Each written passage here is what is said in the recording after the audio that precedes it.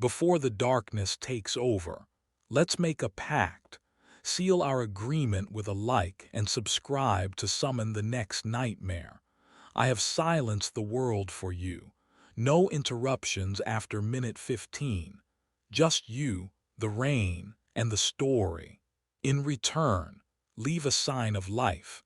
Tell me where you are watching from and what time it is in your world. Lock the door, and let's begin.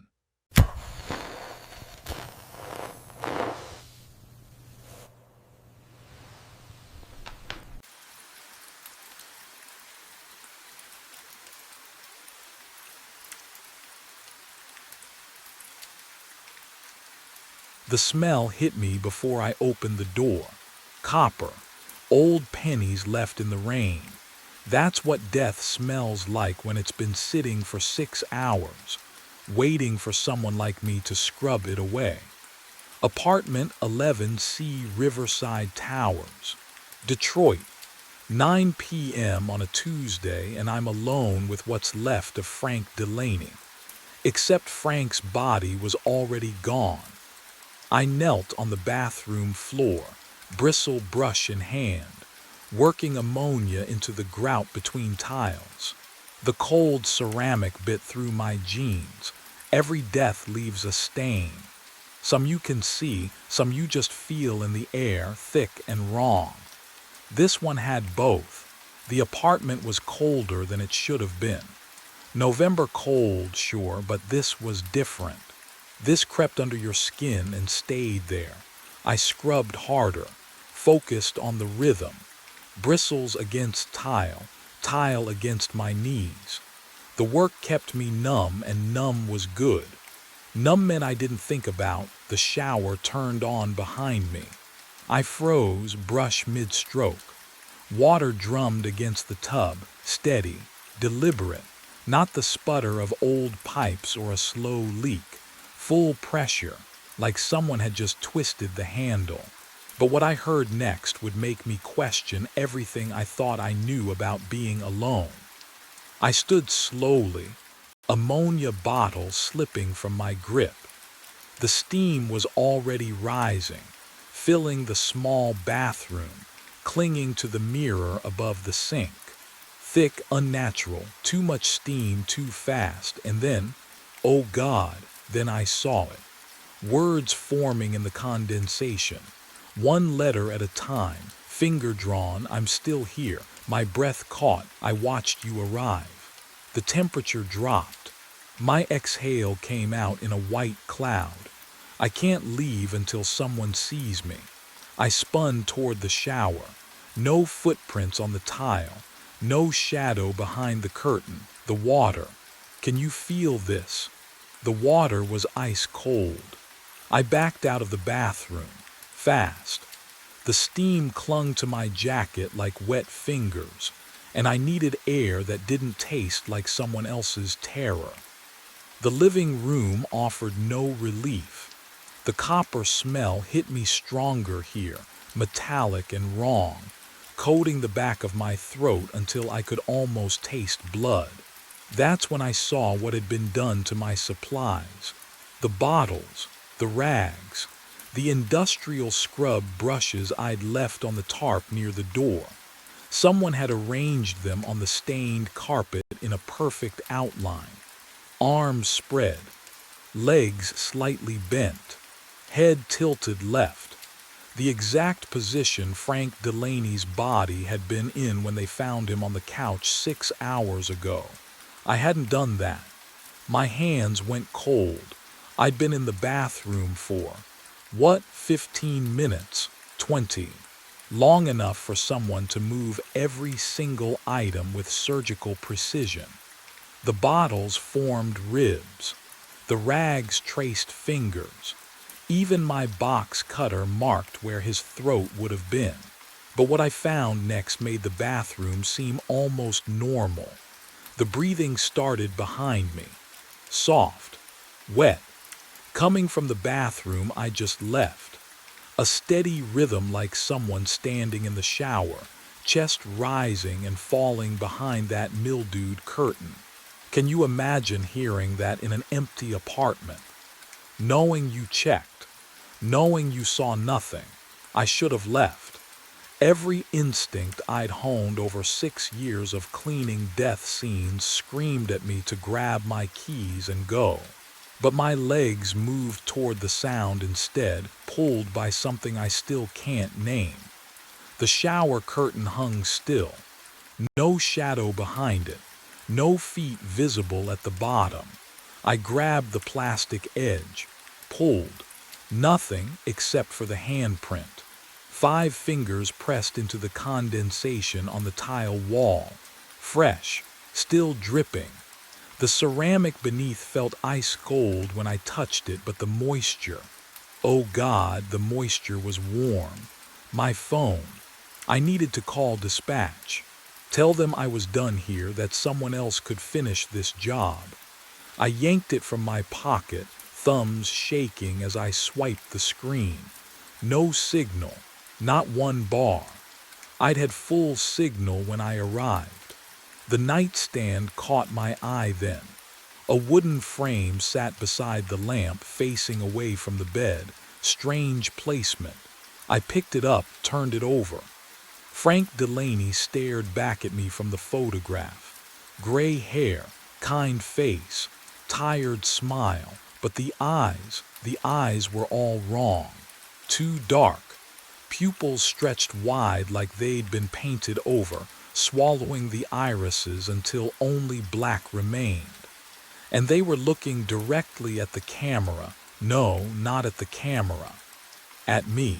Following me as I tilted the frame left, then right. The copper smell flooded my nostrils again.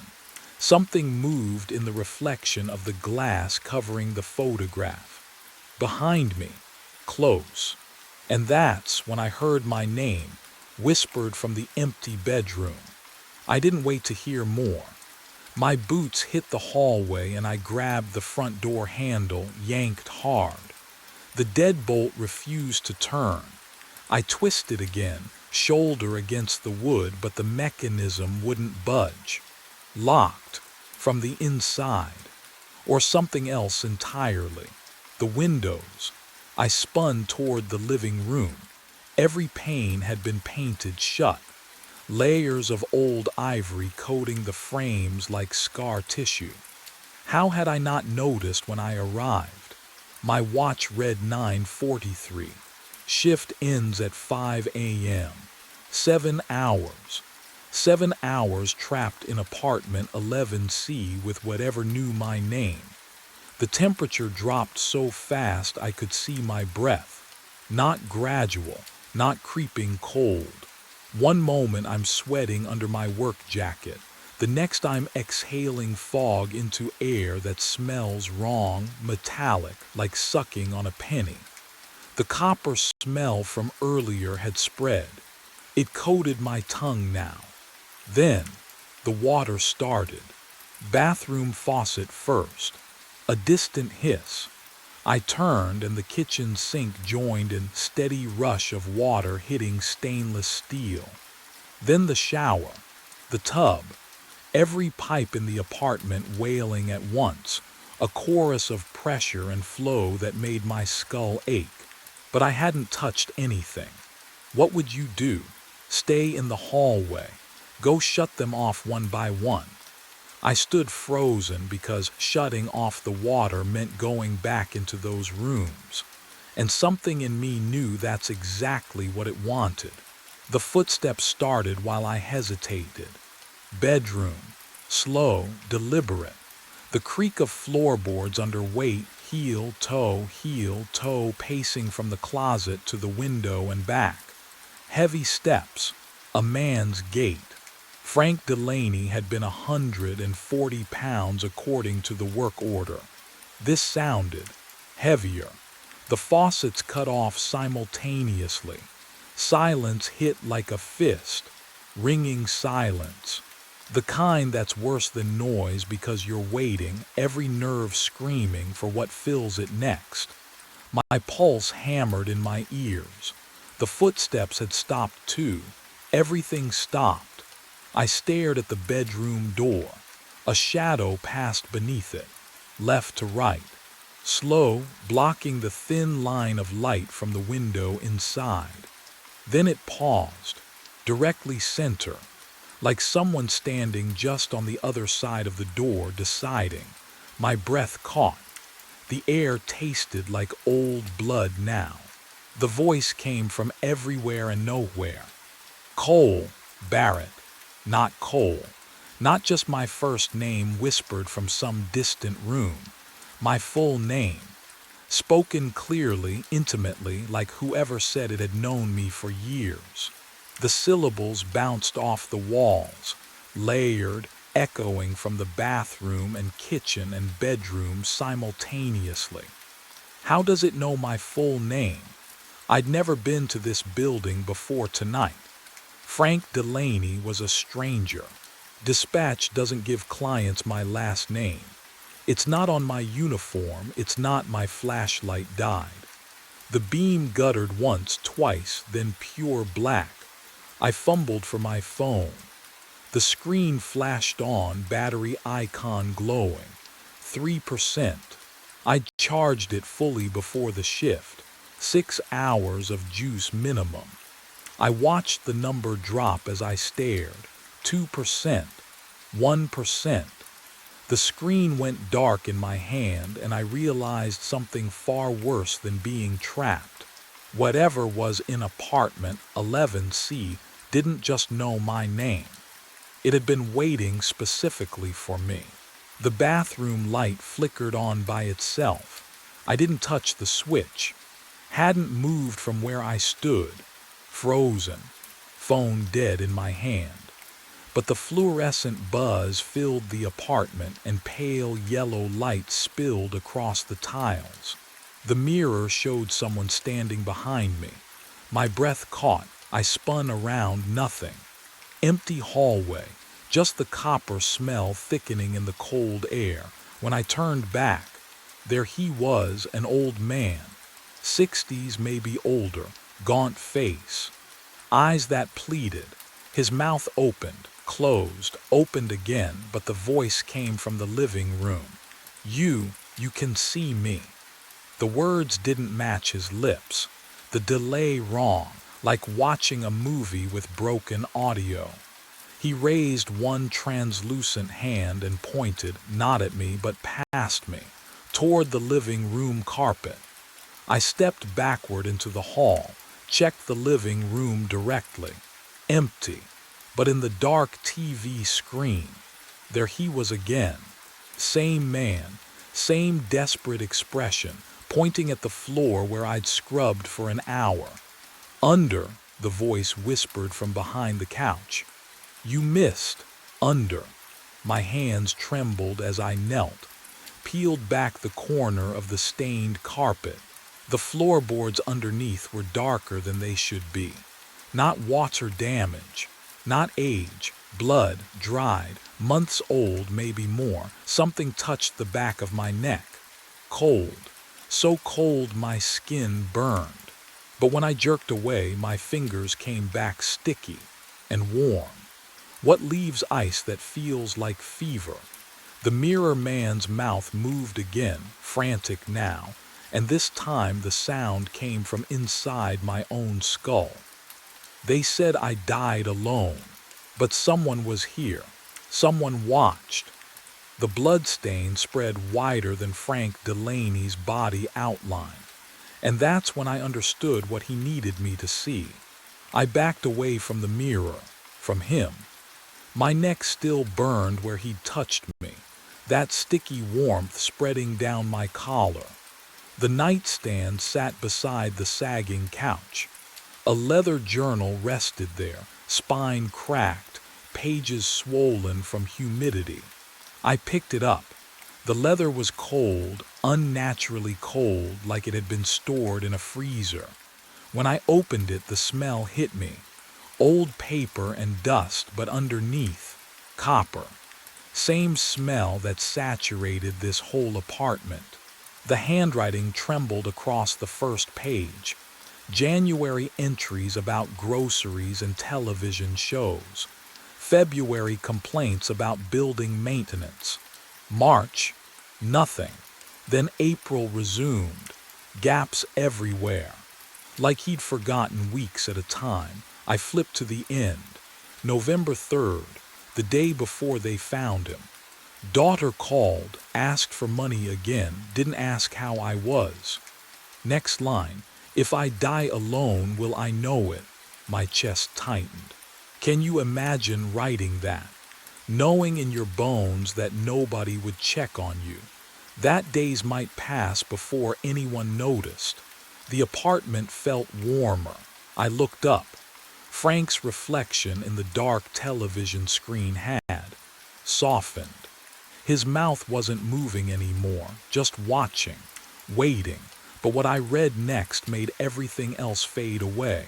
November 4th, the day he died. She didn't call back. Nobody ever does. My sister's face surfaced in my mind. Uninvited, unwanted. Her last voicemail I'd never returned because I was working a double shift, cleaning up someone else's tragedy.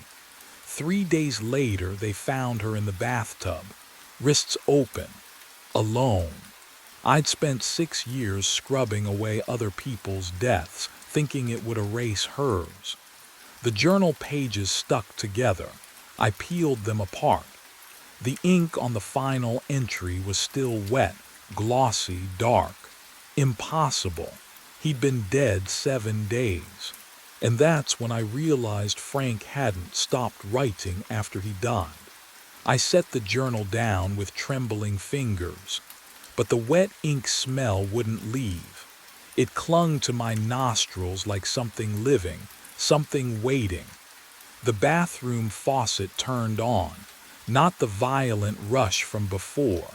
A trickle, gentle, almost hesitant. I stood. The floorboards creaked under my boots, but underneath that sound came another. Breathing, multiple sources, layered like recordings played simultaneously, each one slightly out of sync. The air grew dense, heavy with moisture that shouldn't exist in November. Through the bathroom doorway I saw her, a woman, translucent, standing in the tub with water pooling around her ankles, though the drain was open. Her hair hung wet against her face, but it moved upward, drifting like she was still submerged. Her mouth opened, closed, opened again, but no sound came out, just the soft gurgle of water finding a throat. Can you imagine drowning in your own bathtub, alone, while a building full of people watched television and microwaved dinners? She wasn't looking at me. She was looking past me, at the bedroom doorway, at Frank. He stood there now, fully visible, not in a reflection anymore, but present, translucent like her, like milk poured into water.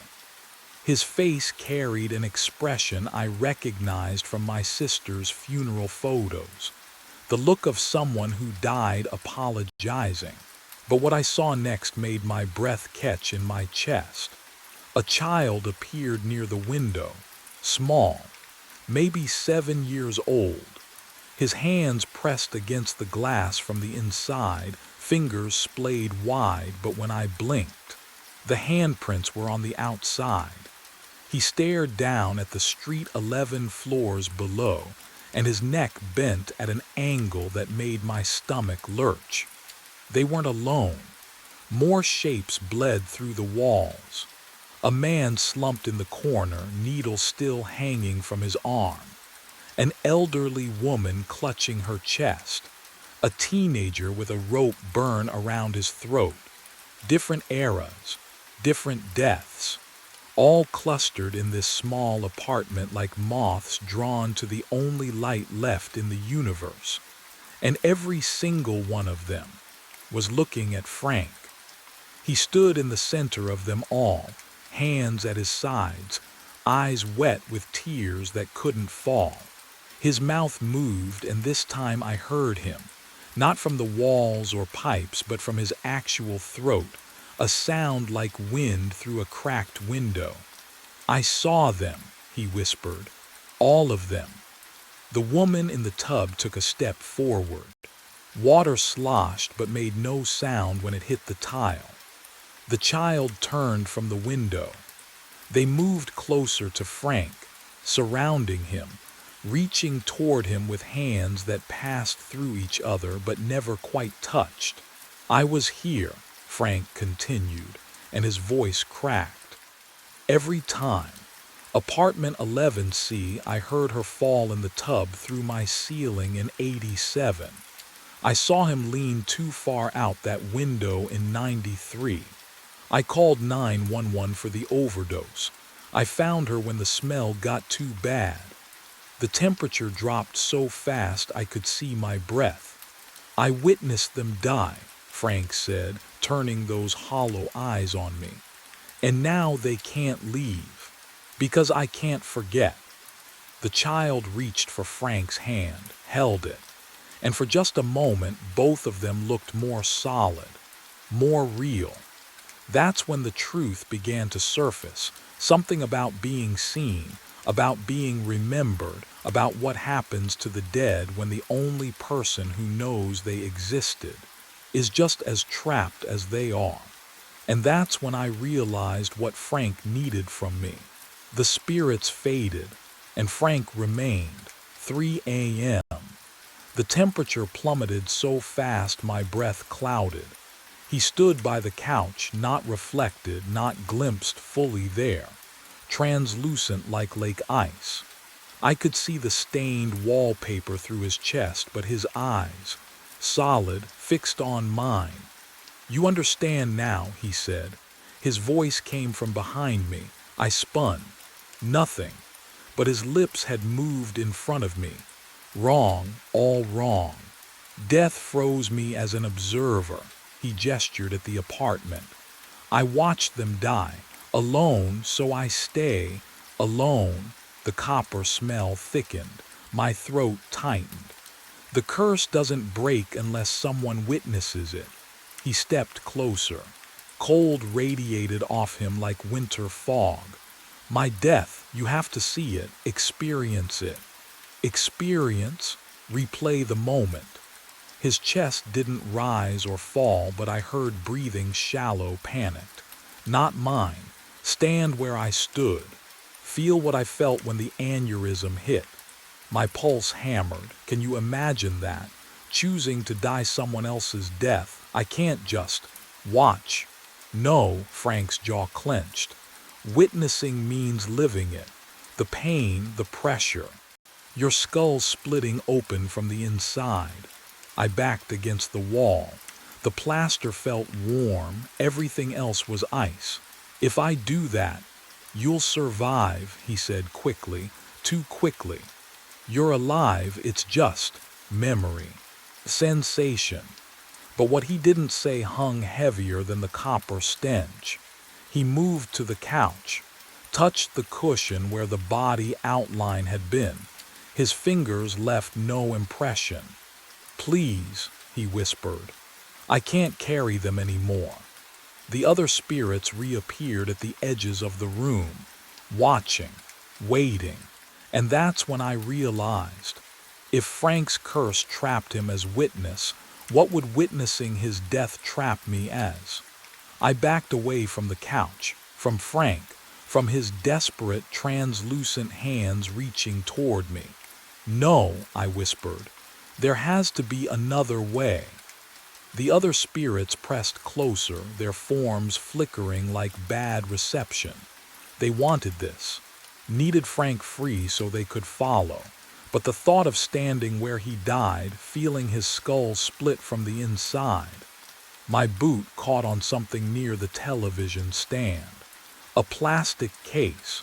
VHS tape.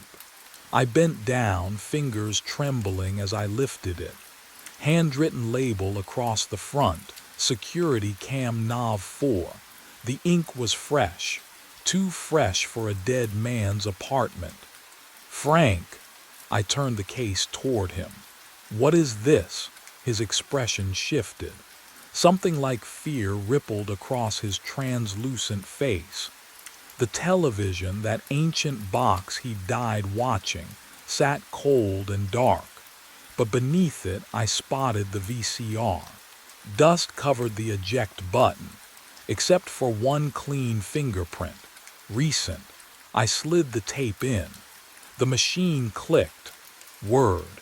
Static hissed from the speakers, and that sound, that mechanical grinding, filled the room like a swarm of insects burrowing into my ears.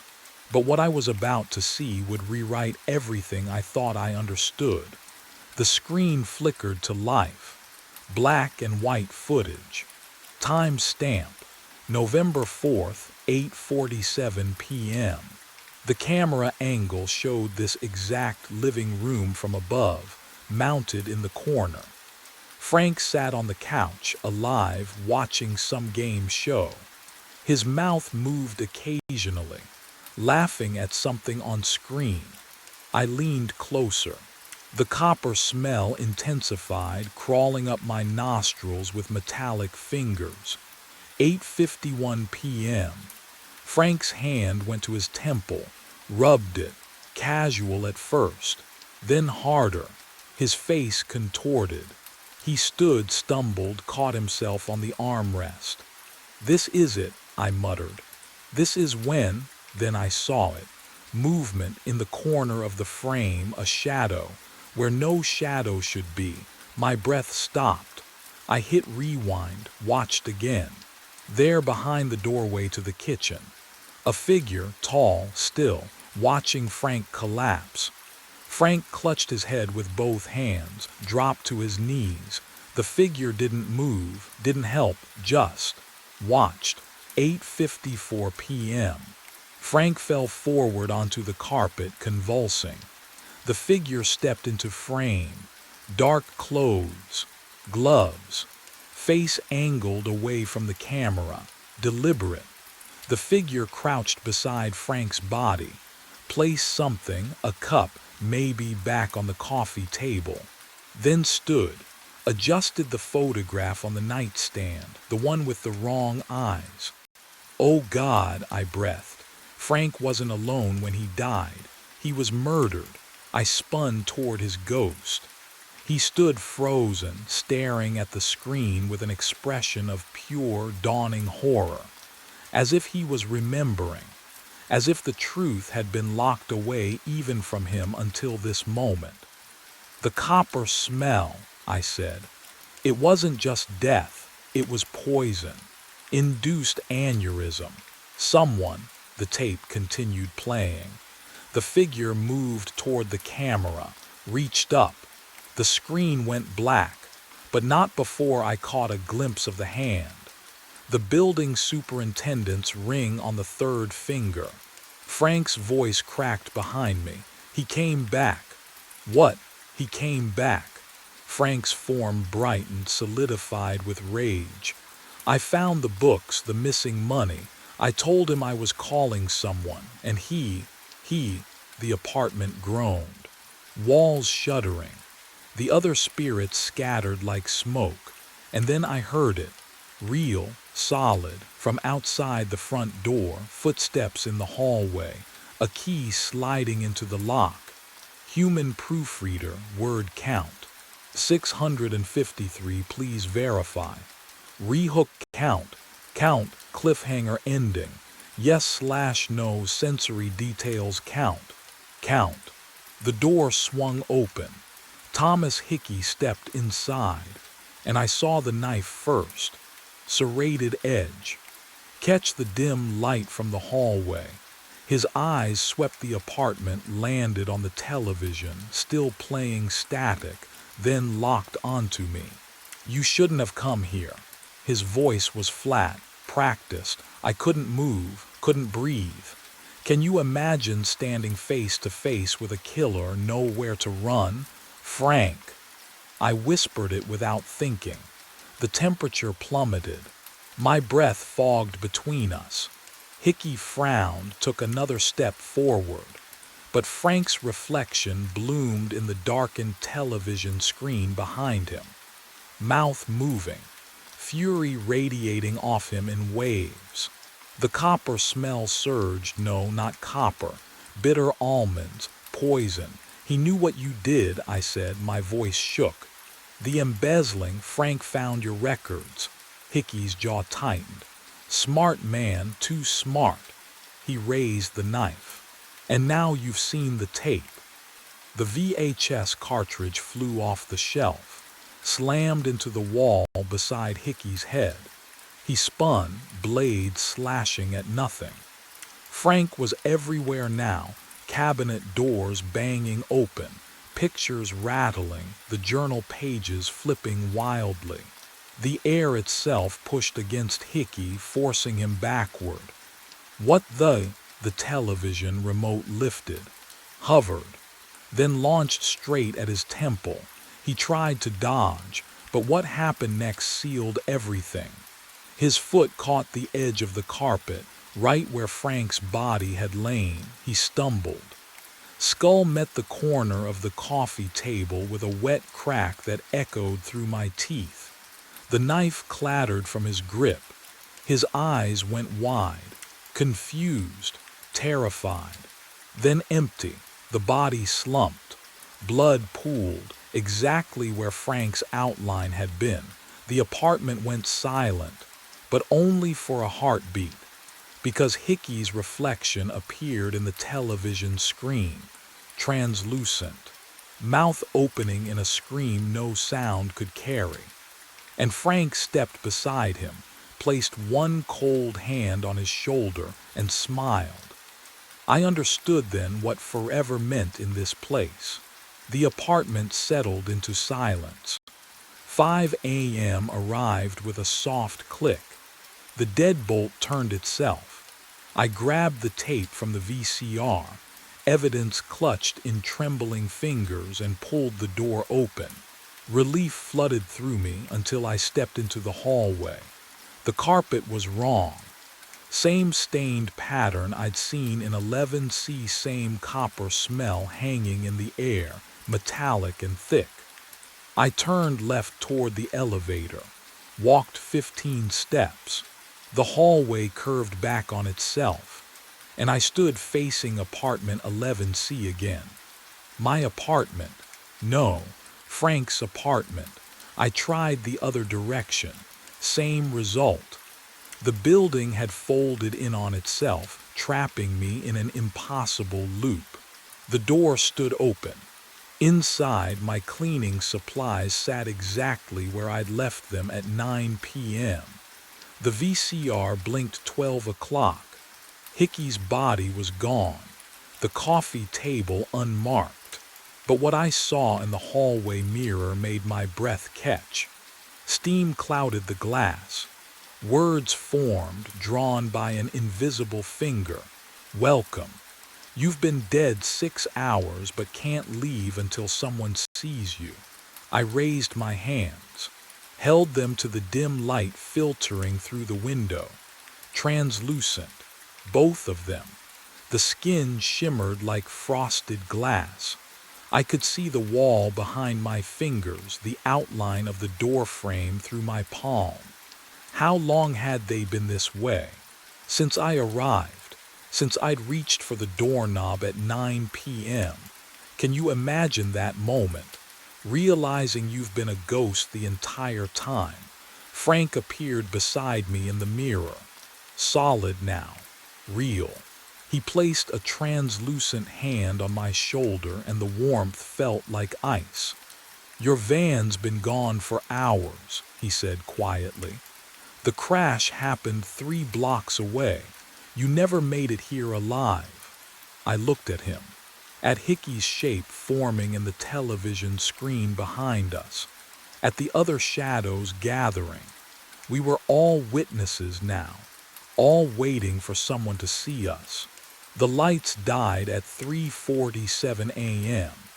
I was halfway down the basement corridor when the fluorescence cut out, plunging County General's guts into darkness. My boots scraped concrete. The emergency generator kicked in, that familiar diesel growl I'd heard 1,000 times, and the lights flickered back. Weak, stuttering. I didn't need my flashlight yet. The generator room hummed steady behind me, all systems normal. I'd checked it twice already. Nothing wrong. Nothing I could see anyway but the morgue corridor. Oh, the morgue corridor was different. The overhead lights strobed there, rapid-fire pulses that turned the hallway into a flip book. On, off, on, off, my eyes struggled to adjust. The smell hit me first, ozone, sharp and electric, mixing with something sweeter. Formaldehyde, the morgue's perfume. I squinted down the long hallway. Metal drawer handles lined both walls, catching light with each flicker. On, off, on, someone stood at the far end. My chest tightened. I froze mid-step. The figure was motionless, silhouetted against the emergency exit sign's red glow. Off, on, off, still there, not moving, just standing. I blinked hard. Hello. My voice echoed off concrete and came back wrong, too flat, too dead. The lights stabilized, holding steady now with a faint electrical buzz. I could see clearly down the entire corridor. Nobody there. The hallway was empty, completely empty. Just those drawer handles and that red exit sign bleeding light into the dark. I exhaled slowly, feeling my pulse in my throat. Shift work does this sometimes, makes you see things that aren't there. I pulled out my phone, called it in. Electrical fault, intermittent power loss, basement level. Standard report. I turned to leave. But the question followed me up the stairs, cold and insistent as the formaldehyde smell clinging to my uniform. Why had the figure been wearing the same clothes as me? The call came again the next night. 3:47 a.m. Exact same time. My phone buzzed with the dispatcher's monotone voice. County General, basement electrical fault, morgue corridor. I told myself it was coincidence. Hospitals have electrical problems. Old buildings. Bad wiring. Nothing strange about getting called back, but I brought my heavy flashlight this time. The generator room looked identical, humming machinery, that persistent ozone smell hanging in the stale air. I walked toward the morgue corridor and the lights began their rapid strobing pulse. My thumb found the flashlight switch. The figure stood at the hallway's end. This time I saw everything. The strobing lights froze him in snapshots, each flash revealing more detail. He held a red metal toolbox, my model. The exact dents in the corners matched mine. And on his chest, a badge glinted under the emergency exit sign. I squinted. The name was mine, Marcus Levy, maintenance. My breath caught. The cold down here suddenly felt wrong, too deep, like it was seeping through my skin into my bones. The lights stabilized with an electric click. Empty hallway. Just concrete and shadows. But there, dead center in the corridor, perfectly aligned with the floor tiles, sat my toolbox. The red paint gleamed under the fluorescent lights. I looked down at my right hand. Empty. I'd been carrying it when I entered. I know I had. The weight of it, the familiar worn handle. I never set it down. Would you remember putting something down? Could you forget in just seconds? I walked forward, each footstep echoing too loud. The toolbox sat there, impossibly centered, like someone had measured the exact middle of the hallway and placed it with surgical precision. I reached for the handle. The metal was ice cold, and that's when I heard the scraping sound behind me, coming from inside the morgue. My hands shook as I knelt beside the toolbox. The latches clicked open, metal so cold it burned my fingertips. Inside, nestled between the screwdrivers and wire strippers I'd used for 20 years, lay a single hospital toe tag. White plastic, black ink, my full name printed in block letters, Marcus David Levy. I lifted it, and my breath stopped. Today's date, December 17th.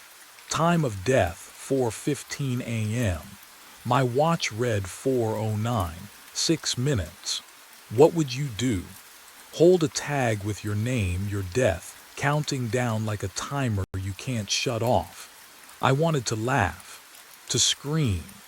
The sound caught in my throat came out as a choked gasp that echoed down the corridor. The fluorescent lights died. Total darkness swallowed the hallway, so complete I couldn't see my hands in front of my face. The generator hum continued, steady as a heartbeat, but no power reached the lights. I fumbled for my flashlight, dropped it, heard it clatter against concrete.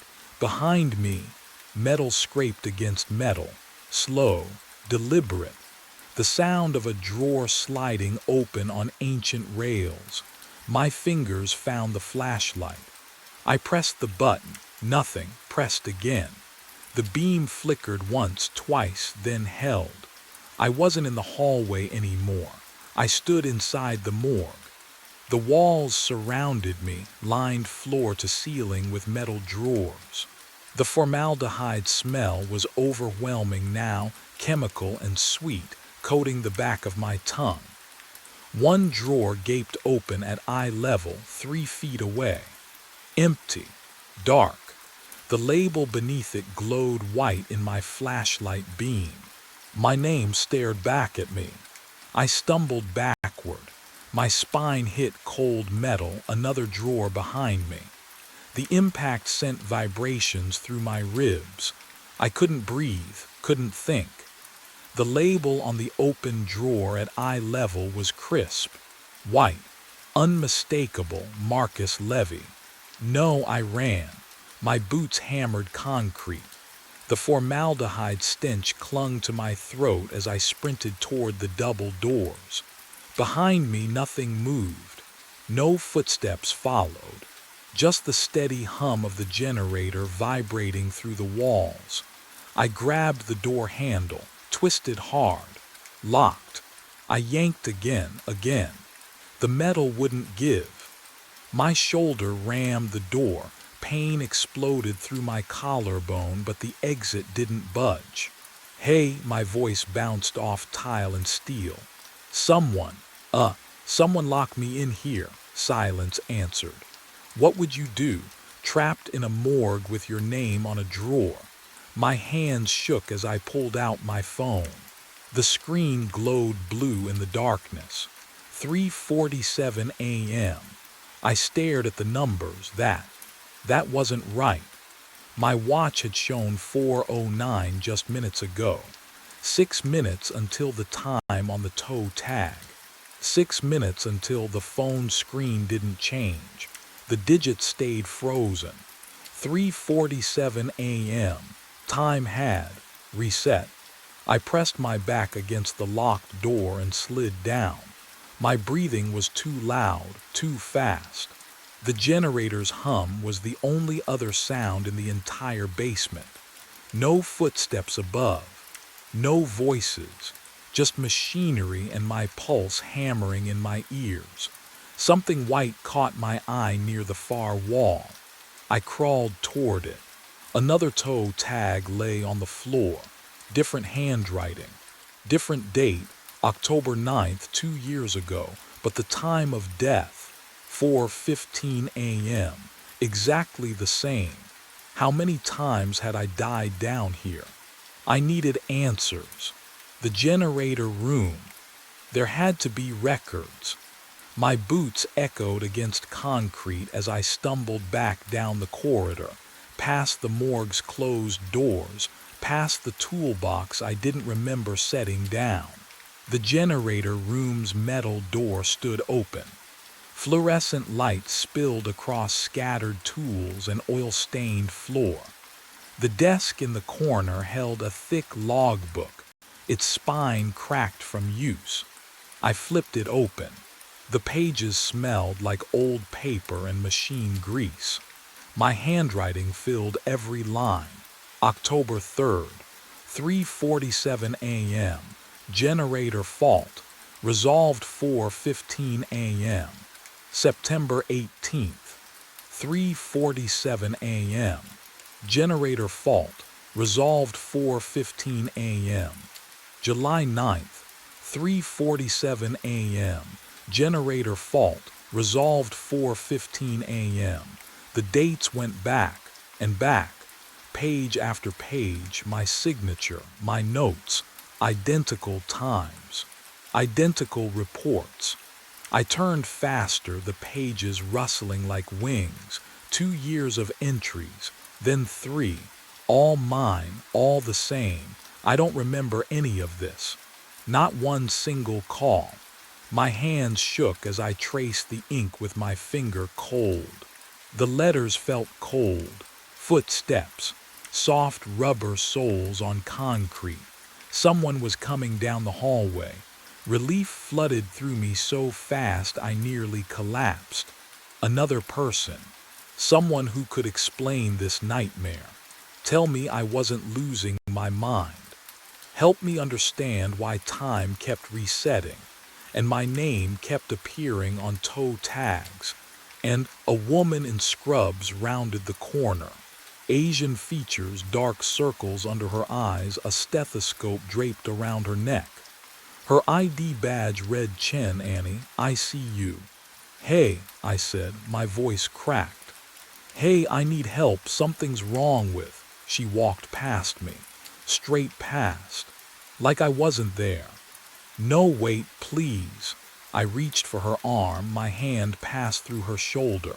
She stopped at the generator room entrance, pulled a radio from her belt. Static crackled. "Security, this is Chen.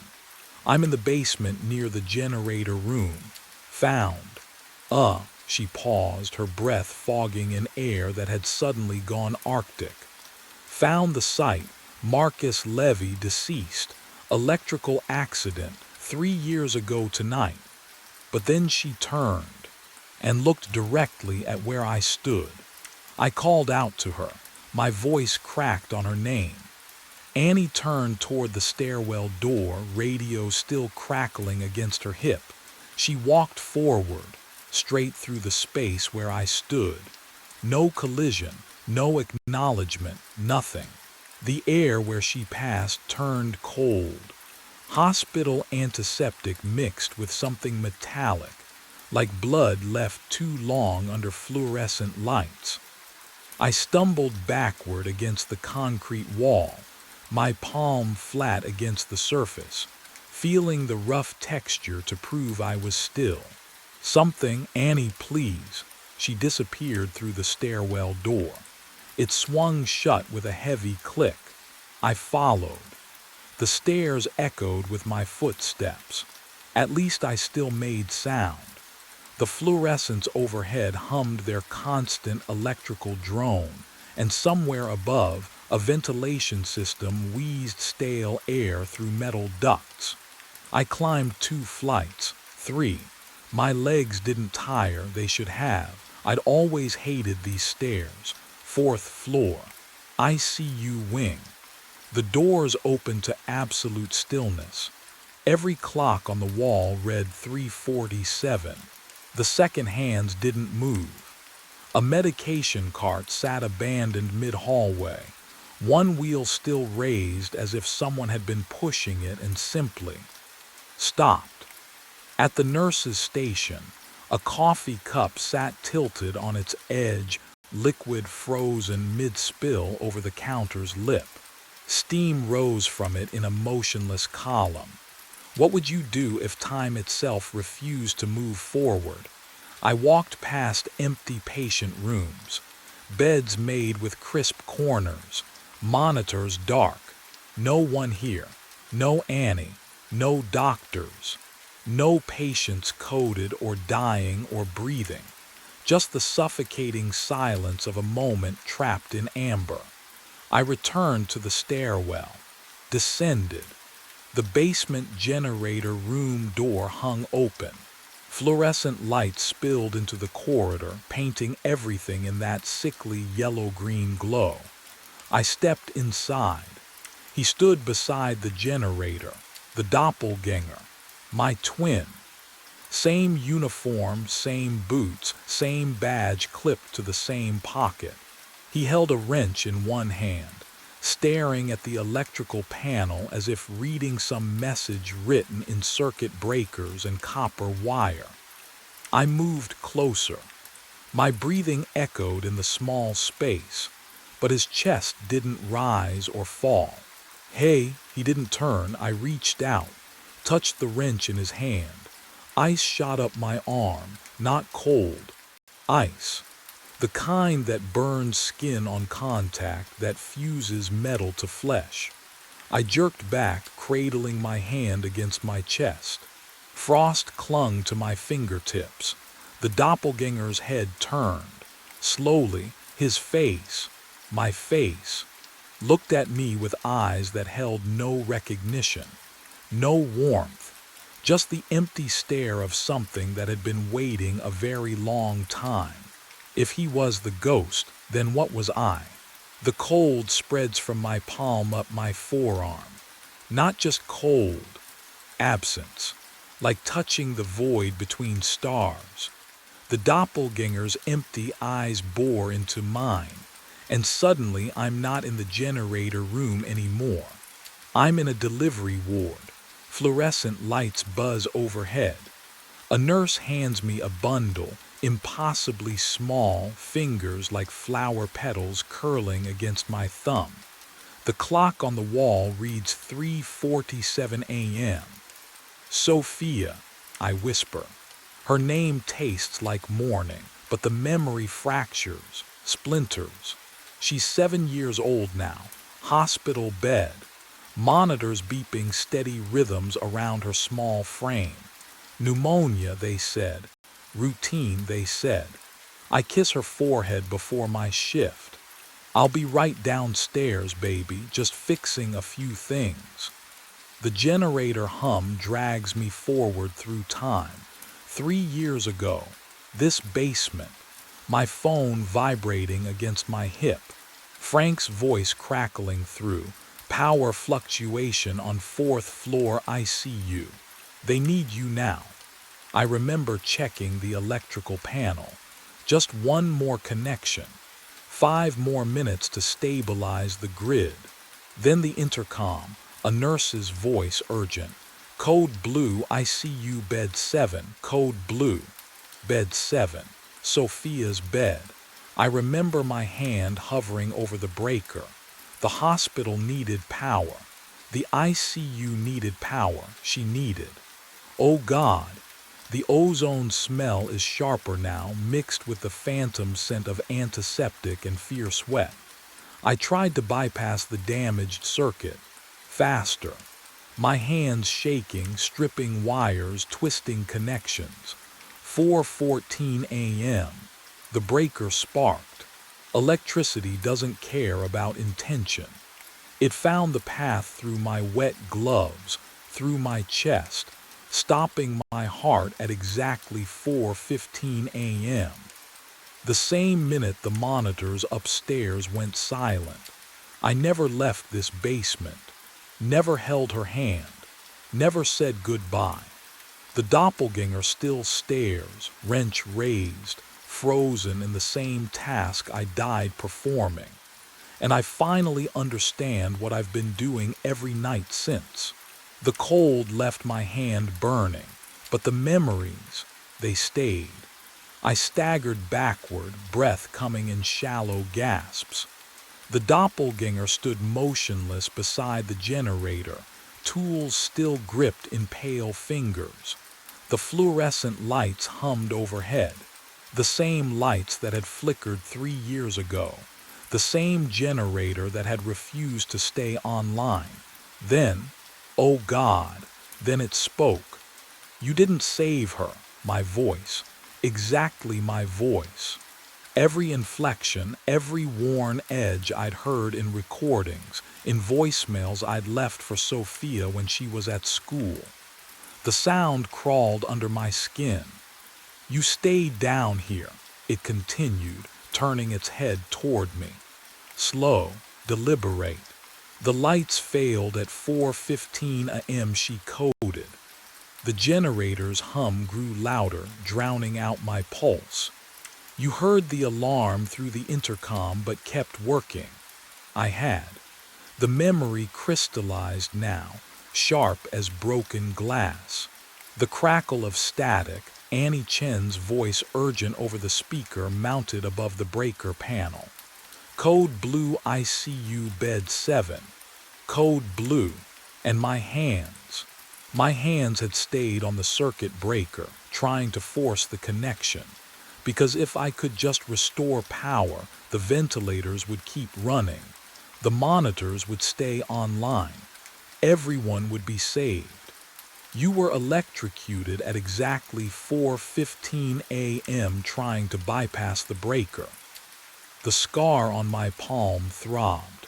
The one that wasn't there anymore, because this body, this form I wore, it was memory, not flesh. The doppelganger stepped closer. Its breath smelled like ozone, like burning wire insulation. You chose the machine over her. No, I chose. Now you choose every night. The lights flickered once, twice. My watch remained frozen at 3:47 a.m. What would you do if you realized the choice wasn't over? I understand now. The lights aren't broken. They flicker because my brain is dying, over and over in a 28-minute loop. The fluorescent strobe white, then dim, matching the rhythm of neurons misfiring 3 years ago when 440 volts tore through my chest. The generator hum I've heard every night isn't machinery at all. It's the electrical buzz of my last moment, replaying endlessly in whatever passes for my consciousness now. Every night I return to this basement. Every night I try to fix the breaker, restore the power, undo what cannot be undone. I thought I was being called to repair the hospital, but there's nothing wrong with the hospital. The thing that needs fixing is me, and I've been broken for 3 years. The doppelganger stands motionless beside the generator, tools in hand. I finally see the truth. He isn't haunting me, he is me. The ghost technician, forever on call, forever trying to solve a problem that has no solution. My hands look solid, but when I press them against the concrete wall, I feel nothing. No temperature, no texture, just the memory of touch. I walk toward the morgue corridor. My boots make no sound. The overhead lights flicker again, and in the strobing darkness I see it clearly. One drawer, halfway down the hall, slightly ajar. My name printed on the label in block letters. The smell hits me, formaldehyde mixing with something else, something sweet and rotten. Would you open a drawer with your name on it? I reach for the cold metal handle, pull it toward me. The rollers glide smooth, silent, and there I am. The corpse wore my wedding ring. The metal drawer felt ice cold beneath my hand. Formaldehyde stung my nostrils, thick and medicinal. My body, the real one, lay perfectly preserved in County General's basement darkness.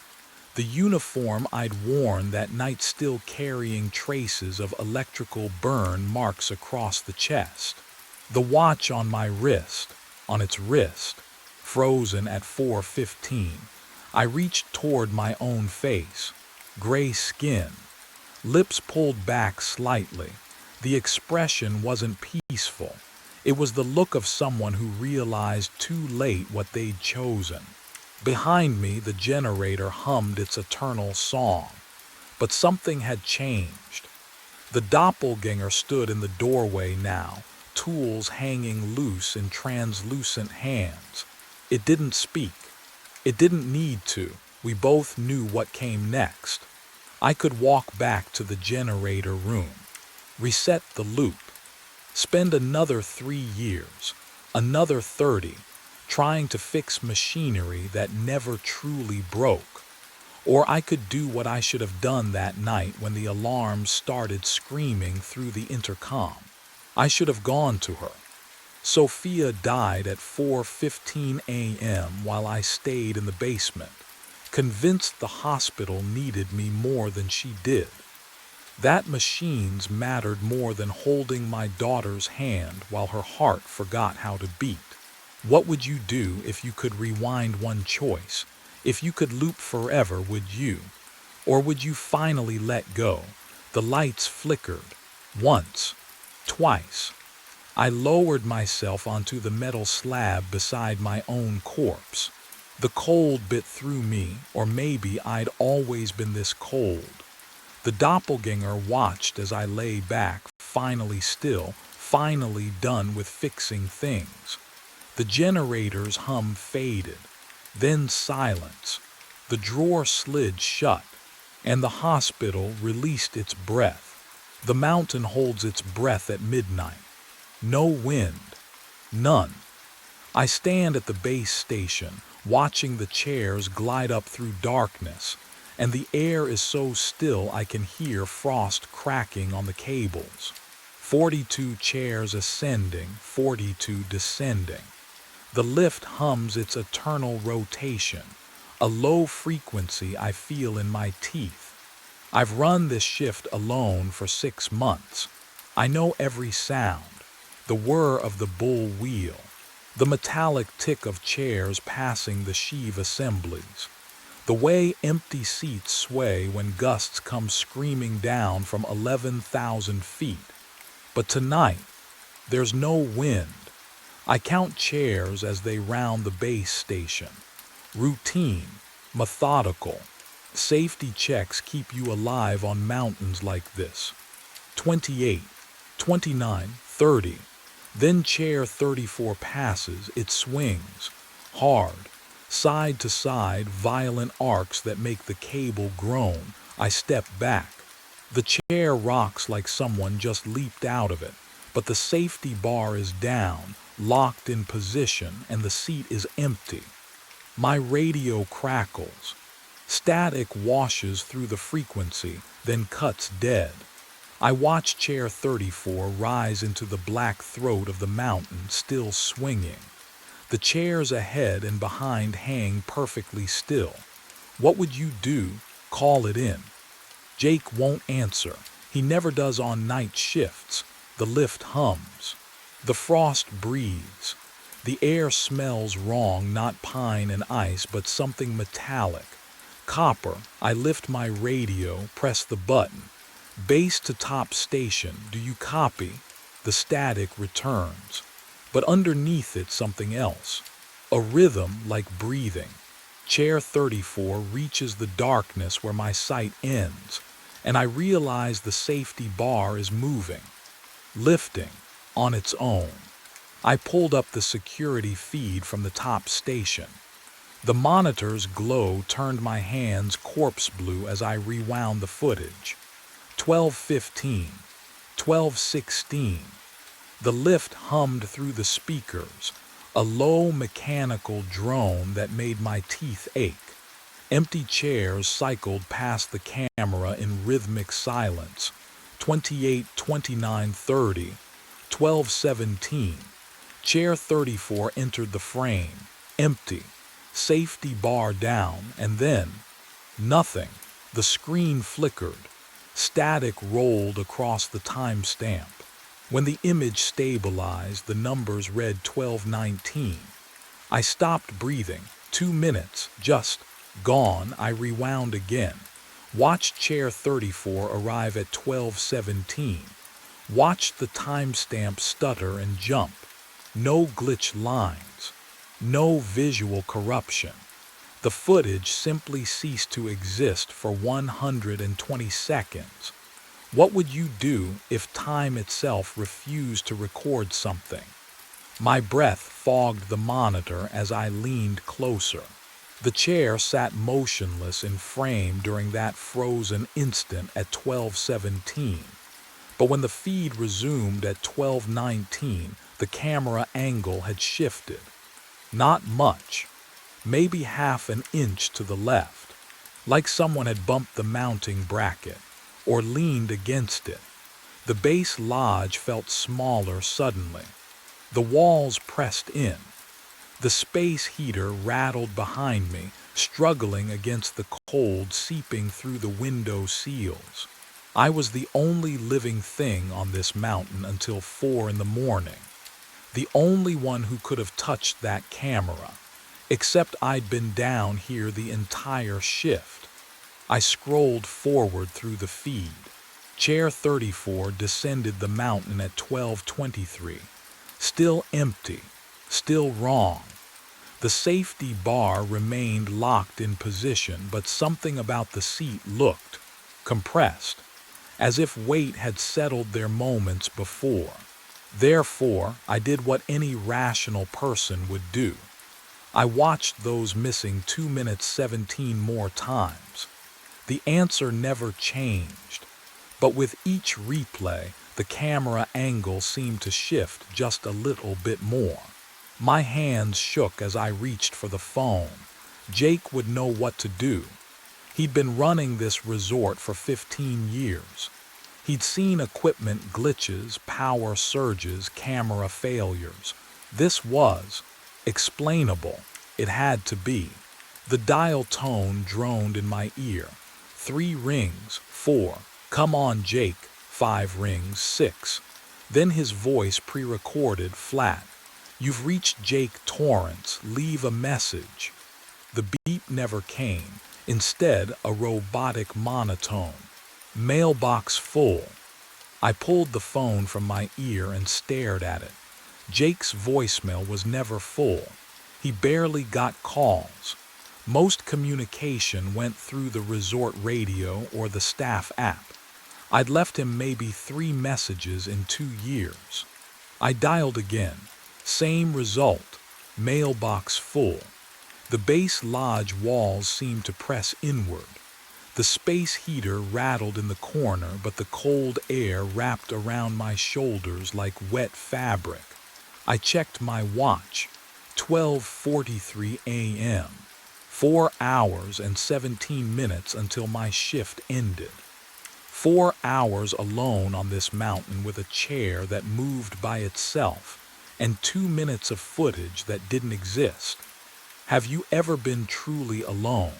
Not just by yourself, but cut off. No help coming, no voice on the other end. The lift cable hummed outside, rhythmic and indifferent. I walked to the window. Chairs glided past in their endless procession, dark silhouettes against darker sky. 29, 30, 31, 34 swung into view. I pressed my face to the glass, breath fogging the pain. The seat was angled toward me, and across the black vinyl, frost, white lines, deliberate, geometric. Not random ice crystals. Letters. The chair slid past before I could read them, swallowed by the night as the cable pulled it upward toward the top station. My pulse hammered in my throat. Frost didn't form words. Condensation didn't spell. But something on that chair wanted me to know its name. I grabbed my flashlight and stepped into the loading zone. The chair swung around the bullwheel, metal squealing against the cold. Chair 33. I had 10 seconds before it cycled past. What would you do? Stay safe in the lodge or chase answers up a mountain that didn't want to give them? I swung onto the seat. The safety bar slammed down, freezing against my gloves. The lift pulled me into darkness. Wind bit through my jacket as I ascended. Below, the base lodge shrank to a single yellow square. Above, nothing but stars and cable hum. Chair 34 hung 6 lengths ahead, swaying in perfect rhythm. One swing left, one swing right. I pressed my hand to my chest. My heartbeat matched it exactly. Thump, swing, thump, swing. The mountain pressed closer. Trees became black fingers reaching from the slope. I should have felt the altitude by now, that hollow thinness in my lungs, but the air tasted wrong, too warm, like breath on a mirror. Halfway up, the cable shuddered. Chair 34 stopped swaying. Something was sitting in it. I couldn't look away. A figure, hunched forward. Dark ski patrol jacket with the reflective stripe across the shoulders. My stripe. I lost that jacket 3 years ago during equipment inventory. Wrote it off as misplaced. The figure's head began to turn. Slowly, too slowly, my throat closed. I wanted to scream, to leap from the chair, but my body locked in place. The cable groaned, pulling me closer. 20 feet, 15. The face rotated into moonlight, and I saw. My chair slammed into the platform. I stumbled off, legs barely catching me. The machinery groaned overhead, cables grinding through pulleys in their endless circuit. Chair 34 swung past the arrival gate. Empty now, I lunged. Grabbed the cold metal frame before it could cycle back down the mountain. The safety bar bit into my palm as I wrenched it to a stop, holding it there against the cable's insistent pull. The chair swayed in my grip, but something was wrong. Heat. The seat radiated warmth against my other hand, the kind of warmth that comes from a living body. I jerked back, breath misting in the frigid air. 11,000 feet up, temperature well below freezing, and this chair felt like someone had just stood up from it. How long does body heat linger in metal? Not this long. Not up here. I forced myself to look closer. The overhead light buzzed, casting yellow shadows across the chair. Something was clipped to the safety bar. A radio. Black casing scratched and faded. I knew that radio. I knew the dent on the left side where I dropped it during training. I knew the strip of blue electrical tape holding the battery cover on. My radio. The one I'd lost 3 years ago during a routine patrol. I'd filed the incident report, paid for the replacement, moved on. But here it was, waiting for me at 11,000 feet in the middle of the night. The power button glowed red. Still on, still transmitting after 3 years. My hand hovered over it, fingers trembling. The air smelled wrong, metallic, like copper pennies, like blood that's been frozen and thawed too many times. What would you do? Would you press that button? Would you listen to what's been broadcasting from an empty chair for 1,000 nights? I reached for the radio, and the red light began to pulse. My finger hovered over the button. The metal was so cold it burned. That red light pulsed in rhythm with something I couldn't name. My breath, my heartbeat. I'd lost track of which was which up here, where the air thinned and the scaffolding groaned against silence. 3 years. This radio had been missing for 3 years, and it was still on. I should have dropped it. Should have let chair 34 swing back down into darkness and never looked back. But you know what it's like, don't you?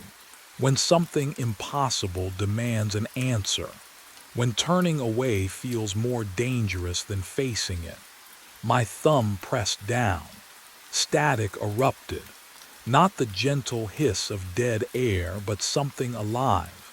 something clawing its way through frequencies.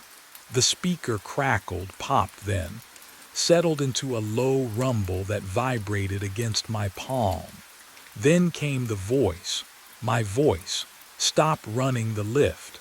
The words were mine, the cadence, the slight catch on the R in running that I'd never been able to shake. But the tone sat wrong, flatter, emptier, like someone had scooped out everything human and left only the shell of sound. I fell from chair 34 3 years ago. My knees buckled. The platform's metal grating bit through my pants.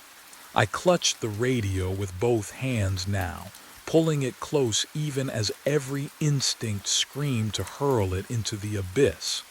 They never found my body. Oh God, I am still falling. The static swelled. Underneath it, I heard wind. Not the wind up here on the platform, but a deeper howl, the sound of terminal velocity, of air rushing past at speeds that stripped skin from bone. At 2:14 a.m. I land. My watch. I needed to see my watch, but my hands wouldn't move. They gripped that radio like it was the only real thing left in the world. Do not be here when I land. The transmission cut. Just stopped. The red light blinked twice, then went dark. The radio's weight felt wrong now, too light, as if whatever had occupied it had already moved on. I forced my wrist up. The watch face glowed pale green in the darkness. 2:11 a.m. 3 minutes.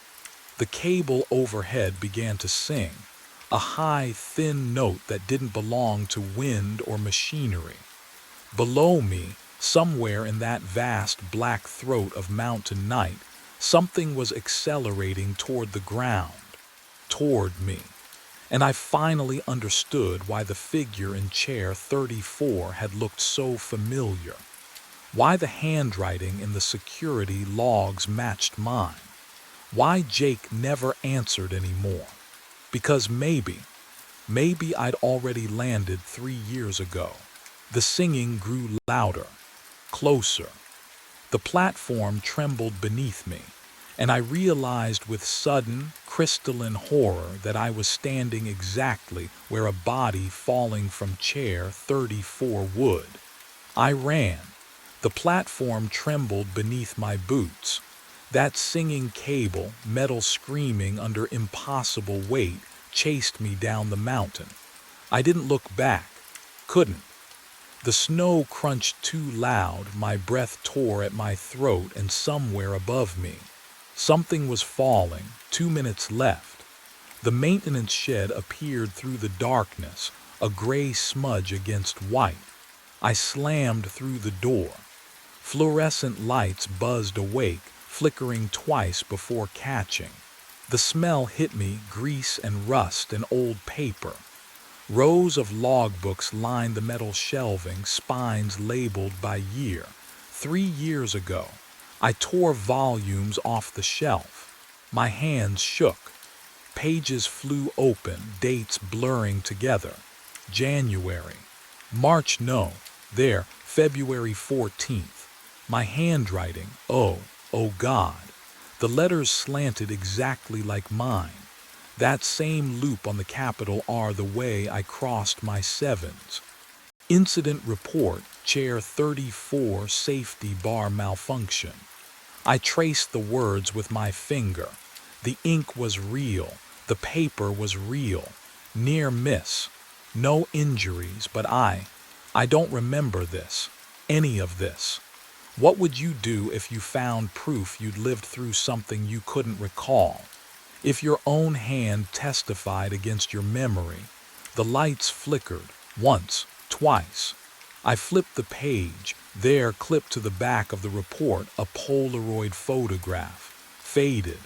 Timestamp in the corner, 2:14 a.m. It showed chair 34 at the base of the slope, safety bar twisted at an unnatural angle. And in the snow beneath it, a dark stain that shouldn't be shadow. The lights went out completely. In the darkness, I heard breathing that wasn't mine. The breathing wasn't mine. I stood frozen in the blackness, lungs locked, but the exhale, oh God, the exhale came from somewhere behind the filing cabinets. Wet, ragged. The shed door hung open, moonlight spilling across rusted metal shelves. And there, in the window glass, my reflection stared back. I blinked. It didn't. My hand lifted. My reflection's hand stayed at its side. Then its eyes closed and opened. 3 full seconds after mine. The air turned to ice in my throat. I stumbled backward, knocking against the doorframe, unable to look away from that hollow-eyed thing wearing my face. The mountain held its breath. No wind scraped the shed walls.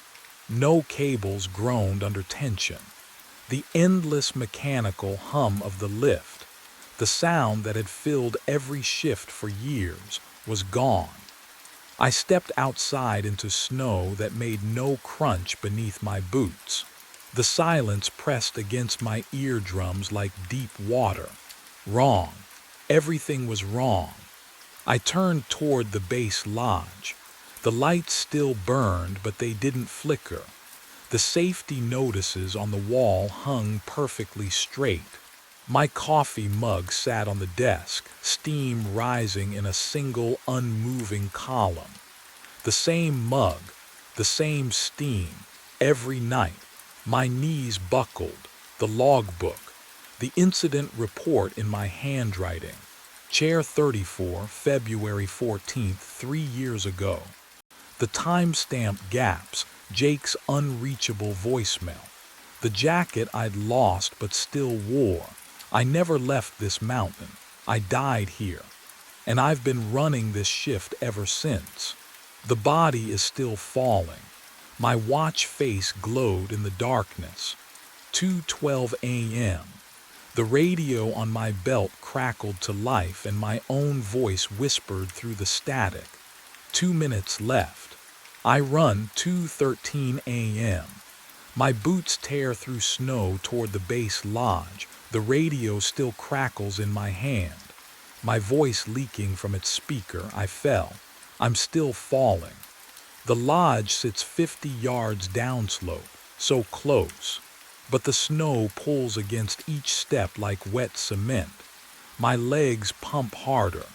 The distance doesn't shrink. Above me the cable shrieks. Metal on metal.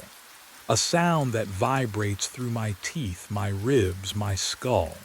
I've heard machinery groan before, bearings wearing thin, bolts shearing loose. This is different.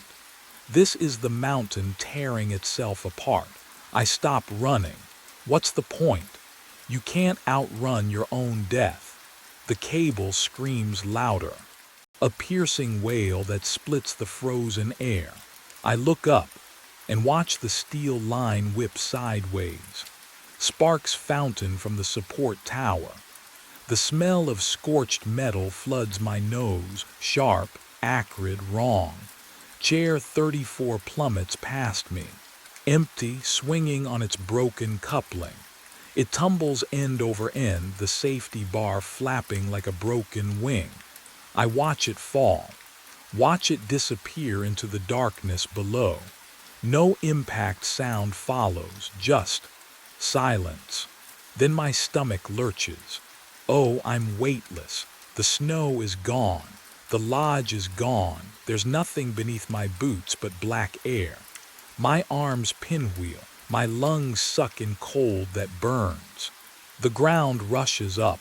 White slope, dark trees, the maintenance shed's rusted roof. 2:14 a.m. Impact. My vision shatters into fragments. Pain everywhere and nowhere. I try to scream, but my lungs are collapsed, my ribs are splinters, my darkness, complete, total, the kind of dark that erases thought. Then, a hum, familiar, mechanical. The lift motor turning over, starting its cycle. And I'm still here. I woke to cold metal pressing into my spine. Chair 34, swaying upward through darkness. The cable ground overhead. That familiar rhythm I knew better than my own heartbeat. My breath fogged the air, slow and steady, as if I'd never stopped breathing. But I remembered the impact, the way my ribs had shattered like ice, the taste of blood flooding my throat. The absolute obliteration of static burst from the radio clipped to the safety bar. My radio, the one I'd found at the top station hours ago, or years ago. My hands trembled as I lifted my wrist. The watch glowed. 10:03 p.m. 10 p.m. The beginning. I leaned over the bar and stared down at the slope below. Pine trees cast skeletal shadows across white snow. No body lay crumpled near the maintenance shed. No blood spray. No torn fabric caught on branches. Just pristine powder glittering under starlight like nothing had ever touched it, like I'd never fallen. The radio crackled again. Stop running the lift. My own voice, distant and hollow. I fell from chair 34 3 years ago. At 2:14 a.m. I land. I pressed my palm against the seat. Cold vinyl. No warmth. No ghost riding beside me this time. Only me. I am still falling. The chair crested the first rise. Summit Ridge stretched ahead. 11,000 feet of frozen silence. The motor hummed its endless cycle. 4 hours until 2:14 a.m. 4 hours until I would run and fall and wake here again. How many times had I already lived this night? The radio hung from the bar, red power light glowing. I reached for it, hesitated. Could I stop the lift, derail the cycle somehow? Or was I the machine now, trapped in gears I'd been grinding for years, a ghost operating my own haunted mountain? The wind carried the scent of frost and pine, familiar, almost comforting. I wrapped my fingers around the radio. Maybe tonight would be different. Maybe tonight I'd remember how to die for real. I counted 16 people. There should have been 15. I ran the numbers twice, standing at the edge of Blackridge Dark Sky Preserve with my clipboard rattling in the night wind. Pine needles crunched beneath my boots. 15 registered attendees for the Perseid Meteor Shower Tour, but 16 bodies scattered across the field, silhouettes hunched over telescopes, breath misting in the August cold. The 16th stood 30 feet away, wearing my jacket, my exact jacket, North Face left pocket torn from last year's barbed wire incident. He held something slim and red in his hand, my laser pointer, the one currently clipped to my belt. Can you imagine that? Seeing yourself across an empty field at 2 in the morning, I walked toward him.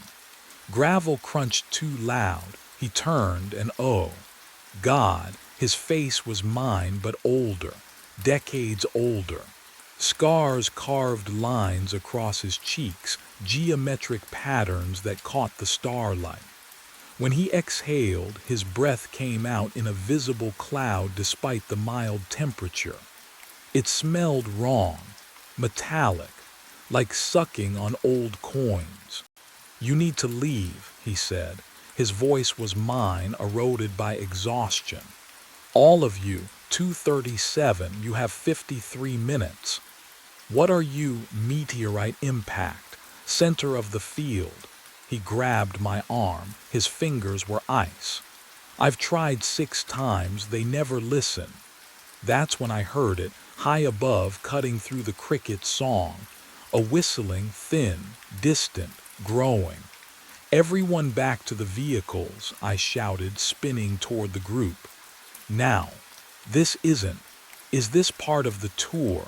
Rachel called back, laughing. They thought I was joking. I wasn't joking. The whistling grew louder, and I realized something that made my stomach drop. Why his scars looked like coordinates. I gasped awake in the van.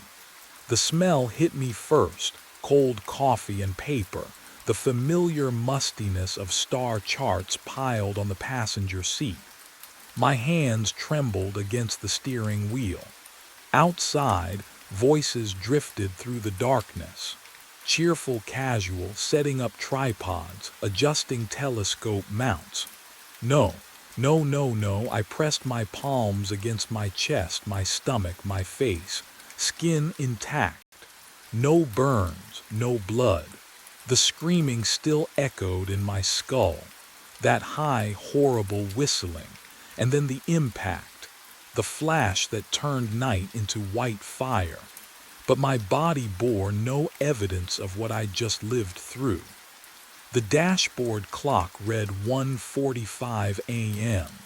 I stumbled out. The field stretched before me exactly as it had an hour ago, or would be in 52 minutes. Rachel was crouched beside her telescope, breath misting in the October air. Keith argued with someone about parking angles. Melissa adjusted her camera strap. Alive, all of them alive. We have to leave. My voice cracked. Right now, all of you. Rachel looked up. Derek, you okay? There's going to be an impact. 2:37. A meteorite, I've seen it, Whoa, hey. Keith stepped closer, hands raised like I was a spooked animal. What ray you talking about? How do you explain dying? How do you make someone believe they have 51 minutes left unless they run? Please. I hated the tremor in my voice, the desperation leaking through. I know how this sounds, but you have to trust me. Derek. Rachel's tone shifted, softer now. Concerned, the way you'd speak to someone fragile. Did you hit your head or something? I'm not. The words died in my throat. Because at the field's edge where pine shadows bled into starlight, something moved. A figure, watching. And I recognized the jacket it wore. I waited at the tree line. But the figure never came. No duplicate. No scarred face. Just wind through the pines and the smell of sap mixed with something sharp I couldn't name. I circled the field twice, pulse hammering against my ribs, but found only Rachel adjusting her telescope and Keith laughing at something on his phone. The absence felt worse than the presence. I forced myself to breathe, to wait. Maybe this time would be different. Maybe without the other me, without the panic, I could simply convince them to leave before 2:37. But when I approached at 2:15, voice steady, hands open, Rachel cut me off. Derek, we talked about this. Please just listen. No, Keith stepped closer, phone already out. I'm calling someone, you need help. The cold air bit through my jacket, not his. What would you do if no one believed the truth clawing up your throat? At 2:20, I stopped asking. I grabbed Melissa's arm, thin fabric bunching under my fingers, and pulled. She screamed. Keith tackled me into frozen grass that crunched like teeth, and I tasted copper and dirt. I kicked free, lunged for Rachel, dragged her 3 steps before hands yanked me backward. You're insane, Keith's voice sounded, delayed, like an echo arriving too late. They held me down. I stopped fighting at 2:35. Just watched the stars overhead, tried to memorize constellations I'd never see again. At 2:37, the sky didn't fall. It tore. A sound like fabric ripping, but vast. So vast it vibrated in my bones. Light flooded the field, white and hungry, turning shadows inside out. Heat slammed into my face. Someone was screaming my name, but the syllables stretched and warped and darkness swallowed the light. I woke screaming in the van, dashboard clock glowing 1:45, and the screaming wouldn't stop because the sound was coming from me. But this time, my hands were shaking for a different reason. I stopped screaming after the first minute. 1:45, again. The van smelled like cold coffee and my own sweat. My hands, oh God, my hands wouldn't stop shaking. I grabbed the clipboard from the passenger seat, metal clip cold against my palm, and started writing. Everything, every single detail I could remember. Rachel arrives first. Blue parka, sets up telescope northeast corner. Keith second, red flashlight, argues about parking. Melissa third. I wrote faster, the pencil scratching rhythm keeping me sane. If I documented everything, I could find the pattern. I could fix this. By 2:15, I'd filled 3 pages. The group moved like actors following a script I'd memorized. Rachel adjusted her tripod. Keith complained about the cold. Melissa attached her camera. I checked my notes, checked the field, checked again. And that's when I saw it. Rachel's telescope had a scratch along the left side of the barrel, a thin white line catching starlight. I stared at it, my chest tightening. That scratch. It hadn't been there before, I was certain. 3 loops of watching her set up that exact telescope and the scratch was new. Everything okay, Derek? Rachel's voice cut through my thoughts. Your telescope, I said, stepping closer. When did you scratch it? She frowned, running her finger along the mark. Oh, that happened last week when Keith. His voice behind me. Keith, you mentioned your wife earlier. He turned, breath misting in the frigid air. Yeah. What about her? My notes trembled in my grip. In the first loop, Keith had been alone, complained about being single. Now he had a wife he'd mentioned casually, like she'd always existed. The field felt colder. Wrong. What would you do if reality started rewriting itself around you? And you were the only one who remembered what it used to be. I worked fast. If reality itself was unraveling, then words wouldn't save them. The spark plugs came out easily, cold metal biting my fingertips. Rachel's sedan, Keith's truck, Melissa's compact. One by one, I disabled every vehicle in the dirt lot, my breath fogging in the November chill. The forest pressed close around me, pine sap thick in the air. 2 minutes past 2. I'd barely straightened when footsteps crunched behind me. What the hell are you doing? Keith's voice, sharp, angry. I turned, spark plug still in my palm. Getting you out of here.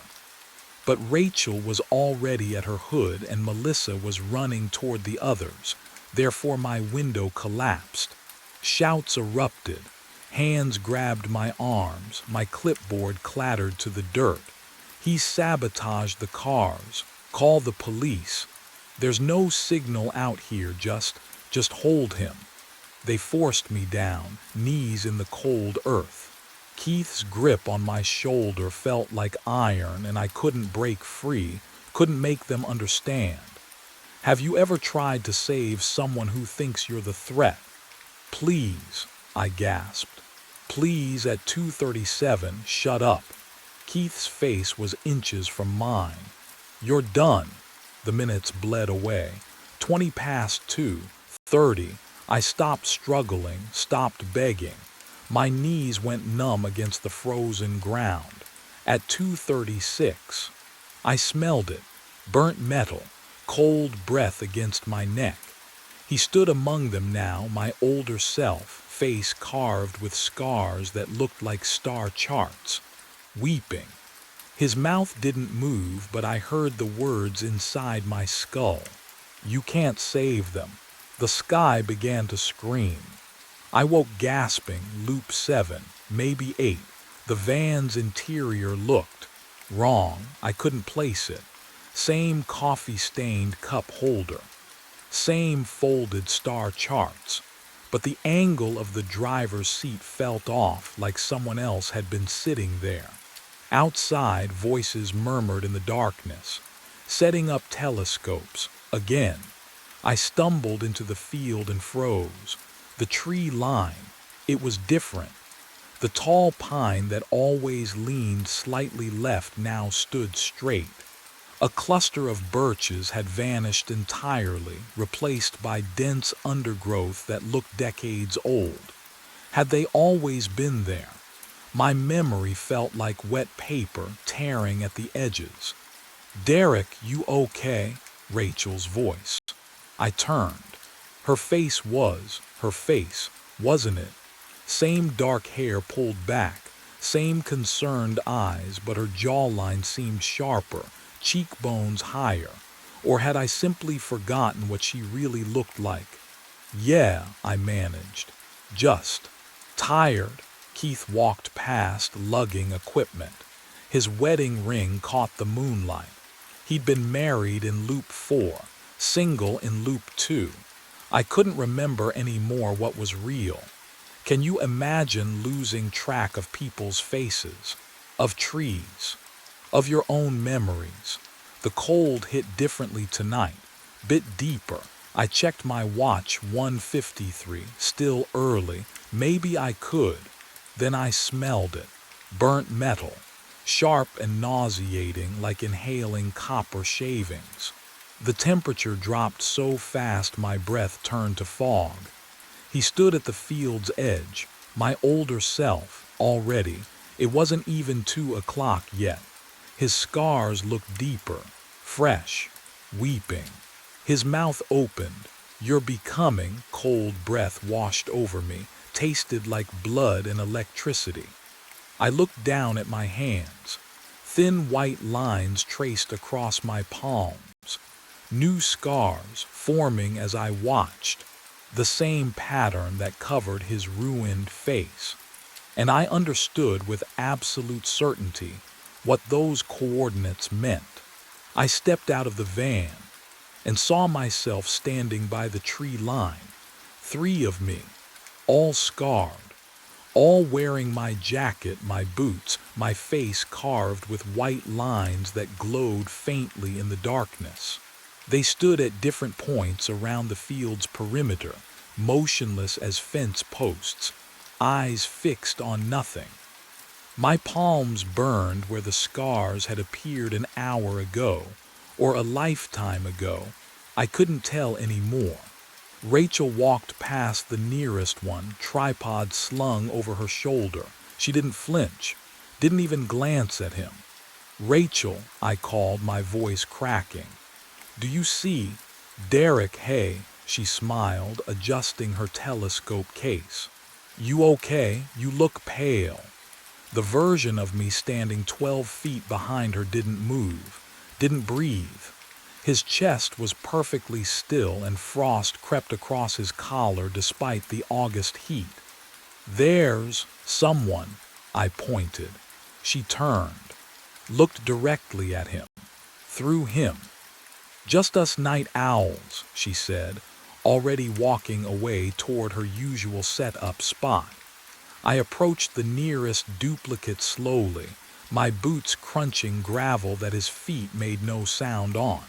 Up close I could smell it, that burnt metal odor, thick as smoke.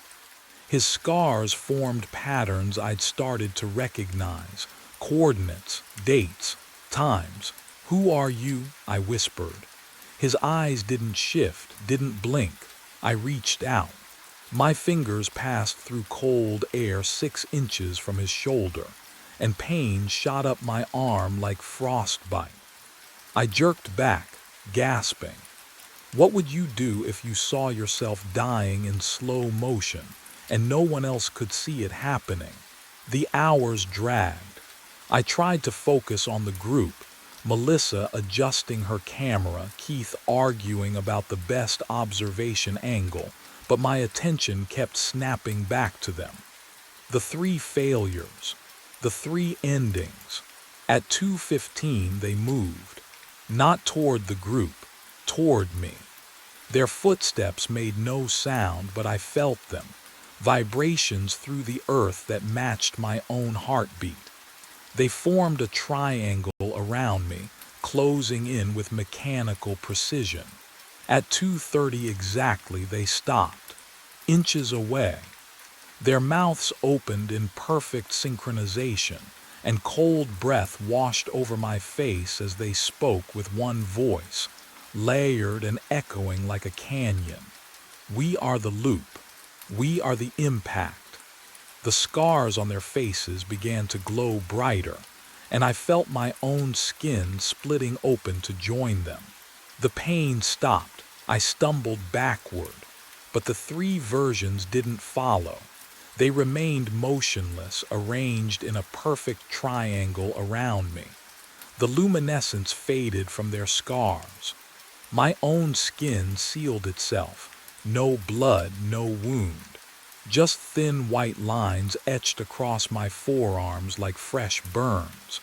I could still hear Rachel calling telescope coordinates behind me. She hadn't noticed anything. None of them ever did. My hands trembled as I lifted my right arm toward the starlight. The scars weren't random. I'd been so focused on surviving, on warning, on evacuating. But these marks formed patterns. Angles, degrees, minutes, seconds. Celestial coordinates. 20 years of guiding meteor showers, and I'd never seen it. The oldest version's face. Those deep grooves I thought were just trauma. They mapped a section of sky.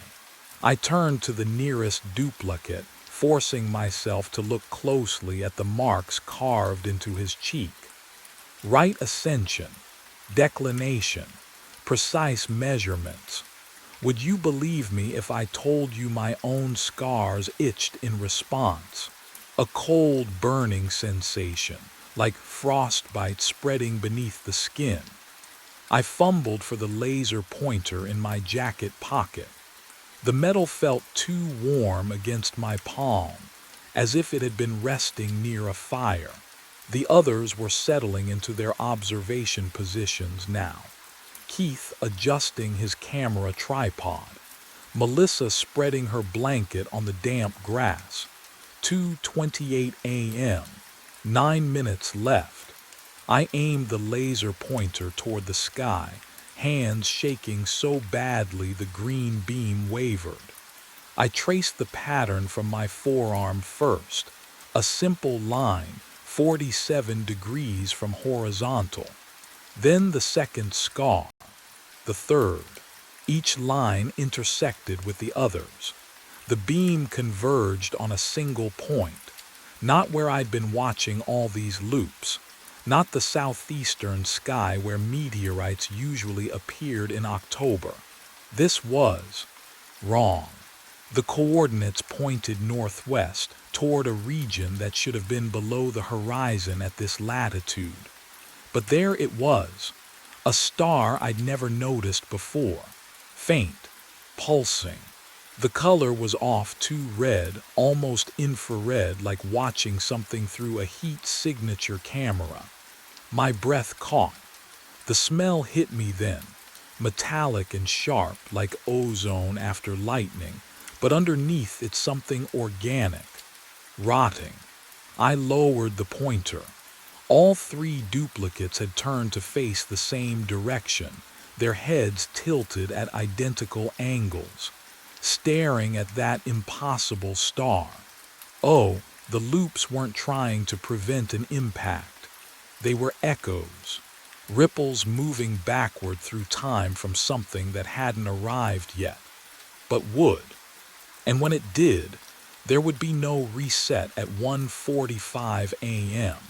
I had to be at the center, The thought arrived with a certainty that tasted like copper. The coordinates mapped onto my arms, the red star pulsing overhead. They all converged on one point, the exact spot where the meteorite would strike. I turned from the three scarred versions of myself and ran, not away, toward. Rachel shouted something behind me, but I was already screaming at the group to get to their cars. Now, this time I didn't explain. I shoved Keith toward the dirt road. Melissa dropped her camera. I didn't care. I grabbed telescopes and hurled them into the pine trees. They scattered.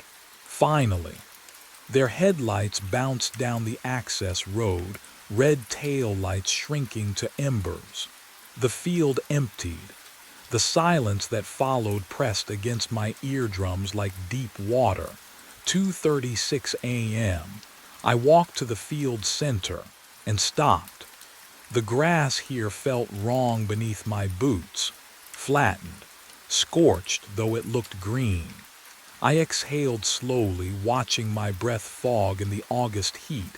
Impossible, but there it was. Then I smelled it. My own breath, metallic, burnt, just like theirs. Can you imagine understanding you've been running from yourself? That every warning, every loop, every scar was just an echo trying to remember how to die properly. The older versions of me emerged from the dark, not 3 anymore, dozens, circling. Their scars glowed faint red, matching the star overhead. They moved closer, steps synchronized with my racing heartbeat. The sky split open, not with sound, with pressure. The air turned solid, then shattered. I looked up into a wound of light that shouldn't exist, and the older selves stepped into me. Through me, merging, their memories flooded in. I saw the first loop, the first impact, the way my body had vaporized before my brain registered the flash. I'd been dead since the beginning. But if I was dead, what had been resetting the loop? White light burned through my eyelids. I woke to the rhythmic beep of monitors, the chemical sting of disinfectant, the scratch of starched sheets against my skin. My throat felt raw. How long had I been screaming? A nurse appeared, middle-aged, kind eyes. She touched my wrist, checking my pulse the old-fashioned way. "Mr. Ashford, you're in County General. You've been unconscious for 3 weeks. 3 weeks." I tried to speak. My voice cracked. The meteorite. 40 miles from town," she said gently. "You're very lucky they found you alone in the field." Alone. The word hit like cold water. I sat up too fast. The room tilted. "The group," I rasped. 15 people. Where her expression changed. Sympathy mixed with something else. Caution. "The detective will want to speak with you." She didn't answer the question. That told me everything. They brought me a mirror when I asked. My hands shook as I held it. My face looked thinner, older, but recognizable. Then I saw it. A thin white scar along my left temple. Delicate, precise. It hadn't been there before.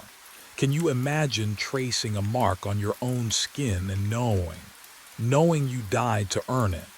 The detective came that afternoon. Rumpled suit, tired voice. He placed an evidence bag on the table beside my bed. Inside, a twisted piece of metal, my laser pointer, melted into an impossible shape. 15 people reported at the site that night, he said quietly. "We found their vehicles, their equipment. No bodies, no blood, no tracks leading away." I stared at the melted metal. "You were holding this when the Rangers found you." I looked past him to the wall clock. White face, black hands, 2:37. The second hand didn't move. I checked my watch. It ticked normally. 3:15 in the afternoon. But the wall clock stayed frozen. The detective followed my gaze, frowned. Maintenance must have forgotten to change the battery, he muttered. He left. The nurse left. I lay alone in the white room, listening to my heartbeat sync with the monitor's rhythm, and watched the clock that would never move past 2:37 again. My breath fogged in the warm air, just once, then stopped. Cold metal pressed against my cheek. I jerked awake. My breath fogged white in the air, thick and wrong. The hum, that constant electric hum that filled Save Mart every night. It was muffled here, distant. I pushed myself up. Concrete floor, steel walls, the meat freezer. How did I? A shopping cart stood beside me. Full. Milk, bread, frozen dinners, canned soup. All neatly arranged like someone had carefully selected each item. My hands were numb, fingertips bone white. I don't remember any of this. My phone buzzed in my pocket, the vibration sharp against my thigh. I fumbled it out with stiff fingers. 3:45 a.m. A text notification glowed on the screen. From me sent, 3:33 a.m. The message made my stomach drop. Stop trying to stay awake. I stared at the words. Read them again. The contact name said me. My own number. The freezer door groaned, a deep metallic shriek that shot through my skull. It was closing, slowly, the gap of light from the store narrowing. I grabbed the cart, shoved it forward, but the wheel caught on something and the cold was pouring off the back wall like water, not the normal freezer cold. This was heavier, older. Behind the hanging beef carcasses, something stood in the corner. No, not something, someone. I pushed past the frozen meat, the plastic crinkled under my hands, slick and yielding. The smell hit me then, not rot, worse, the absence of smell, sterile, preserved, a body, frozen solid, eyes open, mouth slack, wearing a Save Mart uniform. The name tag read Mitchell Crane, but the face, oh God, the face was mine. 2 weeks before I found myself in that freezer, the night shift felt almost normal. Almost. The fluorescent lights hummed their constant song, a low buzz that burrowed into my skull around hour 3. I worked alone, 10 p.m. to 6 a.m., restocking shelves in aisles that stretched longer than they should. The store was empty, always empty. Just me and the hum and the cold air pouring from the refrigerated sections. I'd taken the job because I couldn't sleep anyway. Insomnia had chewed through my life for years, leaving me hollow-eyed and functional. Why waste the dark hours staring at my ceiling when I could get paid to stack cereal boxes? The work was mindless. Scan, stock, repeat. My hands moved on autopilot while my brain drifted somewhere else. That's when the morning crew started complaining. Shay Palmer found the first cart. Tuesday morning, 6:15 a.m., sitting in the middle of aisle 7. Fully loaded. Milk, bread, canned soup, pasta, all neatly arranged. No receipt, no customer. You see anyone? She asked me, her voice friendly but careful. No one comes in at night, she nodded slowly. Weird. Wednesday, another cart. Thursday, 2 more. The inventory reports showed the missing items. Scanned, paid for. But the registers stayed dark all night and I never saw a soul. Gary Hoffman called me into his office Friday morning, his face pale under the flickering break room lights. "Jordan," he didn't meet my eyes. "We need to talk about the discrepancies." "I don't know what's happening," I said. And I didn't, did I? "I'm pulling the security footage." His fingers drummed against the desk, tap, tap, tap. "From 3:30 a.m. onwards, every night this week."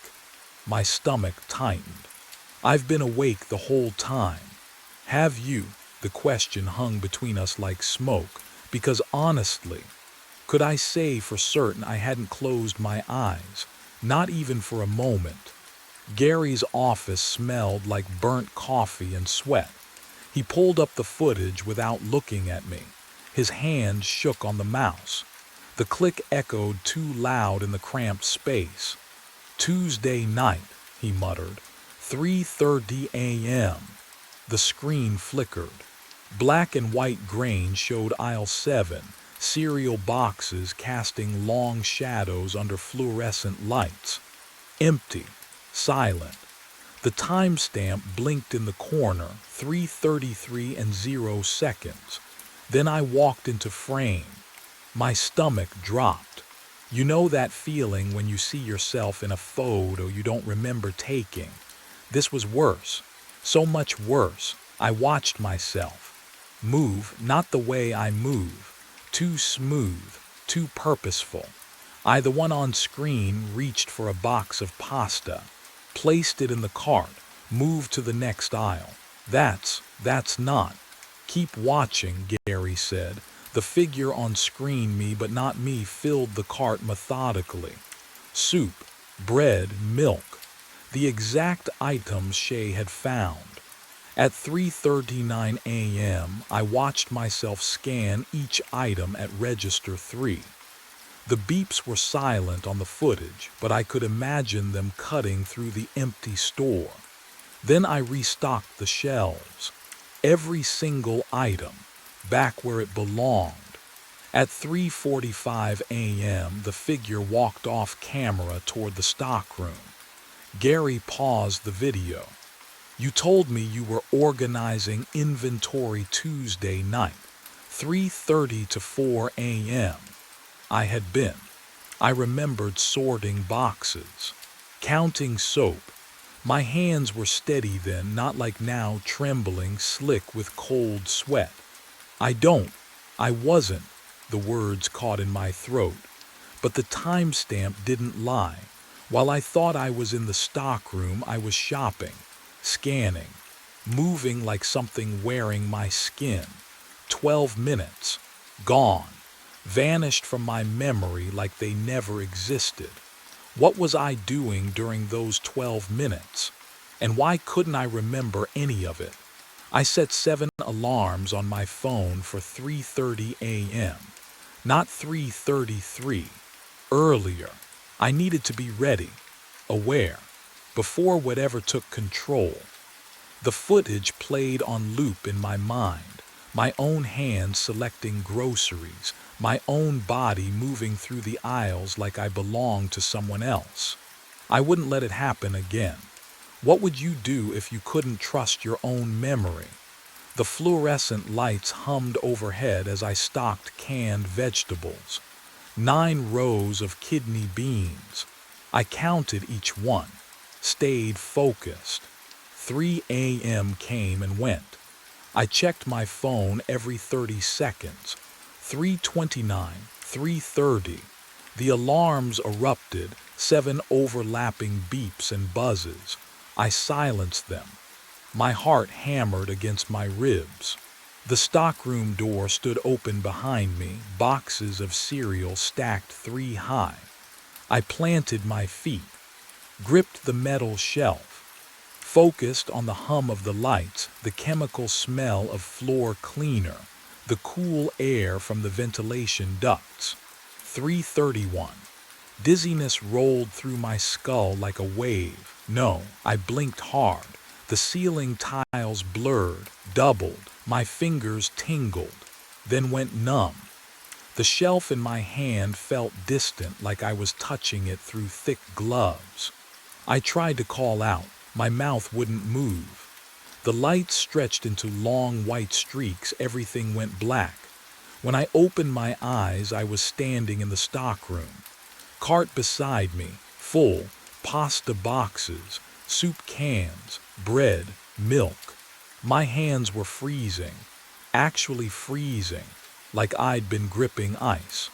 The store's heat blasted from the vents, but my fingers wouldn't warm. 3:46 a.m. 15 minutes gone. My phone buzzed in my pocket. A text from my own number, sent at 3:33 a.m. This is the only way I can leave. The meat freezer's compressor kicked on somewhere in the distance, a low mechanical groan that made my breath catch. Who had my phone during those 12 minutes? Another text arrived before I could look away from the screen. I've been dead in the freezer since 2019. Behind the meat section. Let me have my 12 minutes. My hands went numb. The phone felt slick, wet. I exhaled and watched my breath fog in the air. The store was heated, always 72 degrees. My breath shouldn't be visible. I turned slowly toward the back of the store, past the cereal aisle, past the dairy coolers humming their monotonous drone. The fluorescent lights stretched long shadows across the linoleum, and at the far end, near the butcher counter, the meat freezer door stood open. Just a crack, enough to see darkness beyond. Would you walk toward it? Knowing what the text said, I did. Each step felt heavier than the last, my sneakers squeaking against the floor. The air grew colder the closer I came, impossible but undeniable. The smell hit me next.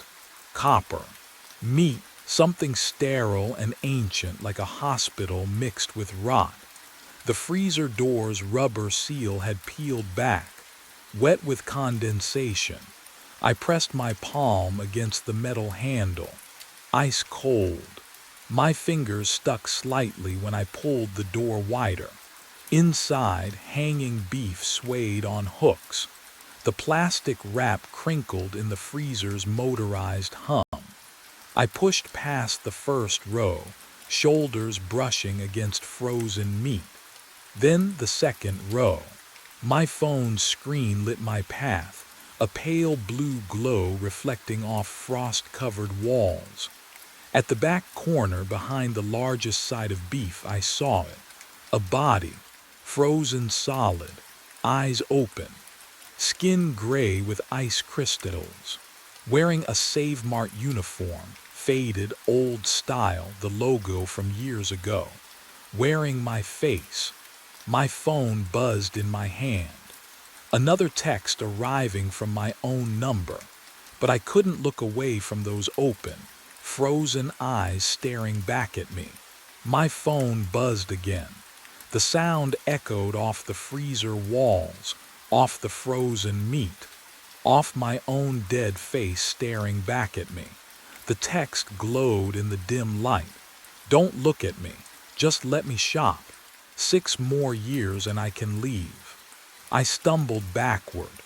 My shoulder hit the metal door frame. The cold bit through my shirt, sharp and real. This wasn't a hallucination. This wasn't exhaustion, but 6 more years I ran. Past the checkout lanes, past the humming registers, straight to Gary's office. The door was locked, of course it was, but the filing cabinet wasn't. My hands shook as I yanked open the drawer labeled Personnel, 2015 to 2020. The fluorescent light above me buzzed and flickered. The smell of old paper and stale coffee filled my nose as I rifled through folders.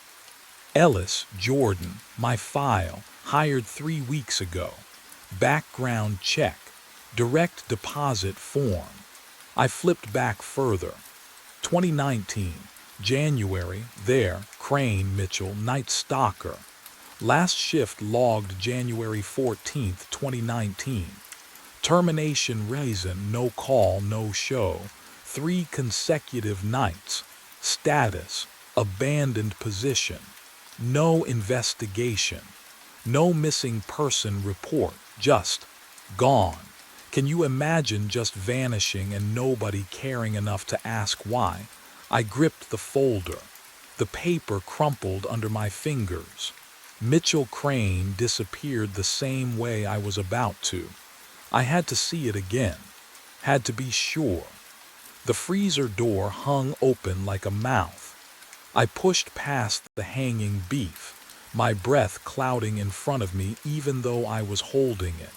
There the body, still frozen, still watching, but now I looked lower, at the name tag stitched into the uniform. The red thread spelled it clearly. Mitchell. Mitchell's name tag. Mitchell's uniform, my face. And that's when I heard the footsteps behind me in the dark. The footsteps stopped just beyond the freezer door. "Jordan," Gary's voice cracked. You shouldn't be in there." I spun around, heart hammering against my ribs.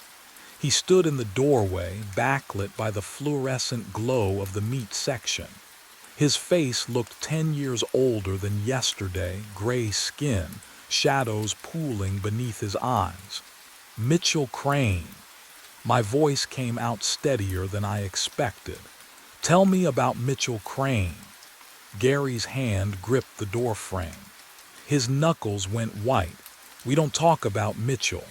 "Why not?" I stepped toward him, boots crunching on frost. "Why isn't there an investigation report? Why did you just mark him as abandoned? You don't understand. Then make me understand." The cold air burned my lungs. "Because there's a body back there wearing his name tag, and it has my face." Gary flinched like I'd struck him. He stepped back, hand trembling as he pulled the freezer door shut behind us.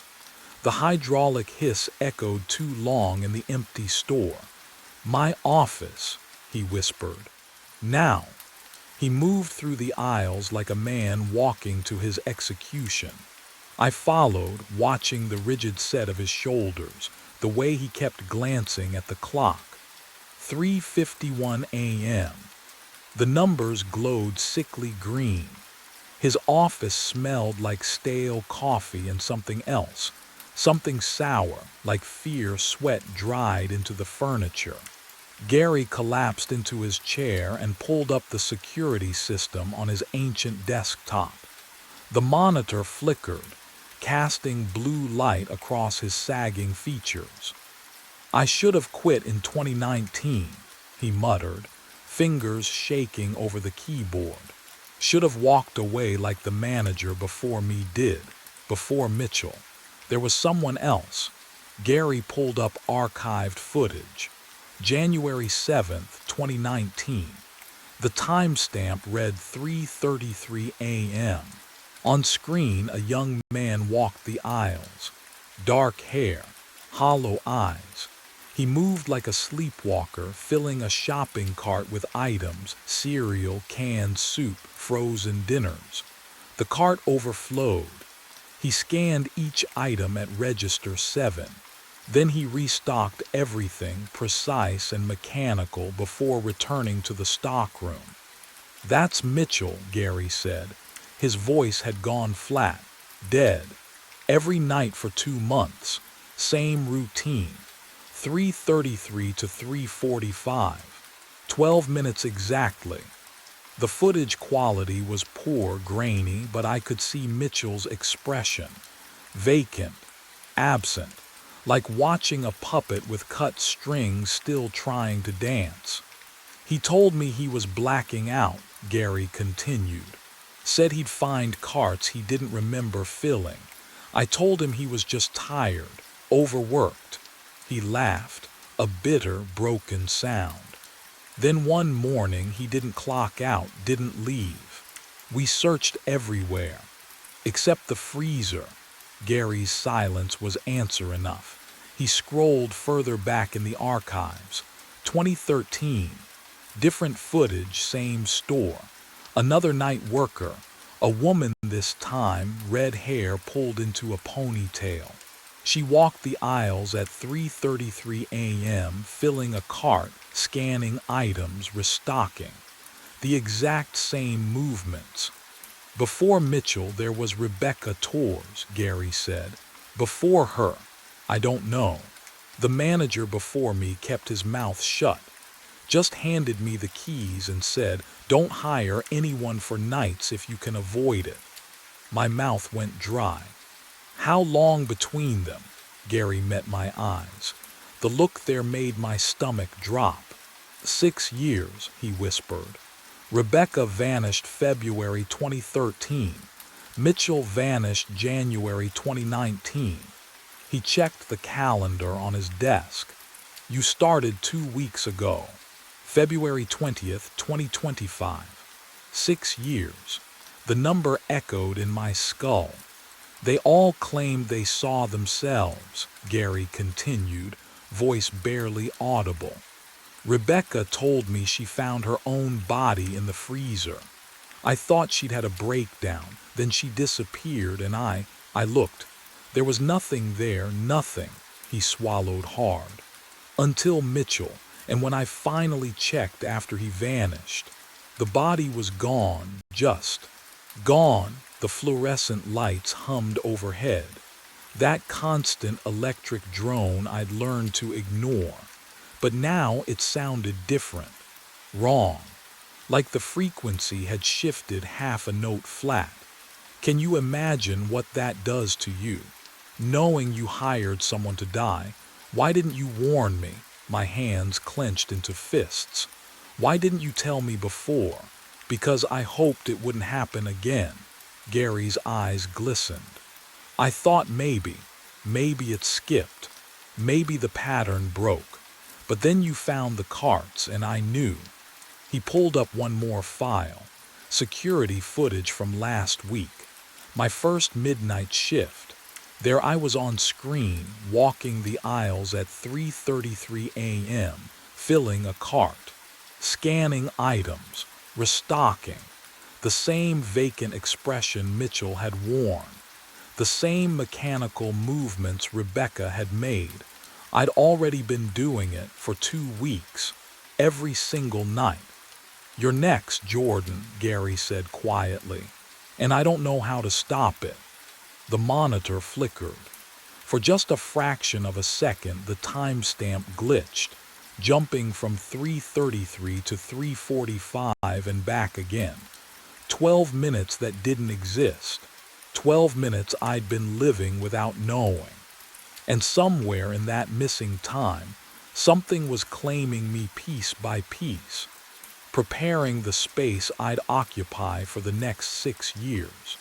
I tore through the stockroom like someone drowning. Metal shelves rattled under my hands. Boxes crashed to the concrete floor. Dust swirled in the flickering fluorescent light, coating my throat with the taste of abandonment. Mitchell had to have left something. A note, a warning, anything. Gary said they boxed up his belongings 6 years ago. Never picked up, never claimed, but where? Where would they keep the ceiling vent? I dragged a ladder across the floor, climbed until my face pressed against the dusty grate. Cold air breathed against my cheek, carrying the chemical smell of freezer units running somewhere in the walls. My fingers pried at the metal slats. One corner gave way with a screech that made my teeth ache. Inside, wedged between ductwork, a spiral notebook. The cover felt wrong in my hands, too real. The pages crinkled as I opened them and I saw Mitchell's handwriting, tight, panicked loops that grew worse with each entry. Day 43. I black out every 3:33 a.m. Can't stop it. Tried caffeine, tried pain, nothing works. My chest tightened. I kept reading. Day 67. I found my body. It's not me, it's the one before me. Rebecca's name tag. My face. How is that possible? The paper trembled, or maybe that was my hands. Day 89. The 12 minutes are all I have left. If I don't shop, I disappear completely. 6 years to pay the debt. The debt to the rest was scratched out.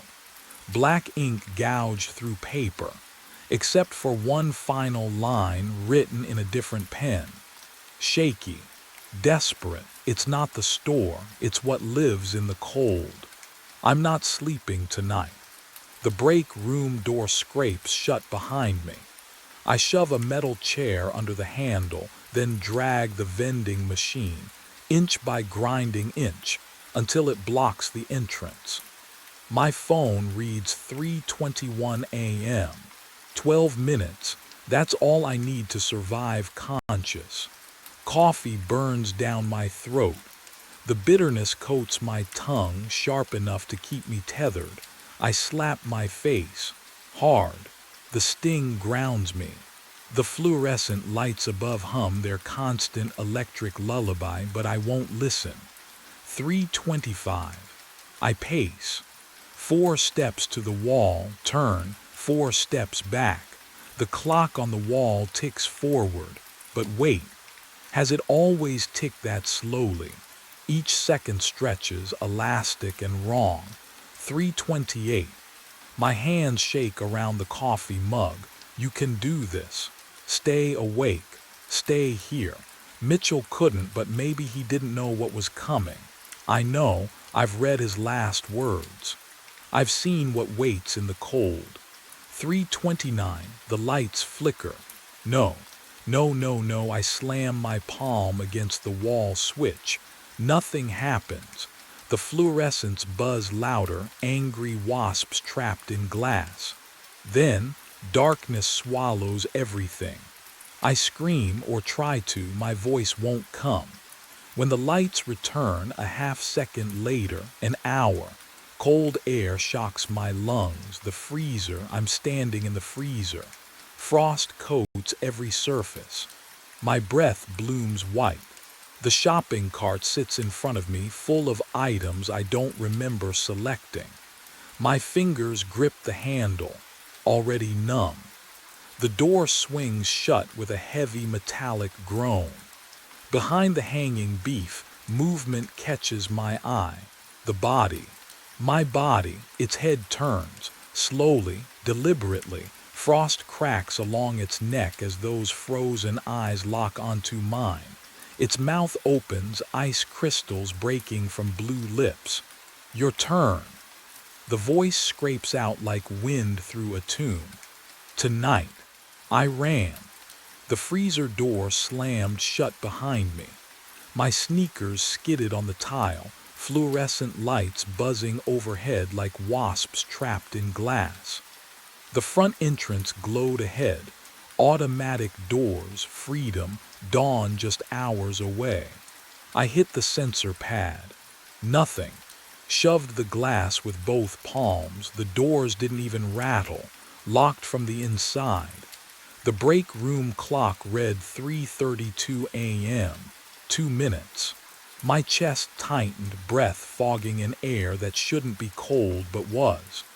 The vending machines hummed their monotonous chorus, oblivious. Hardware. Aisle 9. I sprinted past cereal boxes and canned goods, their labels blurring into smears of color. The axe hung on pegboard beneath a flickering tube light. My hands closed around the wooden handle, solid, real, heavy enough to break through whatever held me here. But I didn't go back to the doors. I went to the freezer. The logic felt distant, like watching myself from underwater. If the body was the anchor, if I could remove it before 3:33, maybe the cycle would break. Maybe Mitchell had never tried this. The axe blade caught the light as I raised it, then brought it down hard on the freezer's external lock. Metal shrieked. The impact vibrated up my forearms, teeth rattling. 3 more swings. The lock gave. Inside, cold air rolled out thick as smoke, carrying the smell of frost and old meat. The body lay where I'd left it, my face, Mitchell's name tag, eyes still open. I grabbed it under the arms. Rigid. Ice crystals scraped against my palms, so heavy. Dead weight has its own terrible gravity. I dragged it into the main aisle, fluorescent lights buzzing louder now, almost frantic. 3:33 a.m. Oh, oh no, I felt it happen. Not pain. Worse. A sensation like stepping out of myself. No, like being photocopied, soul and flesh split down some invisible scene. One version of me set down the frozen body and walked toward a shopping cart that hadn't been there a moment ago, hands reaching, eyes vacant. The other version stood frozen, watching, unable to move, unable to scream.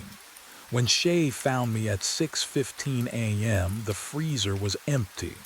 I was stocking cereal in aisle 3, boxes aligned with mechanical precision. She asked if I'd had a quiet night. I told her yes. I didn't remember saying it. I don't remember the customers anymore.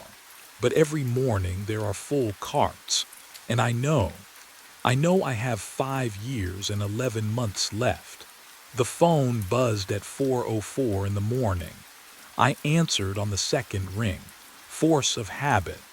7 years running roadside assistance solo, you learn to pick up fast.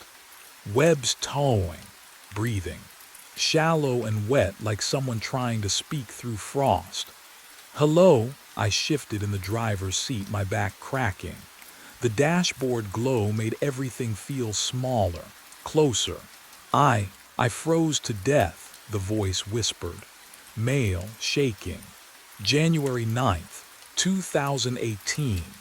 My hand tightened around the phone. Prank call had to be. Sir, if you need, mile marker 34. The words came faster now, desperate. I waited, but nobody came. I looked out the windshield.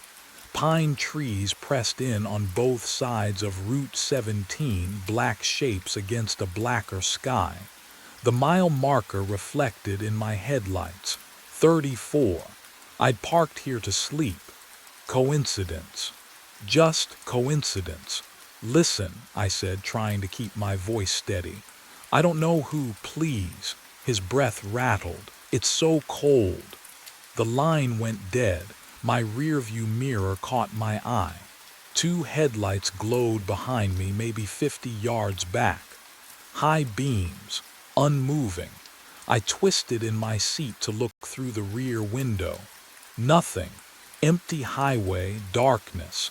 But when I glanced back at the mirror, the headlights were still there. Closer now, 40 yards. What would you do? My radio crackled to life, static, then words cutting through like ice. I can see your truck. The temperature dropped. I could see my breath. Then, oh God. Then the back door handle began to turn. My mind raced back to 6 nights earlier, when it all started. The phone rang at 4:04 in the morning. I remember because the clock on my dash had just clicked over. That specific minute when the world feels most abandoned. I'd been parked behind a shuttered gas station off Route 17. Sleeping bag bunched against the passenger door. Coffee gone cold in the cup holder. Oil slick rainbows floating on the surface. Have you ever been so alone that even your own breathing sounds too loud? I answered on the 3rd ring. Roadside assistance. Static crackled. Then a voice, thin and desperate. I need help. My car broke down. Mile marker 34. I sat up, rubbed my eyes. How long you been waiting? Too long. It's so cold. The line went dead. I drove there. 20 minutes through empty darkness, pine trees pressing close on both sides. The highway stretched out like a grave. When I reached mile marker 34, I slowed, flipped on my spots. Nothing. No car, no tire tracks, no person shivering in the ditch. I radioed in. Wrong location, probably. Prank call. Drunk kid with nothing better to do.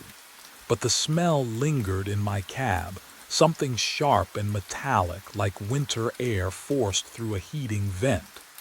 The next night, 4:04 again, the phone rang. Same voice, same location, same desperation. Please, I'm still here, mile marker 34. I went, found nothing. The third night I didn't answer.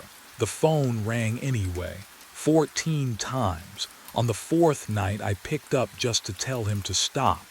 He spoke before I could. Why won't you come? I can see your truck right now. But I was parked 30 miles away, wasn't I? I drove to mile marker 34 at noon. Daylight made cowards brave. Or so I told myself.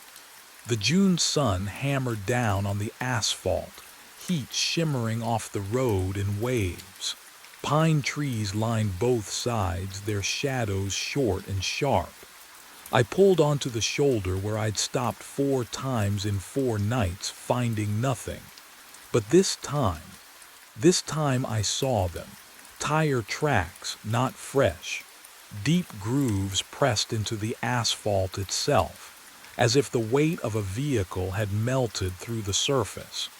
I stepped out of my truck, the heat hitting me like a physical thing. Sweat formed immediately on my neck. The smell of hot pine resin hung thick in the air. I knelt beside the tracks, ran my fingers along the grooves. They were cold, not cool, cold, ice cold. In 90-degree heat, the rubber imprints felt like I'd pressed my palm against a freezer door. I jerked my hand back, heart hammering against my ribs. What kind of heat leaves ice behind? The question followed me to the county administration office 20 minutes later. I told the clerk I needed records for mile marker 34, Route 17. Stranded vehicles. She typed with 2 fingers, her computer screen casting a blue glow across her bored expression. How far back? 7 years, I said. My throat felt dry. She scrolled, clicked, scrolled again, then stopped. Oh, here's one. January 9th, 2018. She squinted at the screen. Blue sedan. Driver reported engine failure, requested roadside assistance. Vehicle never recovered. My stomach dropped. Never recovered. Says here the responding unit found the location empty.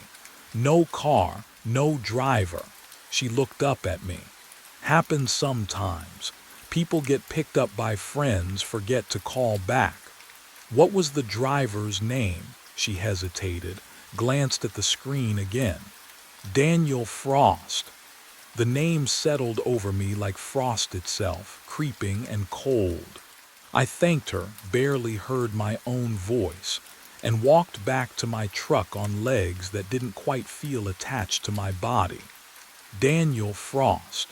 The same voice that had called me 4 nights running. The same voice that said he could see my truck. The same voice that claimed he froze to death. I drove back to mile marker 34 as the afternoon sun began its slow descent. The shadows stretched longer now, reaching across the road like grasping fingers. I parked in the exact spot where the frozen tire tracks marked the asphalt. I stepped out. The air felt different, heavier. The pine trees stood motionless despite the breeze I could hear rushing through the canopy above. No birds, no insects, just silence pressing against my eardrums. I walked to the edge of the road, into the field where a stranded driver might have wandered looking for signal. Dry grass crunched under my boots. The sun warmed my shoulders. Then I felt it, cold breath on the back of my neck.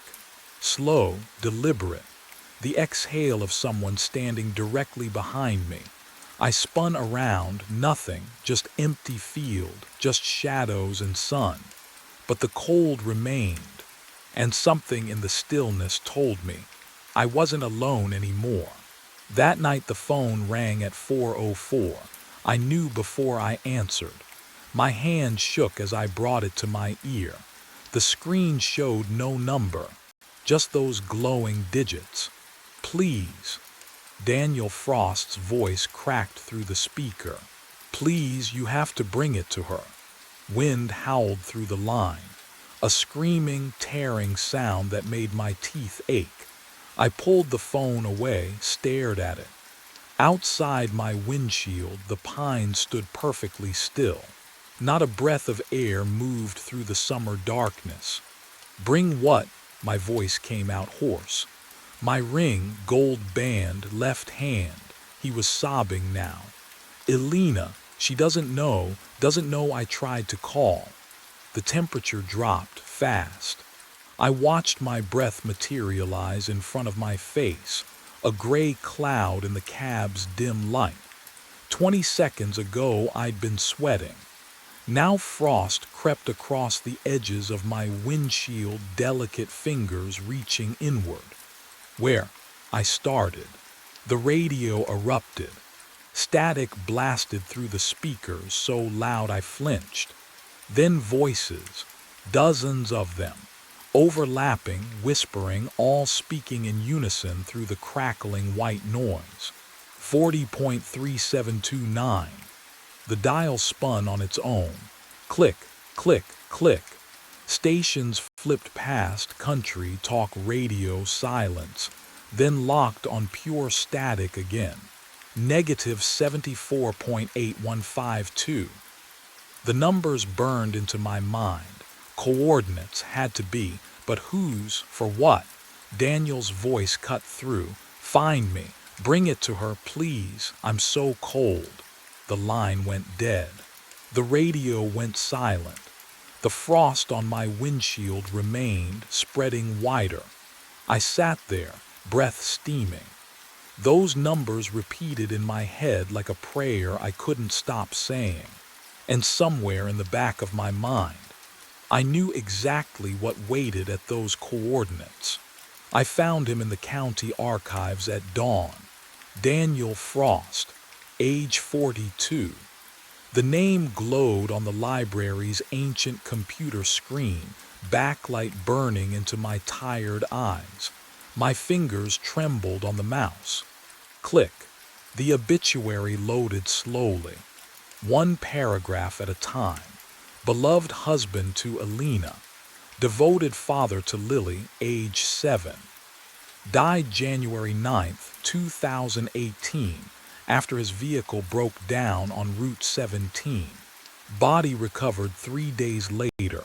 Hypothermia. 3 days. He'd been out there for 3 days while. What? While I drove past his location. While I slept through shifts, numb and checked out after the divorce. The coffee in my gut turned to acid.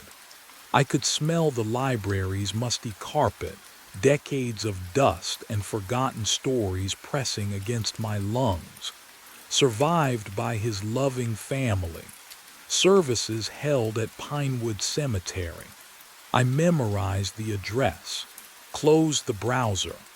The screen went dark, reflecting my face back at me. Hollow eyes, unshaven jaw, a man I barely recognized. Can you live with knowing someone died waiting for you to care? By noon, I stood at his grave. The cemetery stretched empty under brutal July heat. Grasshoppers clicked in the brown weeds. Sweat soaked through my shirt. But Daniel Frost's headstone, oh God, it wore a coat of fresh frost. Thick white crystals that shouldn't exist, not in this weather, not in this world. I crouched beside it, touched the stone. My fingertips went numb instantly, the cold bit down to bone. "I'm sorry," I whispered. "I'm so sorry." The air went still. No grasshoppers, no breeze then. Tap, tap, tap from inside my truck. Behind me, against the windshield from the inside. I turned slowly, heart hammering against my ribs. Through the glass I saw nothing, just the steering wheel, the empty cab, but the tapping continued, deliberate, patient, impossibly wrong. And the frost on the headstone began spreading toward my feet. I fled the cemetery with frost still clinging to my boots. That night they appeared, headlights in my rearview mirror, two pale orbs floating a quarter-mile back, steady as a heartbeat. I was on Route 17 heading north, no other traffic for miles. I pressed the accelerator. The engine roared, 60, 70, 80. The headlights kept pace. I slammed the brakes. Rubber screamed against asphalt. My truck shuddered to a stop, hazards blinking orange into the darkness. The headlights stopped too.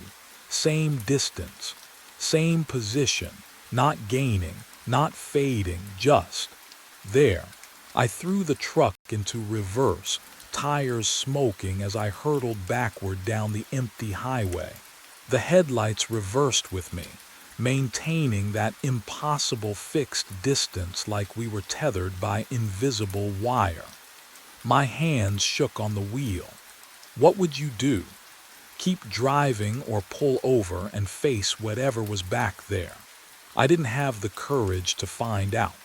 The second night they came earlier, 9 p.m., same stretch of road, same twin lights materializing from nowhere. The third night my mirrors began to fog, not from outside, from within the glass itself, as though something cold pressed against the other side. I wiped at the rear view with my sleeve, but the condensation bloomed from beneath the surface, spreading like frozen breath across the reflection. Through the fog, those headlights gleamed. By the fifth night, I stopped trying to outrun them. They were always there, patient, waiting. The temperature inside my cab dropped until I could see my breath curling white in the dashboard glow. Then came 4:04 in the morning. My phone vibrated before the ringtone sounded. Impossible. The screen lit up, and then the call connected. Daniel's voice cracked through the speaker, small and exhausted and utterly human. "I just want to go home." The line went dead. Behind me, the headlights flared bright enough to burn. I stopped running on the sixth night. At 4:03 in the morning, I pulled off Route 17 and let the truck idle at mile marker 34. Engine ticking, headlights off. The temperature gauge read 78 degrees outside, but my breath clouded the air inside the cab. I kept my hands on the wheel and waited. 1 minute. That's all it took. At 4:04 exactly, the back door handle moved. Not a rattle, not wind. A deliberate twist. Metal grinding against metal, the sound sharp enough to make my molars ache. I watched it in the rear-view mirror, chrome lever jerking left, then right, then left again. Something was trying the lock. My throat closed. The pounding started 3 seconds later. Boom, boom, boom, heavy, methodical, fists, or something like fists, hammering the truck bed directly behind my head. The whole cab shook with each impact. I gripped the steering wheel hard enough that my knuckles went white, but I didn't move. Didn't turn around. What would you do? Stay frozen or look? I looked. Frost was spreading across the rear window, not condensation, ice. Crystalline patterns blooming outward from the center, fast and geometric, like time-lapse footage of a frozen lake. The temperature inside plummeted. My skin prickled. That metal-cold smell filled my nose, the scent of winter locked in a freezer too long. And then, oh God, then I saw it. A handprint, blue-tinged. Fingers splayed wide against the glass from the outside. The whorls of a palm pressed flat, surrounded by a halo of frost. It was ice cold to look at. My spine locked up. The radio exploded to life. No static this time, no crackling. Just a voice, Daniel's voice, screaming through every speaker. Let me in. Let me in. Let me in. Let me in. Over and over and over, rising in pitch and desperation, the words blurring together into a howl that wasn't quite human anymore. My hands flew to my ears, but it didn't matter. The sound was inside my skull now, vibrating through my teeth, my ribs, my bones. The pounding intensified. The frost climbed higher, swallowing the windows. And the door handle, it stopped moving. The silence that followed was worse than the screaming, because I realized something terrible. Daniel wasn't trying to get in anymore. He already had. I found the ring on my passenger seat when the frost finally melted. Simple gold band, still cold. The address came from the obituary I'd memorized 3 nights ago. Elena Frost lived 20 miles south, in a neighborhood where willow trees bent over ranch houses and sprinklers ticked through the morning heat. My knuckles ached from gripping the wheel. The ring sat in my shirt pocket, its weight pressing against my ribs like a stone. What would you do, carrying a dead man's wedding band to his widow? I parked across the street. The house looked ordinary, cream siding, black shutters, a tire swing hanging motionless from the willow. But the air around it felt wrong, too still, too quiet, like the whole property was holding its breath. I crossed the lawn. Each step felt heavier than the last. She opened the door before I knocked. Elena Frost was smaller than I'd imagined, mid-40s, with tired eyes that widened the moment they landed on my face. Her hand flew to her mouth. You, she whispered. I opened my mouth. Nothing came out. I have something, your Marcus Webb. Not a question, a statement. Her voice shook. Oh God, your Marcus Webb. The ring suddenly burned through my pocket. How do you come inside? She stepped back, her movements stiff, mechanical. We need to talk. The house smelled like lavender and dust. A wedding photo sat on the mantel, Daniel, younger, smiling beside this same woman. I couldn't look at it. Elena sat across from me, hands folded so tight her knuckles whitened. January 9th, 2018. Her eyes never left mine. Do you remember that date? My throat closed. You were the dispatcher, she continued, each word deliberate, cutting. You logged Daniel's call, stranded motorist. Mile marker 34, you told him help was coming. No, then you forgot. Her voice cracked. Your shift ended. You went home, and my husband froze to death waiting for you. The room tilted. Elena leaned forward, and her next words came out barely audible, laced with something between pity and terror. He's been looking for you ever since. But even as she spoke, the temperature plummeted, and from somewhere deeper in the house came the unmistakable sound of a door handle turning. I drove back to mile marker 34 because there was nowhere else to go. Elena's words echoed in my skull. He's been looking for you." And my hands trembled on the wheel hard enough that the truck drifted across the center line twice. 7 years. 7 years Daniel Frost waited in the cold because I logged his call, clocked out, and forgot. What would you do? How do you apologize for stealing someone's last breath? The marker appeared in my headlights at 3:58 a.m. I pulled onto the shoulder where his blue sedan must have sat, engine dead, hope dying slower. The night smelled wrong, pine mixed with something metallic, like frost on copper pipes. I killed the ignition. Silence pressed against my eardrums. I stepped out. Gravel crunched under my boots, too loud in the emptiness. The air bit at my exposed skin despite the June warmth, and when I exhaled, my breath fogged. "Daniel," my voice cracked, I'm so sorry." The words felt pathetic, insufficient. "I forgot you. I went home and my throat closed. You died alone because of me."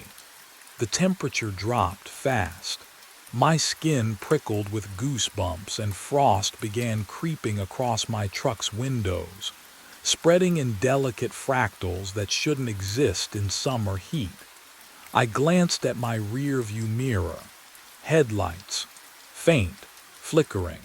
There one moment, gone the next, like a signal fighting through static. But with each flicker they grew more solid, more real, until I could see the blue sedan behind them. Old model, snow crusted on the hood. My heart hammered against my ribs. He stood beside the driver's door. Daniel Frost. Frost coating his face in white webs, eyes dark and hollow, lips blue tinged. He didn't blink, didn't breathe. Just stared at me through the mirror's reflection with an expression I couldn't read, grief, rage, or something worse. He raised one arm and pointed at me, then at the sedan's passenger door. The handle turned with a soft click, and the door swung open on hinges that made no sound. Invitation or trap. The beeping woke me first, then the smell. Antiseptic and bleach, sharp enough to sting my sinuses. I tried to move. My limbs felt distant, heavy. The sheets beneath me crinkled with that unmistakable hospital texture. Fluorescent lights hummed overhead, too bright even through my closed eyelids. I forced my eyes open. White ceiling tiles. An IV line snaking into my left arm. A monitor beside the bed traced my heartbeat in green peaks and valleys. "Mr. Webb." A woman's voice, clinical but not unkind. "Can you hear me?" I turned my head. A nurse stood at the foot of the bed, clipboard in hand. Behind her, through the doorway, I glimpsed a state trooper leaning against the hallway wall. Where am I? My throat felt raw, voice cracking on each syllable. "County General. You've been here 3 days." She moved closer, checking the IV bag. "Before that, well, that's what the officers need to talk to you about." The trooper entered. Older guy, gray at the temples, expression unreadable. He pulled up a chair, metal legs scraping linoleum. "Marcus Webb, 40 years old, registered tow truck operator." He flipped open a notepad. "We found your truck at mile marker 34 on Route 17.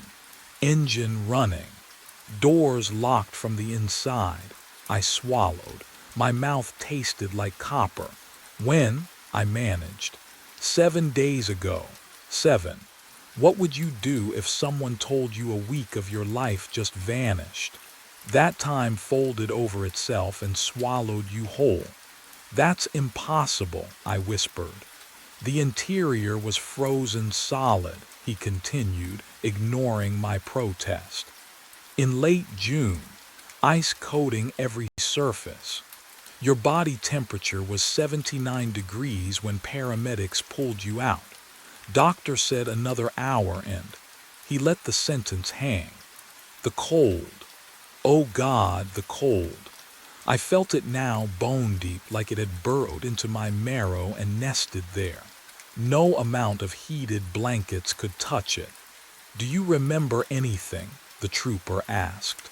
I remembered the open door, Daniel's frost-covered face, the invitation, or was it a demand? I remembered reaching for the handle. I went to apologize. My voice sounded hollow even to me. At mile marker 34, there was someone I needed to tell I was sorry. The trooper exchanged a glance with the nurse. She excused herself quietly. Mr. Webb, there was nobody else at the scene, just you, locked inside your truck. He leaned forward. But we did find something unusual. He produced an evidence bag. Inside it, my phone. 47 outgoing calls logged in your phone history, all to roadside assistance dispatch, all placed at 4:04 in the morning. He paused, watching my face. All timestamped January 9th, 2018. The room tilted. I gripped the bed rail. That's not possible. Phone company confirmed it. They can't explain it either. He stood, tucking the notepad into his belt. You're not under arrest, Mr. Webb, but you need to stay in town. We'll have more questions. He left. The door clicked shut. I was alone with the beeping monitor and the smell of antiseptic and the cold that wouldn't leave. Across from the bed hung a small mirror, the kind hospitals use so patients can check their appearance. I didn't want to look. Every instinct screamed not to look, but I did. My reflection stared back, pale and hollow-eyed, and behind me in the darkened glass, two headlights, steady, unblinking, keeping their distance but never fading. I closed my eyes, opened them. The lights remained. They followed me out of the hospital the next day, in the chrome of the elevator doors, in the window of the taxi, in every reflective surface I passed. I never made it home. How could I? I don't think I have one anymore, because now I understand. Daniel spent 7 years trapped at mile marker 34, calling for help that never came, waiting, freezing, alone. Now it's my turn to wait. The clock reads 4:03.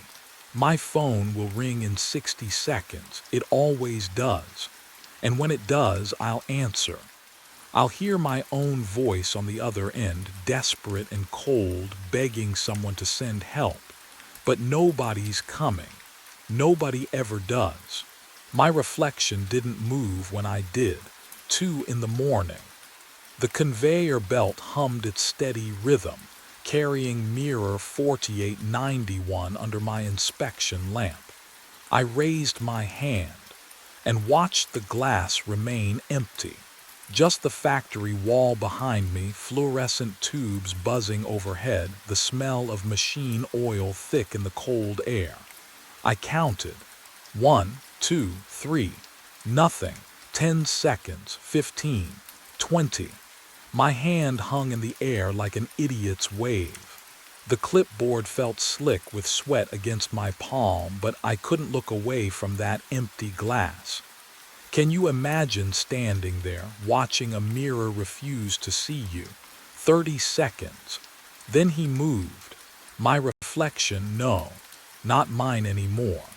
It raised its hand slowly, deliberately, but the other hand gripped a wrench, chrome handle, rubber grip. I'd never touched the toolbox tonight, hadn't needed to. The figure in the glass turned away from me, walked toward something behind itself. A door, gray metal, push bar across the middle. Emergency exit markings I'd seen 1,000 times. Except we didn't have an emergency exit on that wall, just concrete and circuit breakers. My reflection pushed the bar. The phantom door swung open onto darkness. He stepped through and vanished. The mirror went black, not reflecting black, just empty like switched off glass. I spun toward the conveyor belt. The next mirror rolled past. Empty. The next. Empty. 20 mirrors on the line, and every single one showed nothing but the factory behind me. Then I heard it. Footsteps behind me. Boots on concrete, matching my rhythm exactly. But I wasn't moving. 3 weeks earlier, I didn't know what I'd become. 11 p.m. The conveyor belt rumbled to life beneath fluorescent lights that hummed like dying wasps.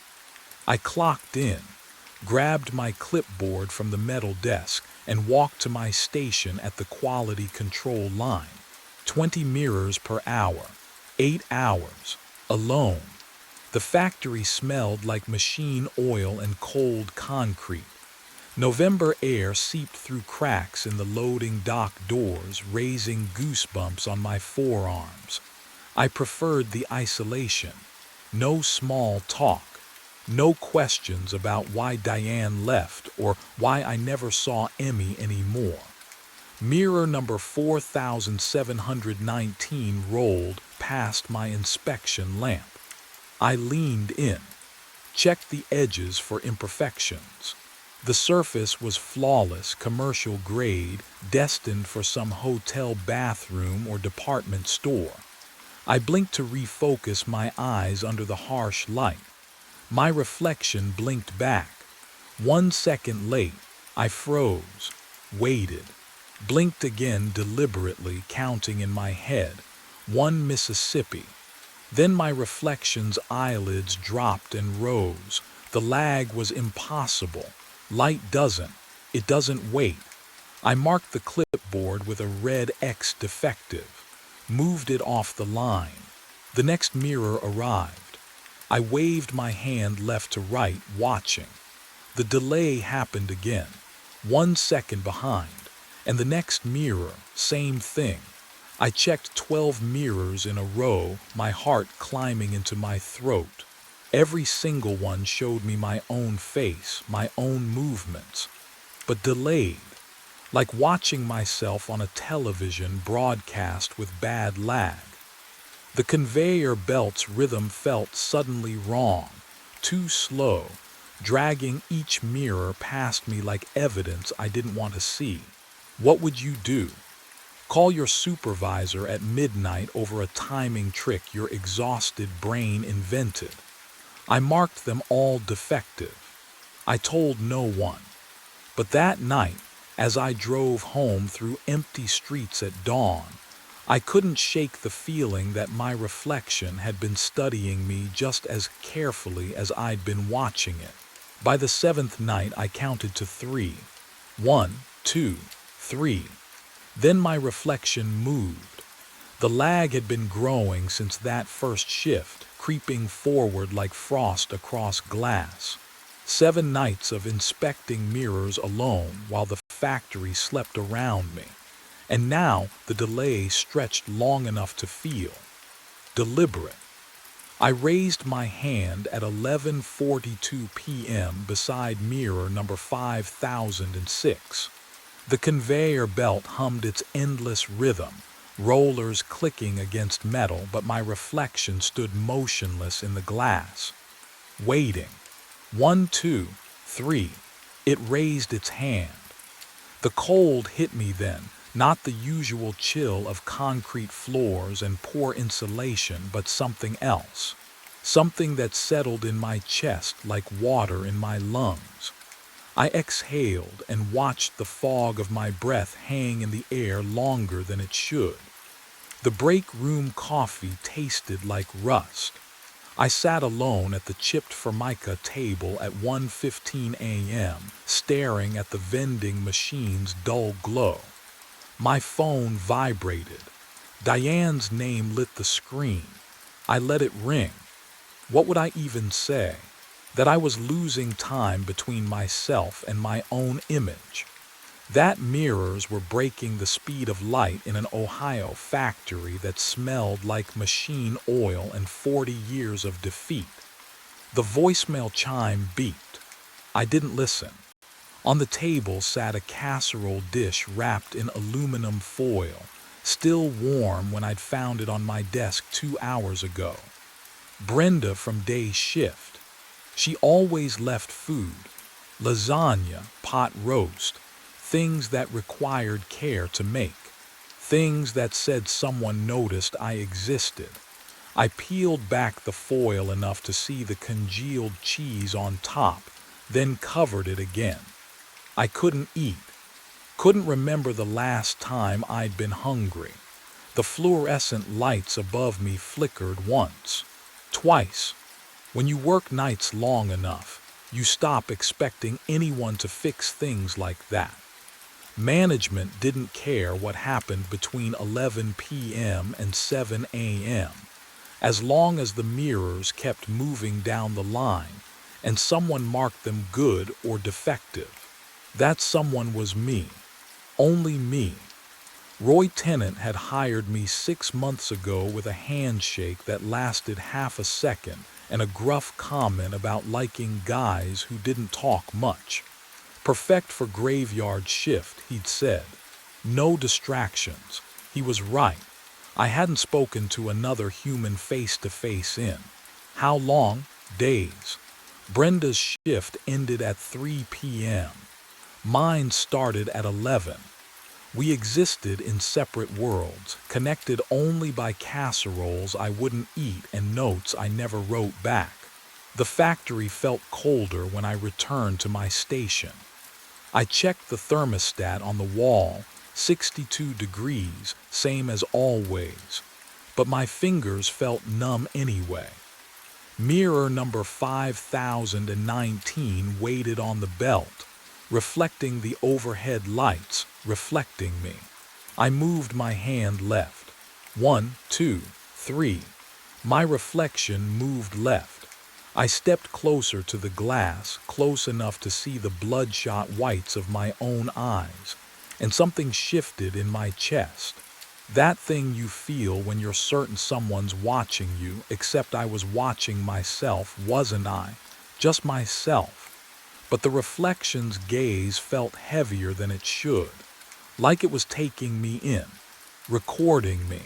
Can you imagine seeing your own face and not recognizing the intention behind the eyes? I stepped back. The reflection stepped back 3 seconds later, and in that gap between action and echo, I understood something I hadn't wanted to admit. I wasn't inspecting mirrors anymore. I was being inspected. The conveyor belt clicked forward. Another mirror rolled into place. The factory stretched out around me, endless aisles of steel and shadow, all of it empty except for me and the rhythm of machines that never stopped. Somewhere above, a pipe groaned. The sound carried through the building like something breathing. I was alone in 20,000 square feet of rusting infrastructure, completely alone. So why did the cold feel like it was standing right behind me? I ran to the break room. The fluorescent tubes buzzed overhead, too bright after the factory floor's shadows. My hands shook as I pulled out the old desktop computer from beneath safety bulletins. The vending machine hummed its electrical lullaby. Stale coffee smell mixed with dust. I typed mirror reflection delay into the search bar. Folklore, superstitions, vampires lacking reflections, covering mirrors after death, old wives' tales about souls trapped in glass. Nothing that explained 8 seconds. 8 seconds, that's how long it took now. I'd raise my hand, count. 1 Mississippi, 2 Mississippi, 3, 4, 5, 6, 7, 8. Then my reflection would raise its hand, movements identical but devastatingly delayed, like watching a stranger wearing my face. I scrolled deeper. Page 3 of search results. Page 4. My eyes burned. Then I saw it, a scanned newspaper archive. Local section. 1987. Worker vanishes from Great Lakes Mirror Manufacturing. My throat tightened. The article was brief. Raymond Howell, overnight quality control inspector, age 38, clocked in at 11 p.m. on October 5th. Security found his thermos on the inspection desk at 6 a.m., his jacket still hanging on the chair. But Raymond walked into the mirror room and never came out. Police searched for 2 weeks. The factory claimed equipment malfunction. Production halted for 72 hours, then resumed. They just kept making mirrors. I printed the article with numb fingers. The paper felt cold, brittle. The printer's mechanical wheeze sounded too loud in the empty break room. I stared at Raymond Howell's grainy photograph, a man with tired eyes and thinning hair. He looked like me. My reflection appeared in the break room's small mirror by the door, still, watching. It hadn't moved when I stood up, but its lips were moving, forming words I couldn't hear. I needed to know if Raymond Howell was the first. The basement stairs groaned under my weight, each step louder than my breathing. Management never came down here. Nobody did. The smell hit me halfway down, mildew and rust, thick enough to taste. A single bulb swung from a wire, throwing shadows that moved wrong across water-stained concrete. Old equipment crowded the space. Conveyor parts from the 60s, rusted inspection lamps, and there against the far wall, a dented filing cabinet with a faded label, Personnel, 1973 through 2005. My hands shook as I pulled the top drawer. It stuck. I yanked harder and the metal screamed. Inside, folders slouched against each other, their tabs yellowed and peeling. I flipped through them, searching for anything marked quality control. Overnight shift. Then I found it. The first file felt damp in my fingers. Thomas Lentz. Disappeared April 1979. Last seen inspecting mirror line, be no body recovered. Investigation closed. My throat tightened. Angela Prout. Vanished October 1983. Overnight QC. Found her clipboard on the factory floor. Coffee still warm. Raymond Howell. November 1987. I already knew his name. 2 more. Kenneth Voss. March 1995. Sarah Chen. January 2003. 5 people. All overnight quality control. All inspecting mirrors. The factory kept running. New workers hired. Roy had been supervisor since. I checked his file. 1998. He knew. Oh God, he knew. I pulled out my phone with trembling hands and photographed every page. The flash lit up the basement like lightning. For just a second, I saw something in the corner behind me, a shape that shouldn't exist in an empty room. When I lowered the phone, the corner was dark again. But I could hear breathing now, and it wasn't mine. I fled the basement and returned to my station, photographs burning in my pocket like evidence of my own death sentence. Mirror number 5002 waited on the conveyor belt. I raised my hand, counted.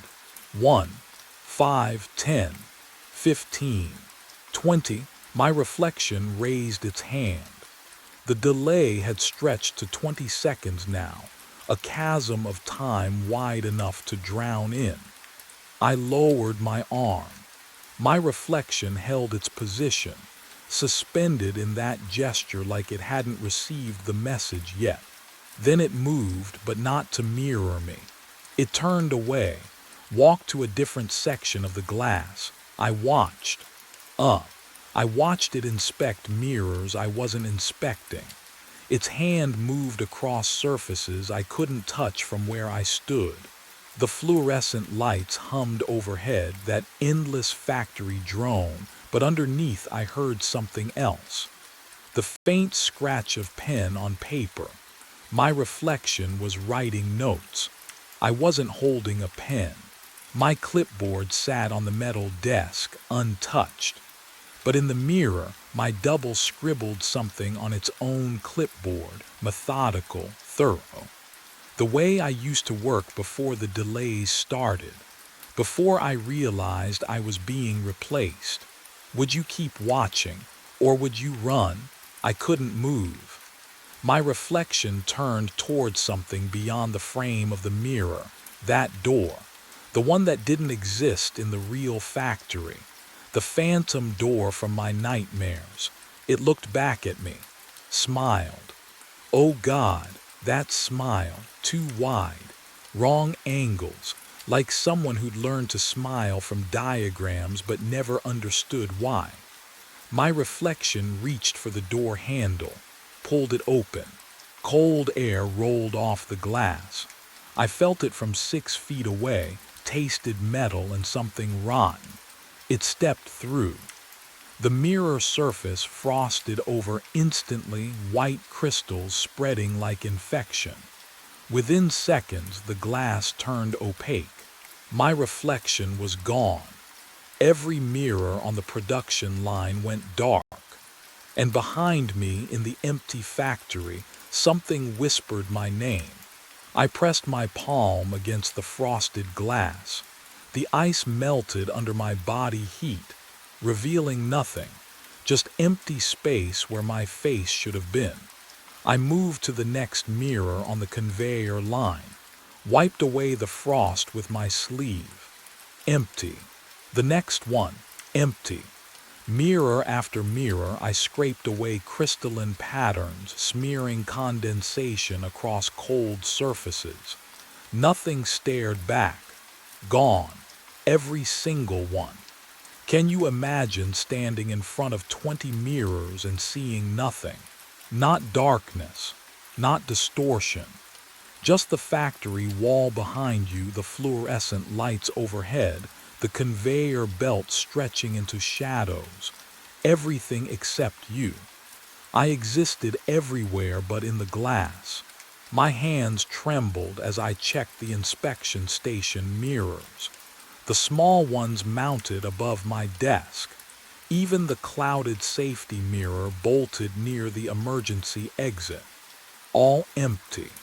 I was alone in this factory, working a shift no one else would take, and now I didn't even have myself for company. The photographs from the basement felt heavy in my pocket. 5 workers, all vanished. Then I heard it. Boots on concrete, deliberate, steady. The same rhythm as my heartbeat. I froze, listened. The sound came from somewhere behind me, past the conveyor line near the loading bay. I wasn't moving, but the footsteps continued. Step, step, step, matching the pace I'd walked moments before, like an echo arriving 30 seconds late. I spun around. Nothing. The factory stretched empty before me. Conveyor belts motionless. Inspection lamps casting pools of yellow light on oil-stained concrete. Shadows where shadows should be, but no one there. The footsteps stopped the instant I turned. Silence pressed against my eardrums. I took 1 step forward. Listened. Nothing. Another step. Still nothing. Then boots on concrete again, perfectly synchronized with mine. When I moved, it moved. I stopped breathing. The footsteps stopped. My skin prickled. I turned slowly toward the nearest mirror, dreading what I'd see. And there, deep inside the glass, standing in the impossible space behind my absent reflection, I saw myself.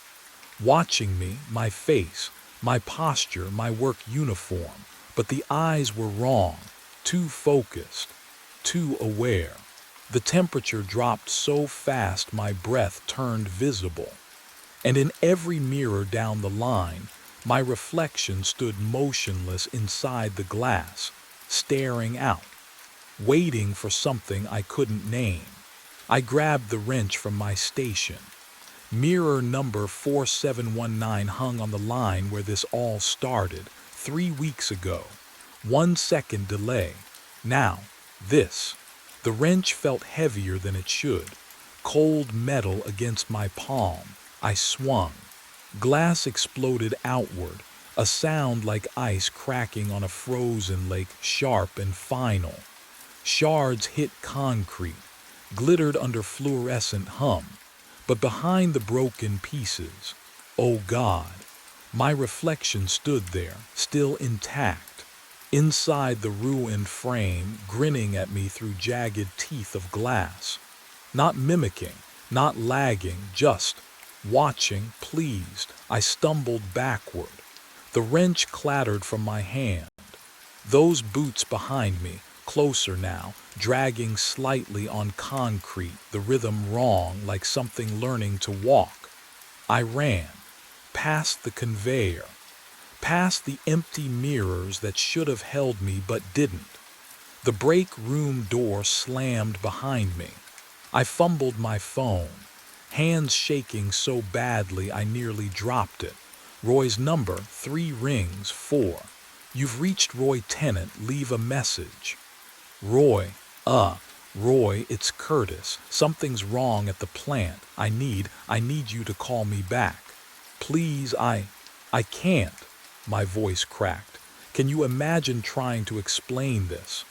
Trying to sound sane when you've just seen yourself grin from inside broken glass. I hung up, tried again. Voicemail. The vending machine hummed. The coffee maker ticked as it cooled. Normal sounds, but the air smelled wrong, metallic like ozone before a storm. I had to leave. Now, the side exit first. I hit the push bar. Nothing. Locked. The metal didn't even rattle. I threw my shoulder against it. Solid.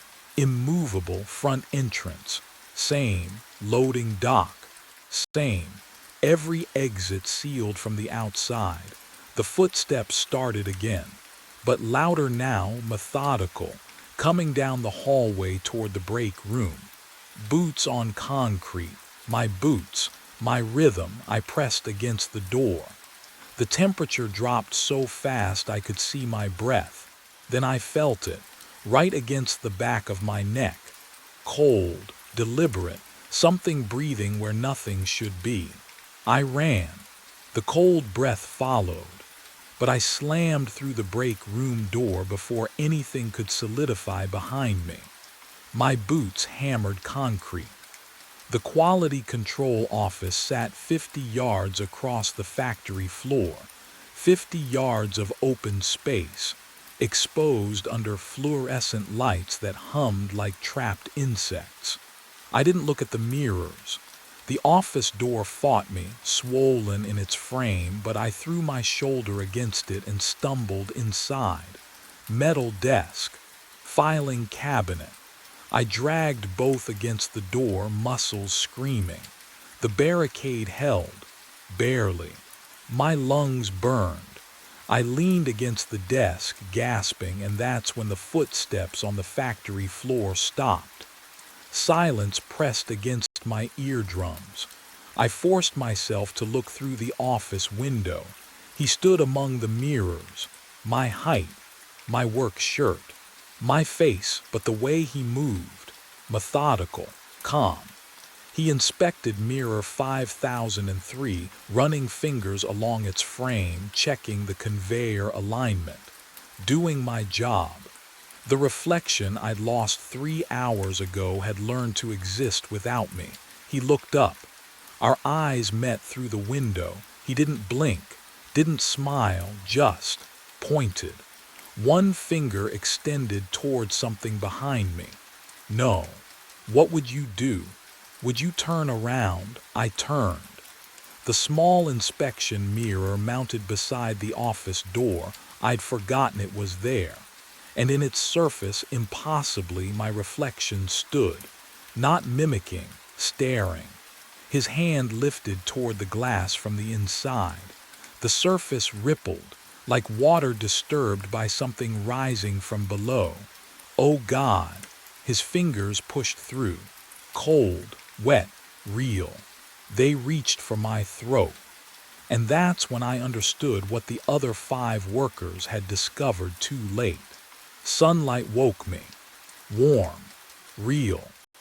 The kind of 3 p.m. brightness that cuts through cheap blinds and drags you out of sleep whether you want it or not. I blinked against it, disoriented, tangled in sheets that smelled like fabric softener instead of machine oil. My apartment, my bed, I sat up too fast, my head swam. The last thing I remembered was cold fingers wrapping around my throat, but my neck felt fine. No bruises, no wetness. I pressed my palm against the skin, warm, dry, unmarked. My phone buzzed on the nightstand. 3 texts from Roy. Where are you? You okay? Call me. I checked the time stamp. He'd sent them 2 hours ago. My shift had ended at 7 a.m. It was past 3 now. I had no memory of leaving the factory, no memory of driving home, nothing between those fingers and this. I stood, legs shaky but functional. The apartment looked exactly as I'd left it yesterday. Coffee mug in the sink. Emmy's face-down photo on the shelf. Everything normal. I needed to see.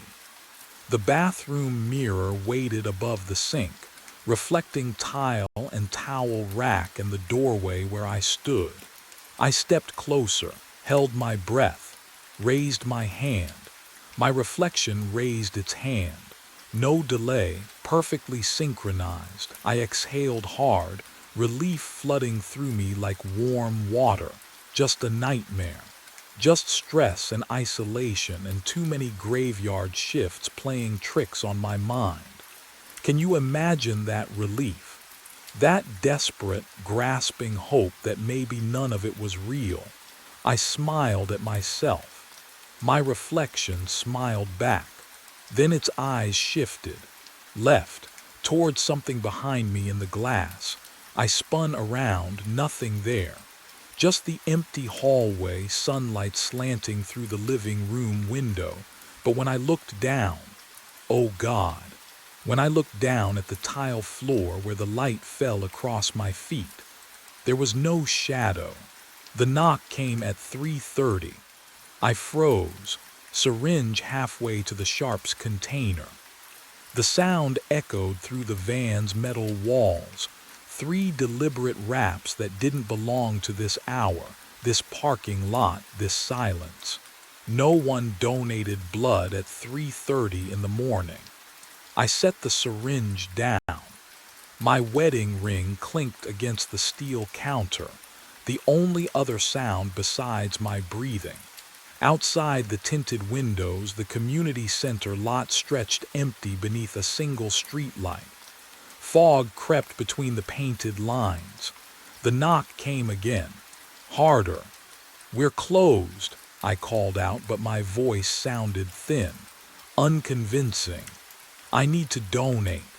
The man's voice outside was flat, urgent. Right now. I glanced at the door release. Protocol said never open after hours, but something in his tone, desperation maybe, or fear.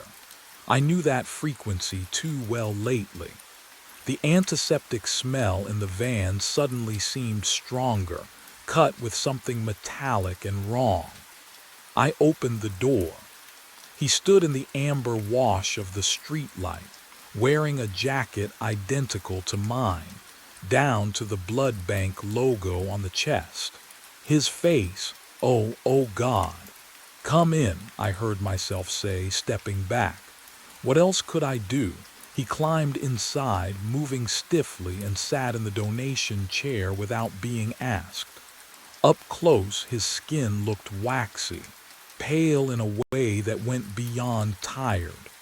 "I'll need to check your vitals first," I said, reaching for the blood pressure cuff. "Don't bother." But he extended his arm anyway. I wrapped the cuff around his bicep, pumped it tight, watched the gauge. Nothing. I pressed 2 fingers to his wrist, waited, moved them to his neck. No pulse, no heartbeat, just cold skin that felt like "Steven," he said. I stepped back. "How do you know because I'm you." He looked up and his eyes were mine, hollow, exhausted. "I died 3 months ago at 3:34, right here." He pointed at the floor, at the dark stain I could never scrub clean. "And in 4 minutes, you will too." The first spike of pain hit my chest like a fist. My mind raced back to the beginning. 3 months earlier, when I thought this job would save me. The overnight shift, 2 in the morning to 6. Walter Rhodes offered it during my interview, his eyes lingering on the pale band where Jennifer's wedding ring used to press against my finger. "Most guys can't handle the isolation," he said, "but you look like you need it." He was right. I took the wedding ring from my nightstand before my first shift, slipped it back on. The metal felt cold, unfamiliar, like wearing someone else's bones, but I couldn't let it go. Wouldn't. What would you do if everything you built just dissolved? If she walked away and you still couldn't stop hoping? The community center parking lot became my sanctuary. I'd arrive at 2, unlock the van, let the door's hydraulic hiss swallow the silence. Inside smelled like antiseptic and something else. Metal, old metal, the kind of scent that sticks to the back of your throat. The routine calmed me. Check supplies, calibrate equipment, wipe down surfaces.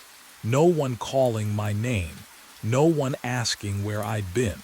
Just me and the hum of refrigeration units keeping blood cold. I noticed the stain my second night, dark, irregular, near the donation chair's base. I scrubbed it with bleach. It lightened but never disappeared. The fibers had absorbed something deep. I scrubbed again the next night and the next. Walter saw me once, shook his head. "Don't bother," he said. "That's been there since before you." I asked what caused it. He walked away without answering. The isolation wrapped around me like fog. I wanted it, craved it. Out here, I didn't have to explain why I still wore the ring or why Jennifer's number stayed in my phone, unblocked, waiting. But some stains don't just mark the floor. They mark what's coming. The pain hit at 3:34, not the dull ache I'd carried for weeks. This was a fist closing around my heart, squeezing until my ribs bent inward. I doubled over near the donation chair, gasping. The antiseptic smell turned sharp and metallic in my nostrils. My wedding ring felt suddenly tight, cutting circulation. Have you ever felt your body betray you? That instant when you realize something fundamental has broken. I tried to reach for my phone. My arm wouldn't obey. The fluorescent lights above started flickering. No, that was my vision pulsing with each failed heartbeat. I stumbled backward and my knees buckled. The floor came up fast, cold linoleum against my cheek. My mouth filled with the taste of copper, thick and wet. I couldn't swallow, couldn't breathe. My eyes fixed on that dark stain I'd scrubbed for hours, The one Walter wouldn't explain. I was lying in it now. Exactly in it. My vision tunneled. The edges went gray, then black, closing in like a camera iris. My heartbeat slowed, each pulse further apart than the last. I heard myself make a sound, half gasp, half whimper, and felt ashamed even as I died. Then nothing. Silence. Cold. The absence of everything. But death wasn't supposed to have sound, my alarm shrieked. That familiar, hateful beep from my truck dashboard. I jerked upright, breath tearing into my lungs. My hands gripped the steering wheel. The community center parking lot stretched ahead, empty under the single street light. The dashboard clock glowed, 2:03 a.m. I looked down at my chest. No pain, no blood. My wedding ring sat loose on my finger again. Through the windshield, the blood donation van waited in its usual spot. The door hung slightly ajar, exactly as I'd left it, or would leave it, or had just died inside it. My hands were shaking, but something else was wrong. When I exhaled, my breath didn't fog the cold air, and I could already feel the weight of routine pulling me toward the van door, like I'd done this 1,000 times before. I didn't go back the next night. Called Walter at 1:58 in the morning, voice steady, told him I had food poisoning. He grunted, hung up. Simple. I stayed in my apartment, lights on, coffee brewing, waiting for 3:30 to pass without incident. The knock came anyway. 3 metallic raps on my apartment door. Not the van's sliding panel, but my own front door, 6 miles away from the community center parking lot. My coffee mug slipped. Hot liquid splashed across my wrist, but I felt nothing. No heat, no pain. I opened the door. He stood in the hallway under flickering fluorescent lights, wearing my face like a poorly fitted mask. The technician uniform hung differently on him, looser, as though his body had deflated slightly. When he breathed, frost plumed from his nostrils despite the building's stale warmth. "You can't run from yourself," he said. His skin gleamed pale, waxy. I reached out, God help me, I don't know why, and touched his forearm. Cold. The kind of cold that comes from refrigeration units, from blood bags stored at 38 degrees, from flesh that hasn't circulated warmth in months. The smell hit me then. Metallic, sterile. That specific tang of preserved hemoglobin mixed with anticoagulant solution. He smelled exactly like the inside of the van's storage compartments. "You died 3 months ago," he whispered. "This is just the acknowledgement." 3:34 arrived on schedule. The chest pain erupted, a fist crushing my sternum from the inside. I collapsed against the doorframe, tasting copper flooding my throat, watching my doppelganger's expression shift into something almost pitying. My vision tunneled. Darkness crept in from the edges. The alarm woke me at 2:03 in my truck, parked outside the community center, the van waiting ahead in its usual spot. What would you do if death remembered your address? The truck's steering wheel dug into my ribs. I jerked upright, tasting exhaust and night air. 2:03 a.m. on the dash. My apartment was 6 miles away. But here I sat, parked beside the community center. The van hulked under the single streetlight, waiting like it always did. I pressed my palm against my chest, heartbeat steady, real, for now. The routine felt like drowning in slow motion. I unlocked the van doors, flipped the interior lights, checked the refrigeration units, all humming their metallic song. The dark stain on the floor had spread slightly, I was certain of it, wider at the edges. I avoided stepping on it while organizing donation kits, my wedding ring catching the fluorescent glow as I worked. 3 a.m. arrived with fog rolling through the parking lot. It pooled against the van's tires, thick and cold. I sat in the donation chair, watching condensation bead on the windows. My breath came shallow, controlled. At 3:15, I wondered if anyone would miss me if I simply ceased.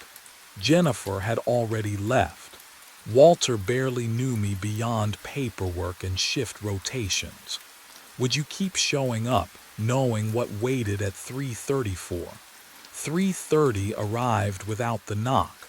I almost laughed, a bitter, choking sound. Maybe tonight would be different. Maybe the loop had released me. I checked vitals on the monitor, my own pulse climbing. 100, 110. The copper taste crept onto my tongue unbidden. 3:34. The pressure struck my sternum like a hammer. I collapsed against the cabinet, supplies scattering. My vision tunneled. Blackness swarmed. The smell of refrigerated blood filled my lungs as I gasped. Alive. 3:35 a.m. I shouldn't be conscious. I crawled to the van door, shoved it open. The fog had thickened, but two figures stood at the parking lot's edge, perfectly still. Both wore my face, my clothes. One's head tilted at an angle just slightly wrong, mechanical and delayed. The original me watched from the shadows between them, observing my slow understanding. Each death hadn't erased me. It had doubled me, and I just died twice. I broke in at 2:15. The alarm rang at 2. I drove to headquarters instead. My hands shook on the steering wheel. But I couldn't stay ignorant anymore. Not after seeing myself multiplied in the fog. Not after dying twice. If this curse had rules, someone knew them. The blood bank building stood dark against the October sky, fluorescent safety lights humming behind tinted glass. I used my access card. It still worked. The door clicked open with a sound like cracking ice. Inside, the air smelled wrong, recycled and cold, with an undertone of copper I couldn't place. My footsteps echoed on linoleum floors. Every sound felt amplified in the silence. The buzz of lights overhead, the distant hum of refrigeration units, my own shallow breathing. Walter Rhodes' office was locked. I jimmied it open with a screwdriver from my truck, metal scraping against metal until the bolt gave way. The noise made my teeth ache. His desk was pristine, too pristine, but the filing cabinet behind it, that's where I found them. Employee incident reports, dozens of them. I spread them across the desk under the desk lamp's yellow glow, fingers trembling as I read dates and times and causes of death. Marcus Brennan, cardiac arrest, 3:44 a.m., van number 7. I blinked. 3:44. No, I leaned closer. The ink was darker there, written over something else. I tilted the paper under the light. 3:34 a.m. Someone had changed it. My pulse hammered. I grabbed another file. Teresa Nguyen, cardiac arrest. 3:47 a.m. Also altered. The original time bled through the correction fluid like a ghost. 3:34. Can you imagine finding your own death, pre-written, covered up? I grabbed another file. And another. 8 technicians total over 3 months. All cardiac arrest. All in the van. All at 3:34 in the morning, their deaths clumsily disguised with different times. Then I saw the employee photos paperclipped to each report.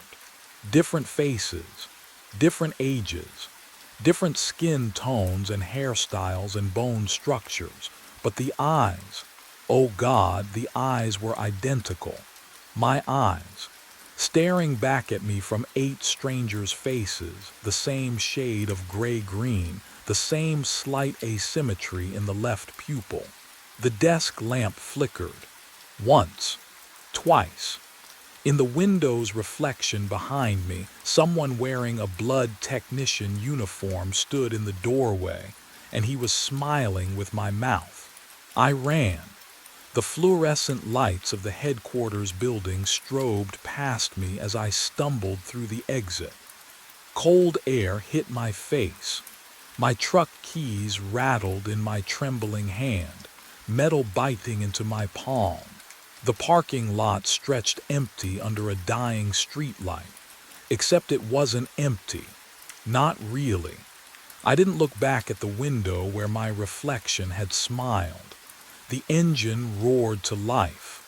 I threw the truck into reverse, tires squealing against asphalt.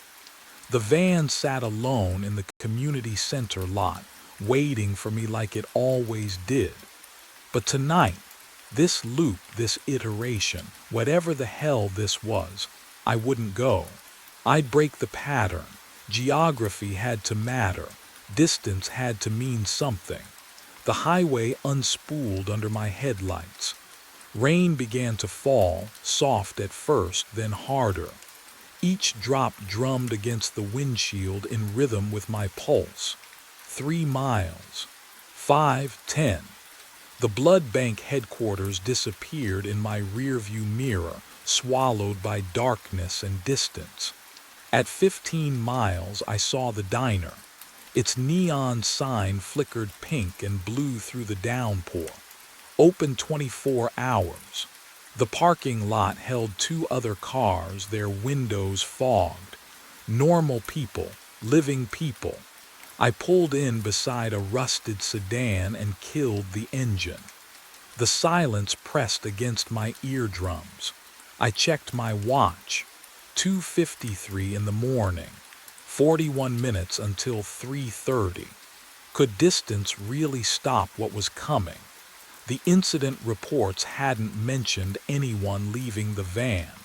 Maybe no one else had tried. The diner bell chimed as I pushed through the door. Warm air thick with grease and burnt coffee wrapped around me. A waitress looked up from behind the counter, her eyes tired but human. No gray-green, no recognition, just a stranger seeing another stranger. I slid into a corner booth, vinyl cold against my back. The window beside me reflected the empty parking lot, rain streaking down the glass. My own face stared back, hollow-eyed, unshaven. Just me. Only me.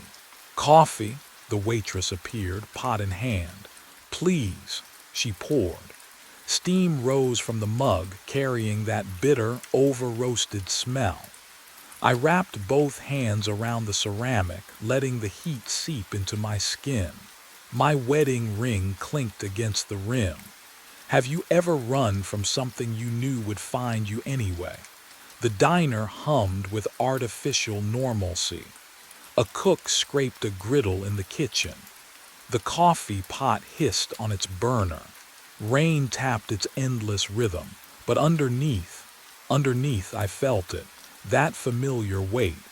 The certainty of 3:34 approaching like a train on fixed tracks. I sipped the coffee. It tasted metallic. Wrong, 3:14. The other customers had left without me noticing. The waitress wiped down the counter, her back to me. The fluorescent lights buzzed overhead, their frequency just slightly off, creating a pressure behind my eyes. I shouldn't have been able to smell antiseptic. Not here. Not 15 miles from the van, but I did. Clean, chemical, sharp enough to cut through the grease and coffee. The scent of refrigerated blood, of sterile medical equipment, of that cramped van interior I'd tried to escape. It had followed me, or, oh God, or I'd brought it with me, in my clothes, in my skin, in whatever part of me was already dead. 3:26. My hand started to shake. Coffee sloshed over the rim, scalding my thumb.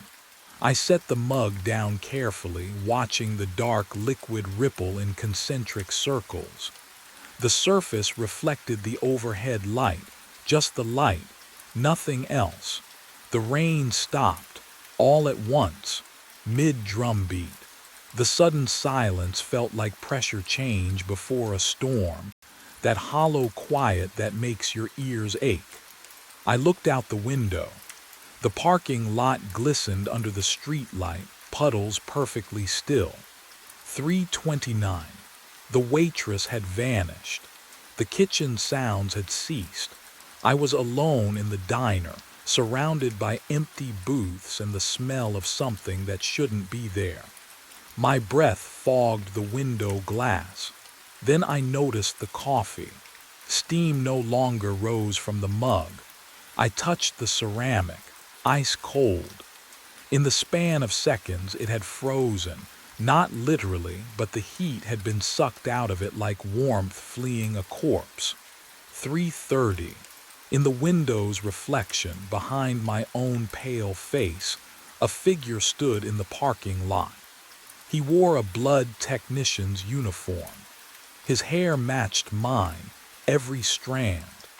His posture mirrored the way I held my shoulders, the slight favor of my left side from an old injury. He didn't move, didn't blink, just watched me through the glass with eyes that caught the diner's light wrong, reflecting it back too bright, too gray-green. I spun around. The parking lot was empty, but when I turned back to the window, there he was, closer now, 5 feet from the glass. Water dripped from his uniform even though the rain had stopped.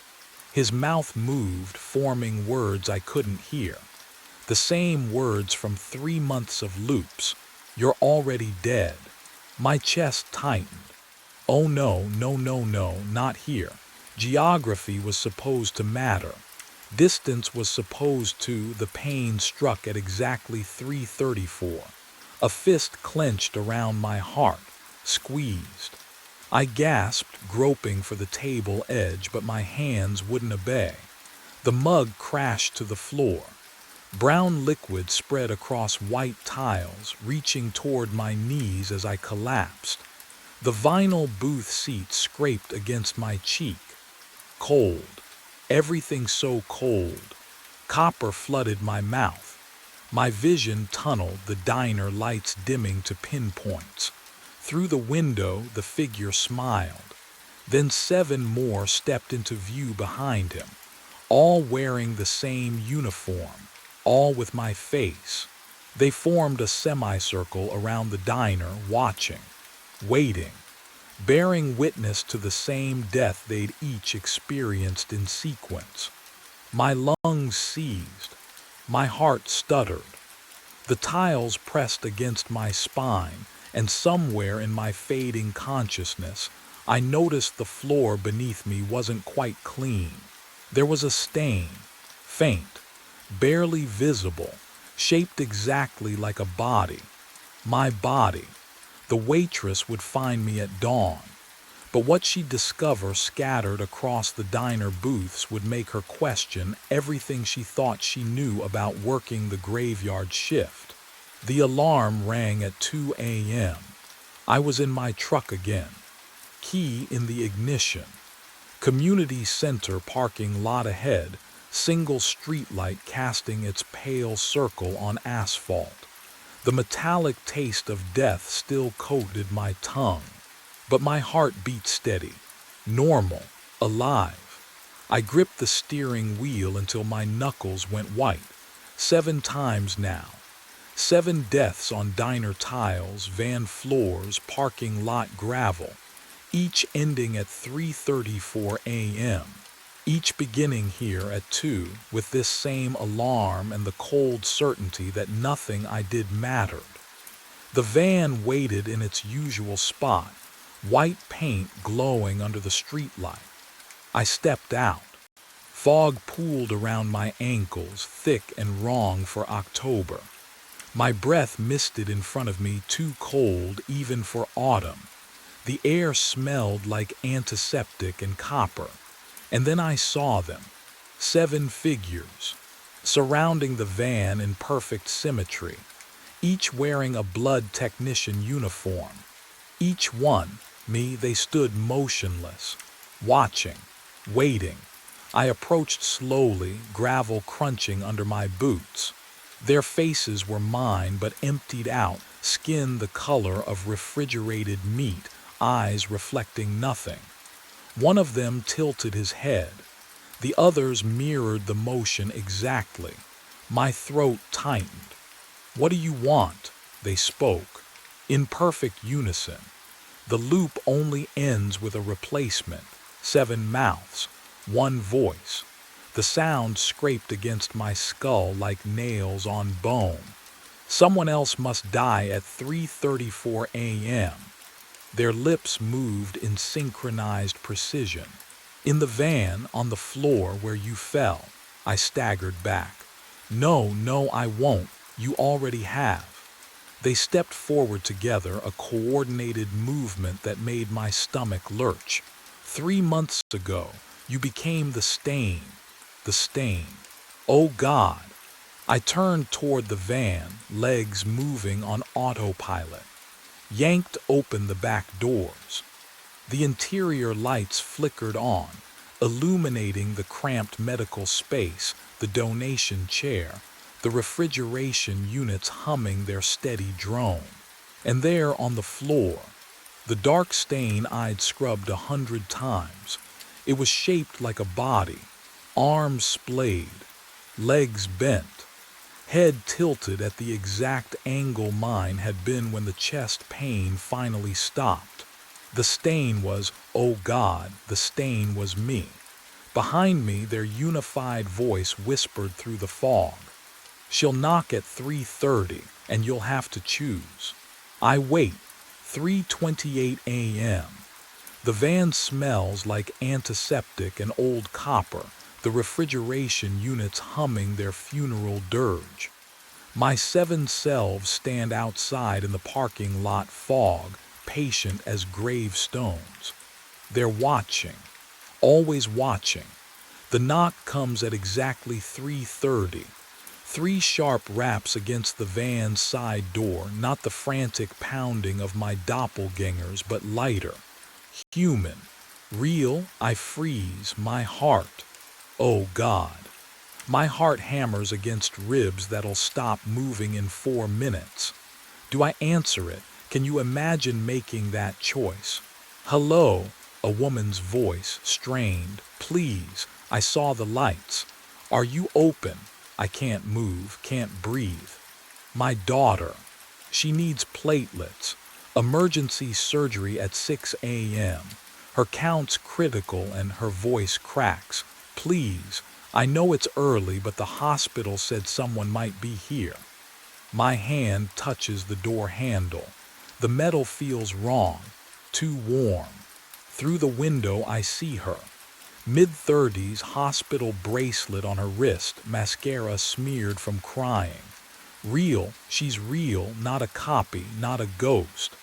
"I'm Christine," she says, pressing closer to the glass.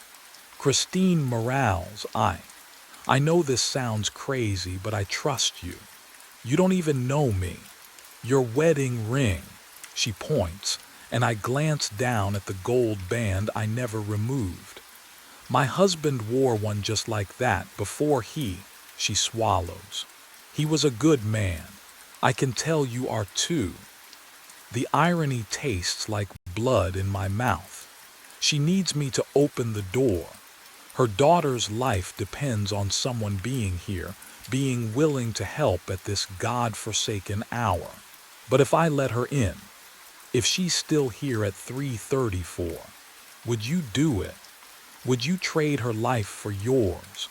My fingers tighten on the handle, and somewhere behind me, metal scrapes against pavement. The sound of my 7 selves moving closer to watch what happens next. My hand touched the door handle, cold metal, so cold it burned. Christine's perfume drifted through the gap, lavender mixed with something chemical. Desperation has a smell, I know. I've been breathing it for 3 months. Thank you, she whispered. Thank you so much. I turned the handle, or did I? The moment stretched, fractured. I saw myself opening the door wide, saw Christine step inside, saw her smile fade as she noticed the 7 figures in the fog, saw her mouth form my name as the chest pain began. But I also saw myself shake my head, watched my lips move, heard myself say no, watched her crumble, watched her daughter die 3 hours later while I reset at 2 a.m. forever, drowning in my own cowardice. Both timelines existed. Neither. I don't know which one I chose. The memory dissolved like fog under morning sun. When the first donors arrived at 5 a.m., they found the van empty, door unlocked, heater still running. The antiseptic smell mingled with something else, copper, thick and wet, but no blood on the floor. The stain had finally disappeared. 20 bags of platelets lined the counter in perfect rows. Every label bore the same name, written in my handwriting. Stephen Garrett, Stephen Garrett, Stephen Garrett. They never found me. But in the community center parking lot, as dawn burned through the last wisps of fog, someone stood beneath the dead streetlight. Technician uniform, familiar posture, watching the van with patient, hollow eyes, checking his watch, waiting for 2 a.m. to arrive again. The loop doesn't end, it just finds someone new. Can you hear the knock at 3:30? Because I promise you, someone always answers. The man on the monitor looks exactly like me. Same wrinkled blue shirt, same coffee stain on the collar, same scar above my left eyebrow from when I was 12 and Laura pushed me off the porch. I lean closer to the screen and the glow paints my face the same cold blue as the figure on display. But this is the telescope feed, the observatory telescope, the one pointed at the stars, the one that should be transmitting images of distant galaxies and empty space. Not this, not the control room, not me sitting in this chair. The image updates, a flicker, a refresh. And now there are 2 of me on screen, one sitting, one standing behind the chair. The standing version holds something in his right hand. I squint at the pixelated edge. Metal, long handle, the wrench from the tool cabinet. The one I used 3 days ago to tighten the mounting bolts. The standing Carson raises it slowly, deliberately, above the seated Carson's head. My throat goes dry. The seated version on screen does not turn around, does not see, just stares at the monitor like I am staring now, watching himself. Watching me, I should move, should stand, should do something, but my hands grip the armrests. The vinyl is cold, too cold, the kind of cold that seeps through skin and into bone. How long have I been sitting here? The wrench rises higher. I open my mouth to shout, to warn the Carson on screen, but the air tastes wrong. Metallic, sharp, like ozone after a lightning strike. That smell that means something burned, something broke. Then I hear it, breathing, Not mine, behind me. Can you imagine that? The exact moment you realize the thing you are watching is watching you back. I spin in the chair, fast, too fast, the room tilts. And there it is, metal falling through fluorescent light. A wrench, descending toward my skull. I throw my hands up, feel nothing. Then I am sitting in the chair again, hands on the armrests, facing the monitor. On screen, a body crumples, my body. The standing Carson drops the wrench. It clatters. He bends down, grabs the body by the ankles, and drags it toward the corner where the shadows pool. But I am still sitting here, still breathing, still watching myself disappear into the dark. My mind claws backward. 14 nights before that monitor showed me dying. The control room was empty when I arrived. Cold air leaked through the narrow windows. I unlocked the tool cabinet, counted the wrenches by habit. 3. The same 3 that had hung there for 6 months. Equipment hummed its usual lullaby.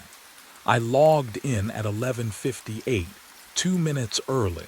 Always 2 minutes early. The telescope was in standby mode, exactly where I'd left it. I poured burnt coffee from the thermos, the kind that keeps you wired but never truly awake. My hands smelled like metal and dust. Outside, New Mexico stretched black and infinite. No headlights, no neighbors. Just me and 8 tons of steel pointed at nothing. The monitor flickered. I glanced up. The telescope status had changed. Active, coordinates locked. Deep Space Sector ZK7. I stared at the screen. I hadn't touched anything. My fingers moved to the keyboard. Override command. Enter. The cursor blinked. Nothing happened. I typed abort. The system ignored me like I wasn't even there, like my commands were coming from some other timeline. The telescope motor engaged with a low grind. Through the window, I watched the massive barrel pivot, smooth, deliberate, aiming at coordinates I absolutely did not program. My chest tightened. 40 light years out, empty space. No cataloged objects. What could you even see out there? I tried pulling the power cable. My hands actually shook. The screen stayed bright. The download bar appeared. 0%, 1%, rising. Behind me, metal clinked softly against metal. I turned. The tool cabinet hung open, swaying slightly. Inside, 2 wrenches remained on their hooks. The third was gone, but I was alone, wasn't I? The progress bar reached 100%. The image bloomed across the monitor in crisp detail, and for 3 heartbeats I forgot to breathe. A planet hung there against the black, blue and white and familiar. City lights clustered along coastlines. Geometric grids of streets, the glow of civilization spreading like fungus across dark continents. I leaned closer. The screen's pale light washed over my face, cold as moonlight. My fingers found the zoom controls and the image sharpened. There, the unmistakable sprawl of Lowe's Angels, the distinctive curve of New York Harbor, Chicago's perfect grid, Earth, but the coordinates blinked in the corner, 40 light years out, Deep Space Sector ZK7. I pulled up the archive maps, hands trembling now. 1985 topographical data, overlaid them on the telescope image. The match was perfect. Every coastline, every city boundary, down to individual highway systems that hadn't existed in 1970 and wouldn't survive past 2003. 40 light years away, which meant 40 years ago. Light speed. Simple math. I was looking at Earth from 1985.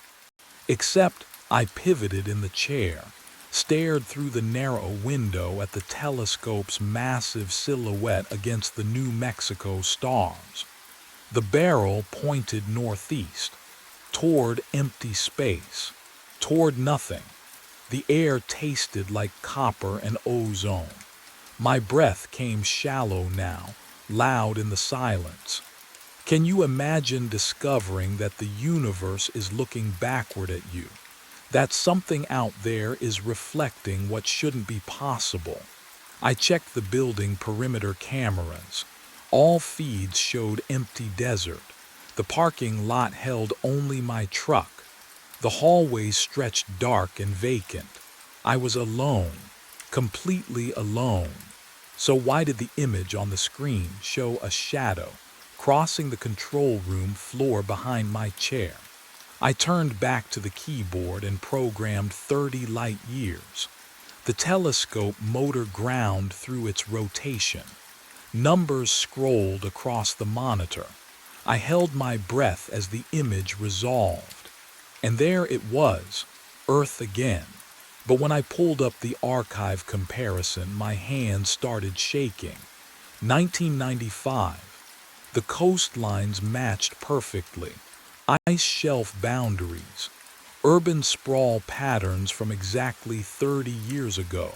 My throat felt tight. I programmed 20 light years. 2005. 10 light years. 2015. Each scan brought me closer to the present, each image a perfect snapshot of Earth from exactly that many years in the past. The telescope was somehow peeling back time itself, layer by layer. What would you do if every test you ran confirmed the impossible? I grabbed my phone. Dr. Pritchard needed to see this. The plastic felt slick against my palm as I dialed. 1 ring, 2 rings, 3, voicemail. Alan, it's Carson. Something's happening with the scope. Call me back, please. My voice cracked on that last word. I hated how small I sounded. I programmed 5 light years. My finger hesitated over the enter key. The image downloaded. 2020. But something was different now. The cities on screen had a strange, cold blue tint, like they'd been dipped in frost. I leaned closer to the monitor. That smell, sharp and metallic, like the air after lightning strikes. Ozone. Why would a digital image smell like anything? The scent grew stronger. I touched the screen, warm, almost hot. The blue tint pulsed slightly, breathing in rhythm with something. The telescope motor clicked off, but the smell remained, filling the control room with the tang of electricity and burned metal. And I realized the odor wasn't coming from the monitor at all. It was coming from behind me. I spun around. Nothing. The control room stretched empty behind me. But the metallic tang hung in the cold air like someone had been welding inches from my face. My pulse hammered against my throat. The computer chimed. A notification I'd never seen before, yellow triangle in the corner. I clicked it. A hidden directory appeared. Feldman_logs. Hugh Feldman, the guy who worked this shift before me. The one who vanished 6 months ago without cleaning out his locker or cashing his final paycheck. I opened the first file, dated 8 months back. The entries read like my own notes. Telescope locking onto unprogrammed coordinates. Override failure. Images of Earth from impossible distances. Hugh's handwriting, digital, clinical, deteriorated with each log. By month 7, the sentences fragmented. Repetitions. Capitalized warnings. Do not scan closer than 5 light years. Too late for that advice. His final entry was 3 words. The eye sees itself. Below that, a command log. Hugh had programmed 0 light years the night he disappeared. 0. The telescope aimed at nothing. At here, I scrolled down, felt my stomach drop. An attachment, image file, I clicked it. The photo loaded slowly, top to bottom. It showed the control room, this room, from directly above. The angle impossibly steep, like someone floating near the ceiling, camera pointed straight down. In the image, a figure sat hunched at the monitor. Hugh, I assumed. The timestamp read the night he vanished. But the quality was wrong, too sharp, too clear, not security footage. This came from the telescope. Someone, something, had been watching from space, watching him, watching this room. And if Hugh programmed 0 light years that night, then whatever looks down at us isn't 40 light years away anymore. My fingers hovered above the keyboard. 0 light years. Current time. The command Hugh had programmed the night he vanished. I should have walked away, called someone, driven until the sun came up and I could pretend none of this was real. But you already know I didn't. Would you have? When every scan brought the answer closer, when the pattern begged to complete itself, could you have left it alone? I typed the coordinates, hit enter. The telescope motor engaged with a sound I'd never heard before. Not the smooth electric hum of tracking distant stars. This was grinding, metal against metal. The mounting gears shuddered through the walls, through the floor. I felt it in my teeth. The whole structure groaned as the telescope pivoted, downward, pointing at the ground beneath me. The image began to load, line by line, top to bottom, cold blue light washing across the monitor. That ozone smell flooded the control room, sharp, electric, wrong. I tasted copper on my tongue. The temperature dropped. My breath came out in clouds. The image resolved. Oh God, this room, from directly above. As if someone had removed the roof and ceiling and looked straight down. There was my chair, the monitor, the tool cabinet with its door hanging open, and sitting at the desk, hunched forward, staring at a screen, me. I was looking at myself from above. But that wasn't the worst part. Standing behind my chair, just over my left shoulder, close enough to touch, another me. Same clothes, same face, same everything. Except this version held something in his right hand. The wrench. The one that had vanished from the cabinet 2 weeks ago. On the monitor, the wrench began to rise. I sat perfectly still. Didn't move. Didn't breathe. Behind me, behind my actual chair, not the one on screen, I heard breathing. Slow, steady, perfectly matching my own rhythm. I didn't wait to see. I ran. My footsteps echoed, too loud, too sharp against the linoleum. The hallway stretched ahead, fluorescent lights flickering in sequence like dominoes falling away from me. 10 feet to the exit. I'd walked it 1,000 times, but the door, it kept receding. 20 feet, 30. My lungs burned. The ozone smell thickened, metallic on my tongue. The exit sign glowed red in the distance, impossibly far now, and my legs pumped harder, but the walls blurred past in slow motion. Finally, my palms slammed against the push bar. Cold metal, real, solid, I shoved through, into the control room, the same chair, the same monitor, the same hum of the telescope motor beneath the floor. No, I spun back, tried the door again. threw my whole weight against it. The hallway appeared normal now, short, familiar. But when I ran, it stretched again like taffy pulled by invisible hands.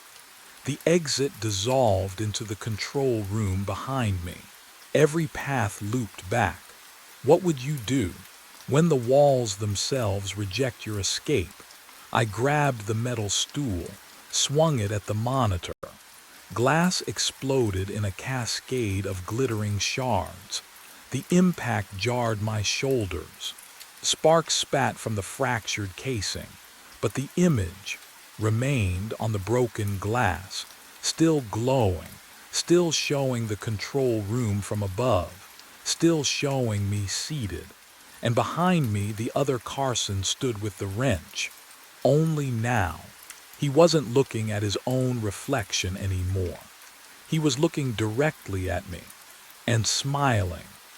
The pieces of glass on the floor began reflecting the same image, multiplying him across every surface. 1,000 smiling Carsons watching me from every angle. I backed away from the multiplying reflections. The walls pressed inward. Every shard of broken glass held my face, watching, smiling. I couldn't look at them anymore. Couldn't breathe in that room with 1,000 versions of myself staring back. My shoulder hit something that wasn't wall, metal, cold and seamless. I turned. A panel I'd never noticed before, painted the same gray as everything else. No handle, just a hairline seam running vertical and a keypad covered in decades of dust. I pressed my palm against it. The panel clicked, slid open with a pneumatic hiss that smelled like stale air and concrete. Beyond it, darkness. A stairwell leading down. Would you go down there? Into a place you'd walked past for 2 weeks without seeing. I went. The stairs were steel. Each footfall echoed wrong. Too long, like the sound traveled farther than the space allowed. 15 steps down. Then a corridor.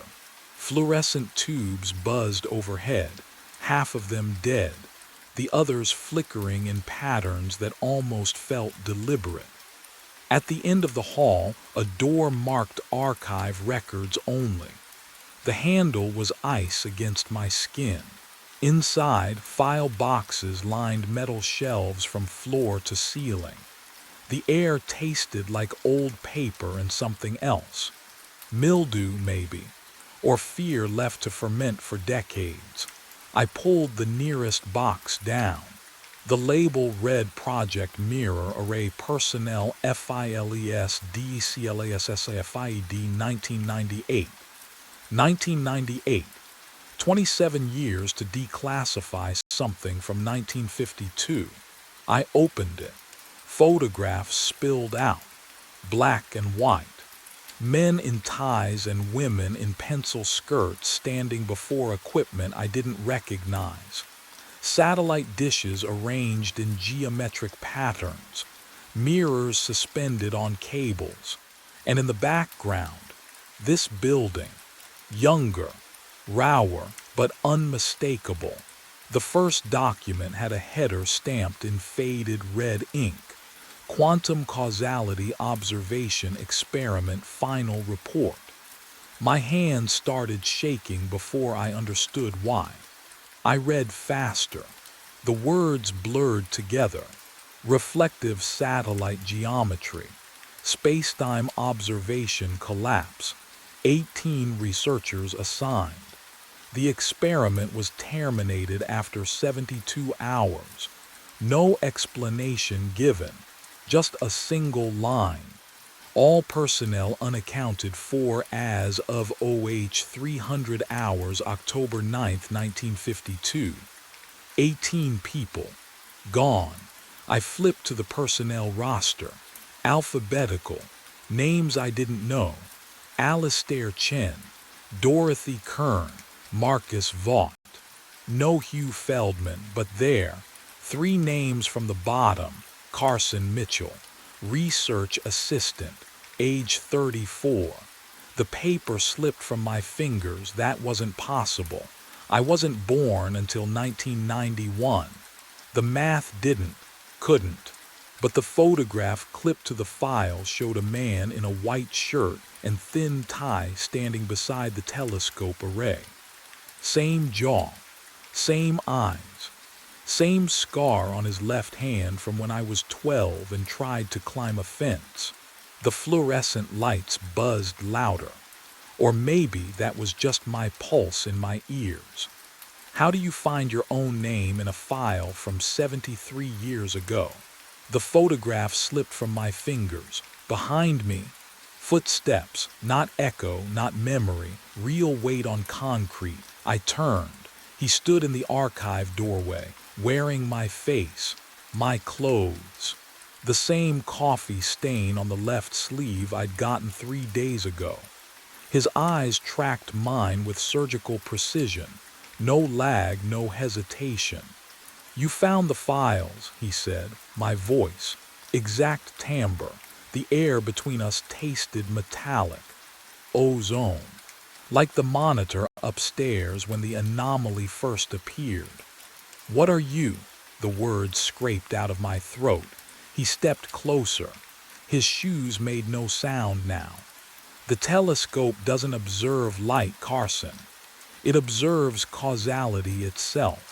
I backed against the filing cabinet. Cold metal bit through my shirt. That's impossible. Observation collapses possibility." He tilted his head. "You programmed 0 light years." The telescope turned inward, and the wrench, he paused, smiled without warmth. The wrench already struck. My skull throbbed. A phantom ache behind my right ear. "You've been dead since that moment," he continued. "But consciousness cannot observe its own ending. Can you imagine that?